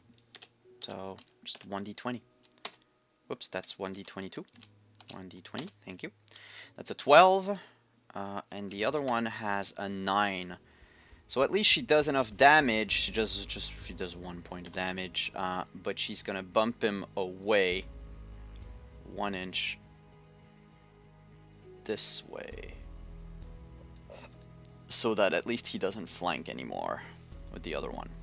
Mind you, they're gonna activate anyway, and they're gonna jump on Vishard. But I have a second activation that I can do,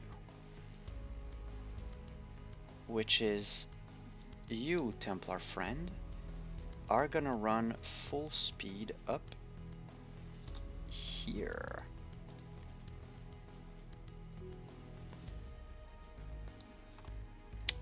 Bad guy is turn 3, so he's gonna go on him. The other one's gonna be on Vash. Let's roll for the Shaman on Antoine. Shaman rolls a 7. Antoine rolls a 14. 14 minus 11, that's 3 points of damage. He's reduced to 8, but he's still alive. We're gonna have a flesh golem against us. 4, and then I'm flanking, so eat that. Crit! So, 25 minus 11, well, whatever, he's dead. It's way too much damage.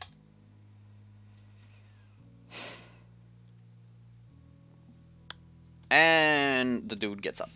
The flesh golem rises.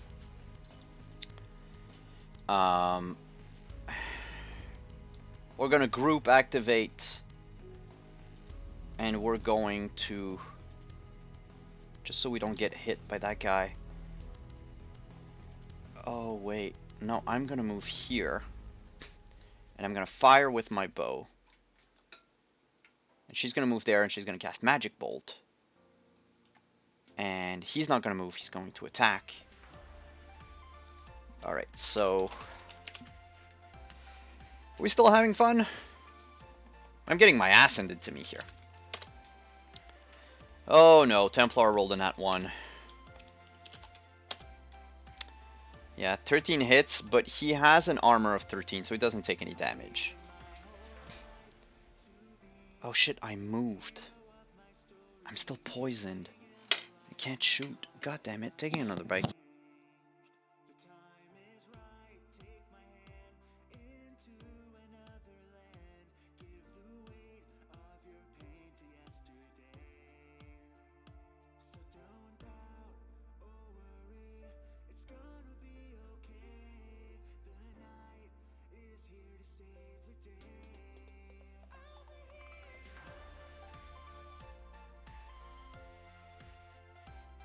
Okay, that's not good. That's an 8 against the Flesh Golem. Flesh Golem succeeds, so nothing. He has an ability called Horrific. Horrific is the appearance of this creature that any hero wishing to move into combat must first pass a will roll. Okay, so whatever. If it fails, it moves to within 2 inches or stays where it is and the activation ends. Okay. And then Friendo here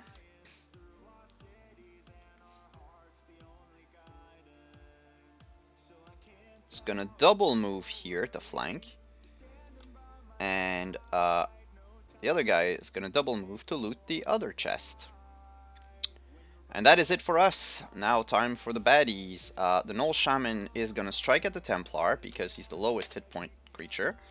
But Templar is flanking, so 21 hits, 21 minus 11, that's 10. The Gnoll Shaman is finally dead. The Golem has a move of 5, but I need to check who he's the closest to. 4.7, 4.8, 4.7. But I'm the lowest hit point, so there we go. And he's going to attack Vash with a 21. Oh, you know what? Fuck it. Vash is going to use Hide in Shadows and cannot be targeted by him this turn. So that's going to go straight to Barry instead. So a 24 on Barry. But Barry succeeds with a 22. And 22 minus 10 is 12. So that creature takes 12 points of damage. Don't mess with Barry. Alright, our turn. Dude here's gonna open the chest. Reveal a 19. That reveals a golden beer, a bottle of the kingdom's famous golden beer. It's a healing potion that heals 2 points of damage. He's gonna move here. And next turn he's gonna give the potion to oh, and we have 5 turn to go upstairs. God damn, we're on 3rd, 4th. We're on the 5th turn. Someone has to go upstairs right now. Ah, shoot. Alright, I'll group activate us two. How do we get out of this?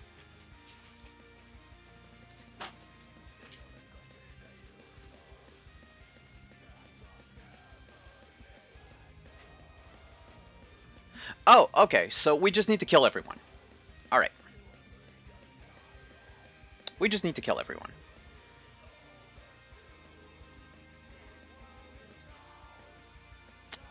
Alright, well then, group activation. Charge. Charge. And, yeah, that's usually the answer. Yeah, T, it's going to be, kind of the solution to our problem. So, yeah, we'd have a 3 plus 2 plus 1 plus 2, so a 3, 4, 5, 6, 7 plus 7.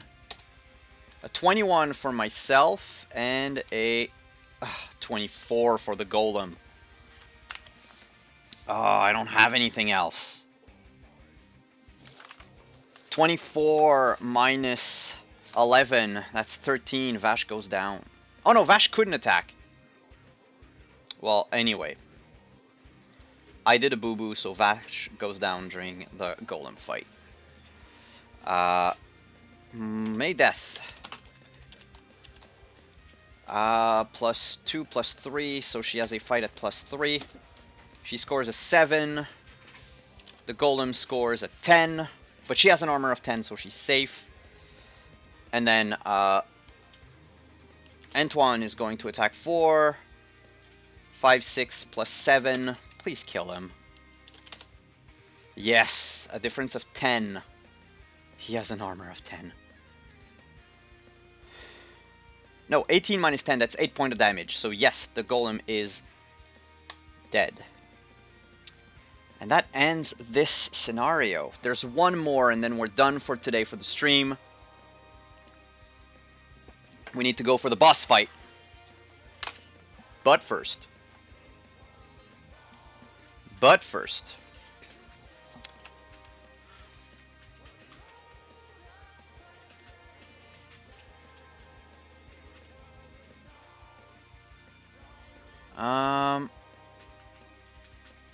Do I survive? 11! Full recovery. No problem. So I did a survive. What about Twitch? 15. Twitch survives, and Hawk survive.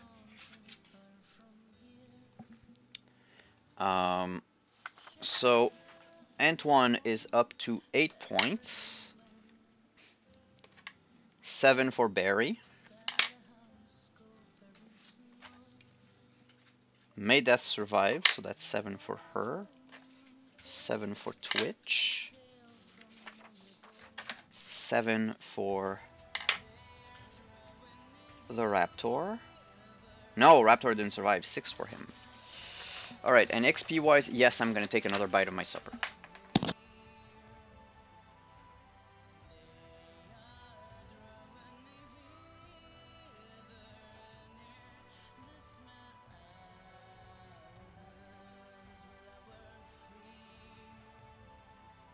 Okay. What do we have as far as XP is concerned?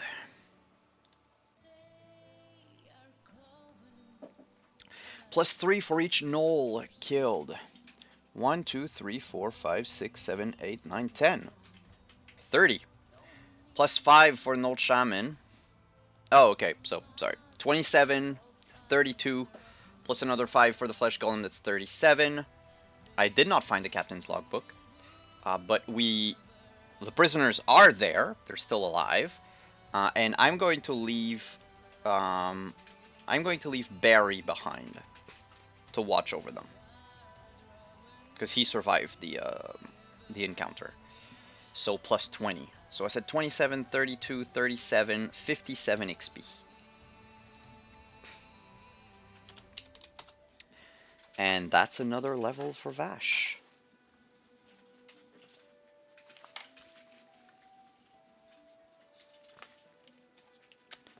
He's now level 2. What happens at level 2?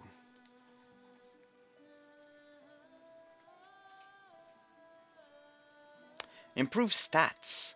The Ranger increases one of the following stats by 1, up to a maximum of 755,822. He's actually going to increase his fight.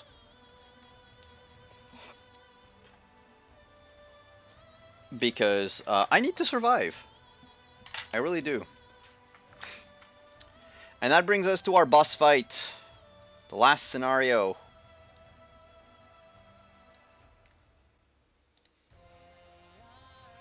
Your party is battered and bruised, but the fight is not over. Whatever now rules in this tower is likely on the upper level. While it is tempting to leave now with the gains you have made, it would then be left to some other group to come and finish the job, and who knows what evil might be done here in the meantime. Readying your weapons, you advance up the stairs.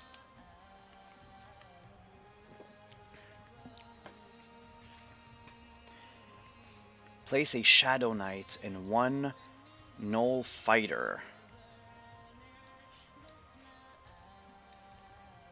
in contact with the woodpile.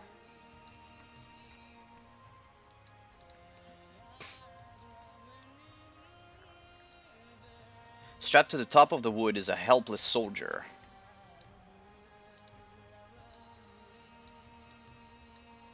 I think they're gonna burn him alive. Place 3 Gnoll archers on the wooden walkway, 1 in each of the 3 table corners not containing the trapdoor. Okay. So 1 here, 1 here, and 1 here. Okay, but what does that do? Should be marked out by a low wall in the middle of the table. This represents a covered portion of the tower top. Okay, so they can still shoot at me. They will not enter the central square, but they will try to get line of sight to a hero. And if they take damage, they have to do an acrobatic roll or fall to their death. I'm not gonna jump up there.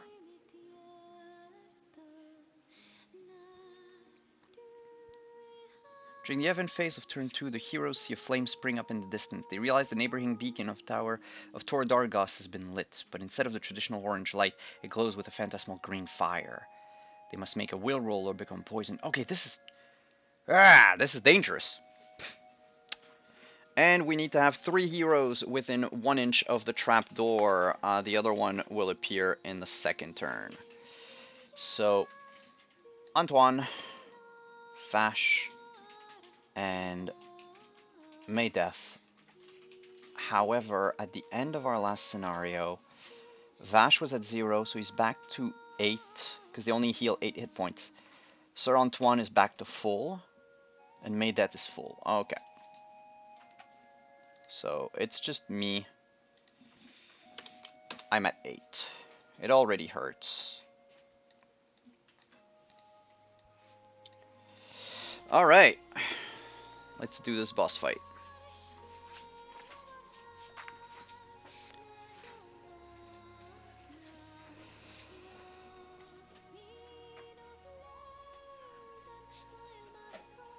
Okay, and we have to kill all the enemies to retake the tower.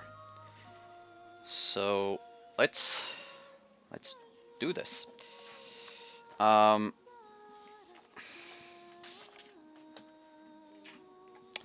they within 2 inches of each other? Like if she casts Fireball here. Okay, but if she casts it here. Here? Here.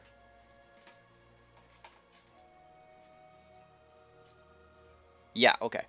So she can Fireball the 2 of them, and that's what she's going to do first. We're going to group activate.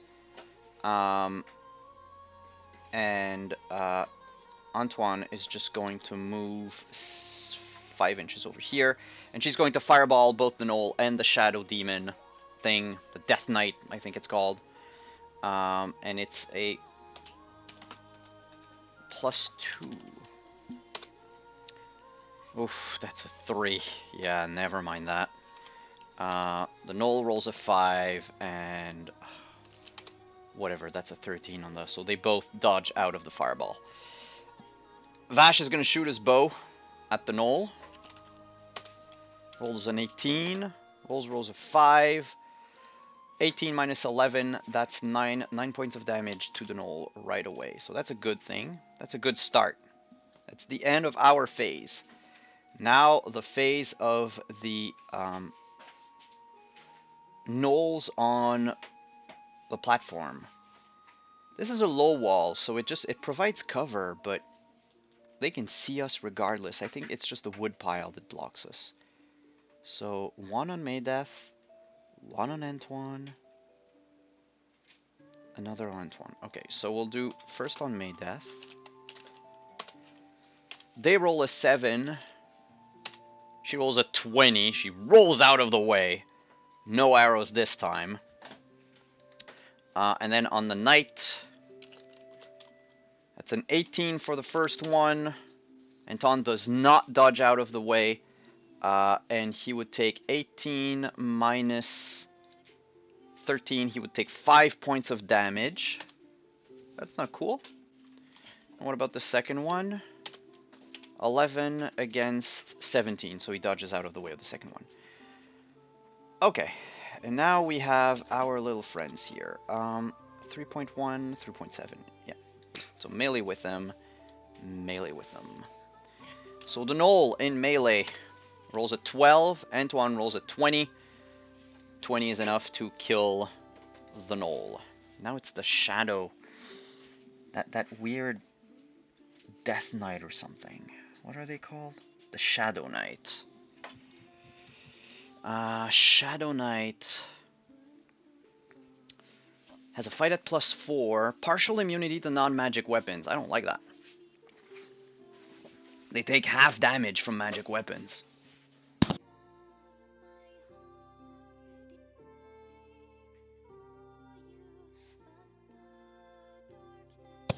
It's not cool. But they have a +4 to hit. So that's a 17 for them. That's a 7.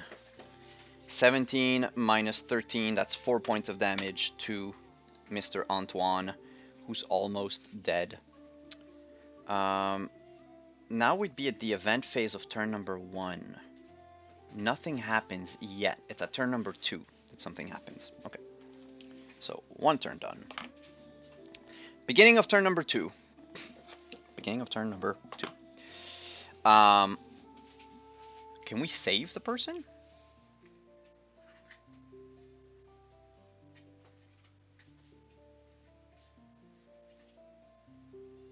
Okay, we need to kill it before turn 5, because otherwise it's going to... Okay.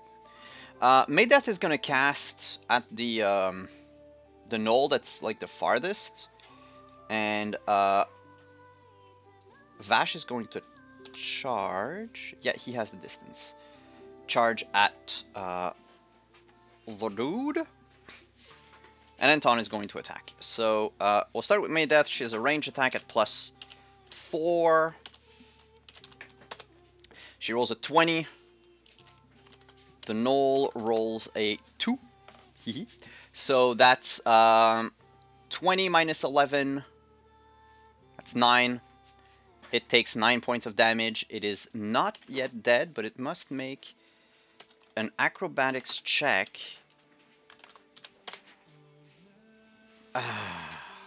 It does not fall. But otherwise, to have the old wood give way beneath it and fall to the ground. Otherwise, figures will always stop at the edge of the walkway. The Shadow Knight will always succeed his acrobatics roll. And yeah, okay. So that was that. Let's go with flanking Vash with a +6. Rolls a 9. The creature rolls a 19. That would damage me, so I'm going to bump it up to a 19 and ensure that no damage is done with my parry. But that's going to be it.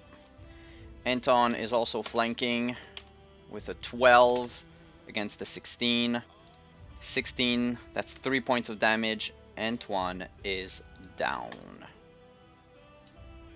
At the end of my turn, my other friends, which I hadn't seen in a while, show up. Turn number 2, Shadow Demon attacks Vashard. Vashard is going to use Hide in Shadows. So Shadow Demon is going to have to check line of sight with someone else, which is going to be Twitch. And the Shadow Demon has a move of... I call him a Shadow Demon, but he's a Shadow Knight. A move of 6.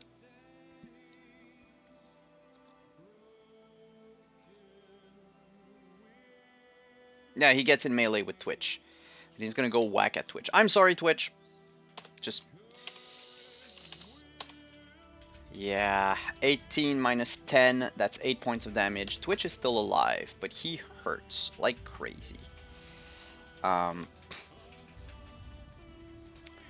The Gnolls have line of sight to Vash, though he used his, I don't know, is it for just blend into shadows? It's just if an evil figure, so it's not for everyone. Boo. Boo hoo hoo. So first Gnoll is going to fire with a 20. Vash misses. Nothing else he can do. So that's going to be 20 minus 11. That's 9 points of damage. Vash is down. And the other dude doesn't see anyone, so he's going to have to move.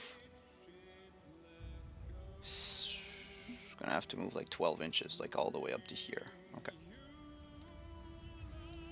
To be in line of sight of people.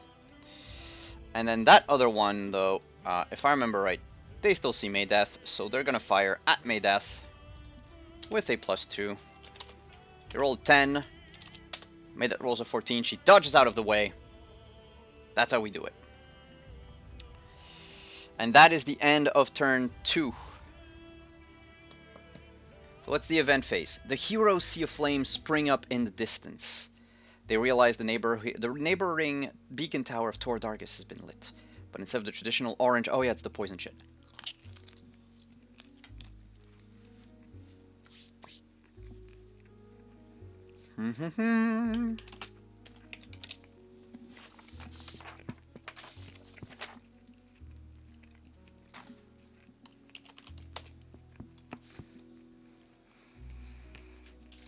She's poisoned. How about Twitch? Twitch has a 0. Twitch is poisoned. Oh, this is not looking good. Hawk. What the fuck, Hawk? Hawk has a +3. 14 Hawks. Hawk beats it. Everybody else is down for the count.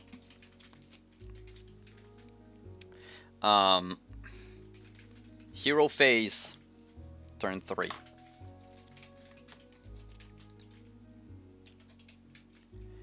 Maydeth's gonna use heal on Vashard, bringing him back to 5 health. And then that's her turn because she can't do anything else. Now I can activate Vashard, which is gonna run up to the Shadow Demon and attack, flanking with Twitch. But Twitch has to attack.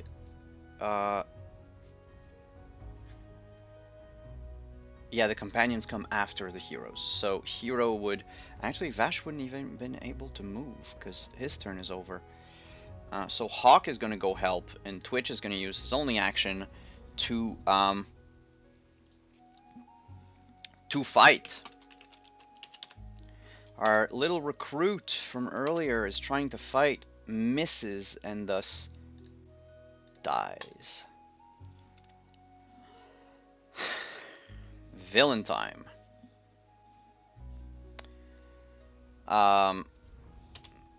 The Shadow Knight attacks the Hawk, rolls a 9. The Hawk rolls a 17. 17 minus 12, that's 5. Halved, that's 2. At least he takes damage.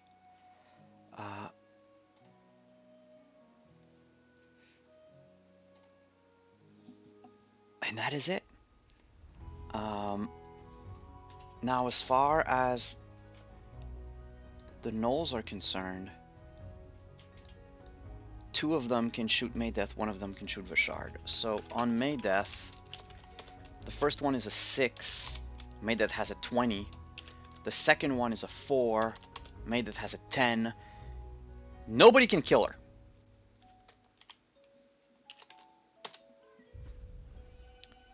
Oh, hello everyone. Hello Raiders. I'm at the boss fight of the second mission of Rangers of the Shadow Deep, and I'm getting my ass kicked. Most of my team is dead, and I have like three players still up. So hi, thanks for coming. If you have questions about the game or whatever, feel free to ask me while I'm playing and eating cold supper, because I've been neglecting my food for a bit. Hello everyone. Hi Trooper. Hi Kelly. Hi Deirdre. Hi everyone. So glad to have you for this final fight against the Shadow Knight.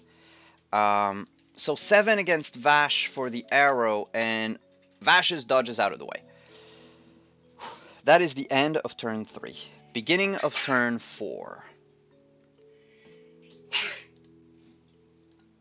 Vash, who's not poisoned, is going to charge at the Shadow Knight to ensure that Shadow Knight is flanked with the Hawk, and he's going to attack Shadow Knight with a 15. Please.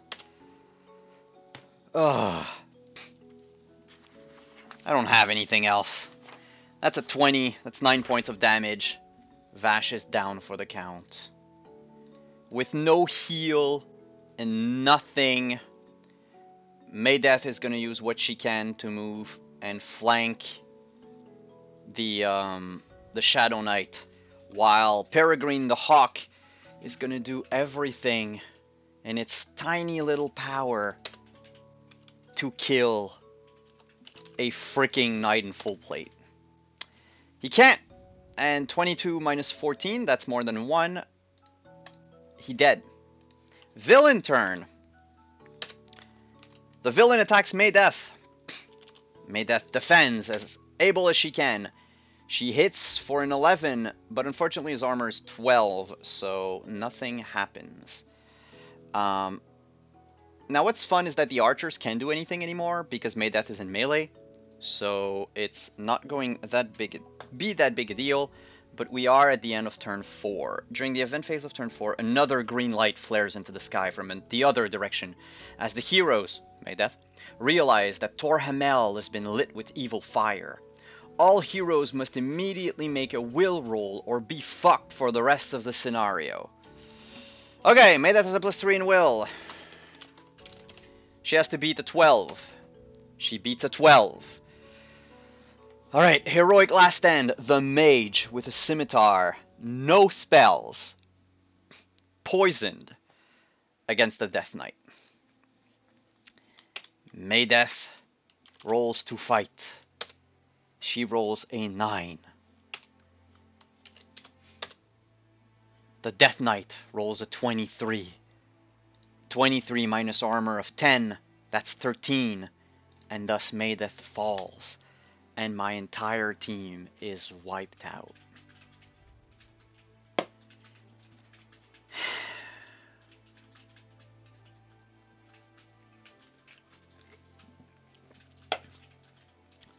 It's game over. We did what we could, but I think when we were in the tower earlier, we should have been more careful in how we opened the doors and everything. So I played through 5 scenarios, so 2 missions actually, which is a lot. There's a campaign that I might play on stream called Blinding Light, which is for higher level characters. So I might just start with another campaign that's for lower level characters, do the small campaign, and then move on to Blinding Light later on, probably with the same team. Yeah, this has been a blast. Some scenarios were very easy, and some of them were very hard, like this one. The thing is like if you take more than 5 turns, you lose a bunch of XP. So it's not like you can win, but it's not worth it. If you like you lose 20. No, wait, you lose 20 XP out of the possible 40, 50, 62. Yeah, so you kind of lose a third of the XP if you take 5 turns to get to clear out this entire level. So, sucks, but hey, that was Rangers of the Shadow Deep. It's a game that I will definitely play again. I thoroughly enjoyed it. It really reminded me of Mordheim. And I mean, the TPK at the end is pretty much like Mordheim. I mean, theoretically, I should need to roll for like who survives and who doesn't survive, and then I could like go back and restart the mission with the characters like as they are at the end, sort of like a roguelike game, because this is sort of how Rangers is played. But I would rather, look, I failed, just too bad, there's no save games, so we start over from the very beginning. So yeah, thanks for coming, everyone. Thanks for hanging out. It's been, I've been playing since like 2 o'clock, so it's been a 5-hour stream.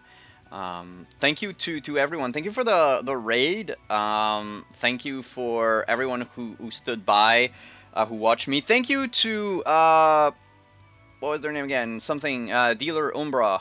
Yeah, Dealer Umbra, for correcting me and making me realize that everyone was way more tanky than I thought when I wasn't using the fight rules properly. So that's very, very, very nice of you. However, it didn't save my hide in the end, and I did it. That said, there will not be a Dragon Age tomorrow. Instead, you can catch Tanya over on, what's the name of the show she's going to be on? If you want to go cheer her on, it's on Darkened Wish. She's going to be guesting on Darkened Wish on Thursday. And then Friday, because it's Gen Con, we are going to have panels. But I'm also having games, so we're not going to have Cyberpunk on Friday. However, if you come by on Saturdays and Sundays, so Saturday and Sunday,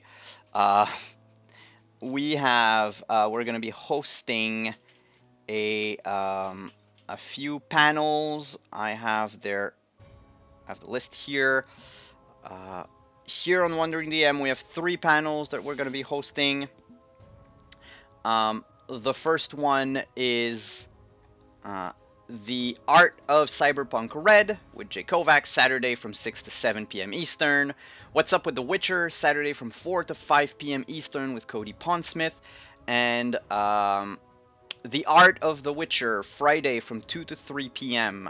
on my channel. So be sure to check that out and tune in. You don't really need a ticket to just attend. And or if you get a ticket through Gen Con, it's free anyway. So if you're interested in knowing more about The Witcher, about Cyberpunk, about all the stuff that Talsorian does, come and check it out. Otherwise, we'll be back next week for our regularly scheduled shows, and I'll probably put in some Rangers of the Shadow Deep for fun. So have a good night, everyone. Have a good evening, and I will see you again for Gen Con this weekend. Bye-bye.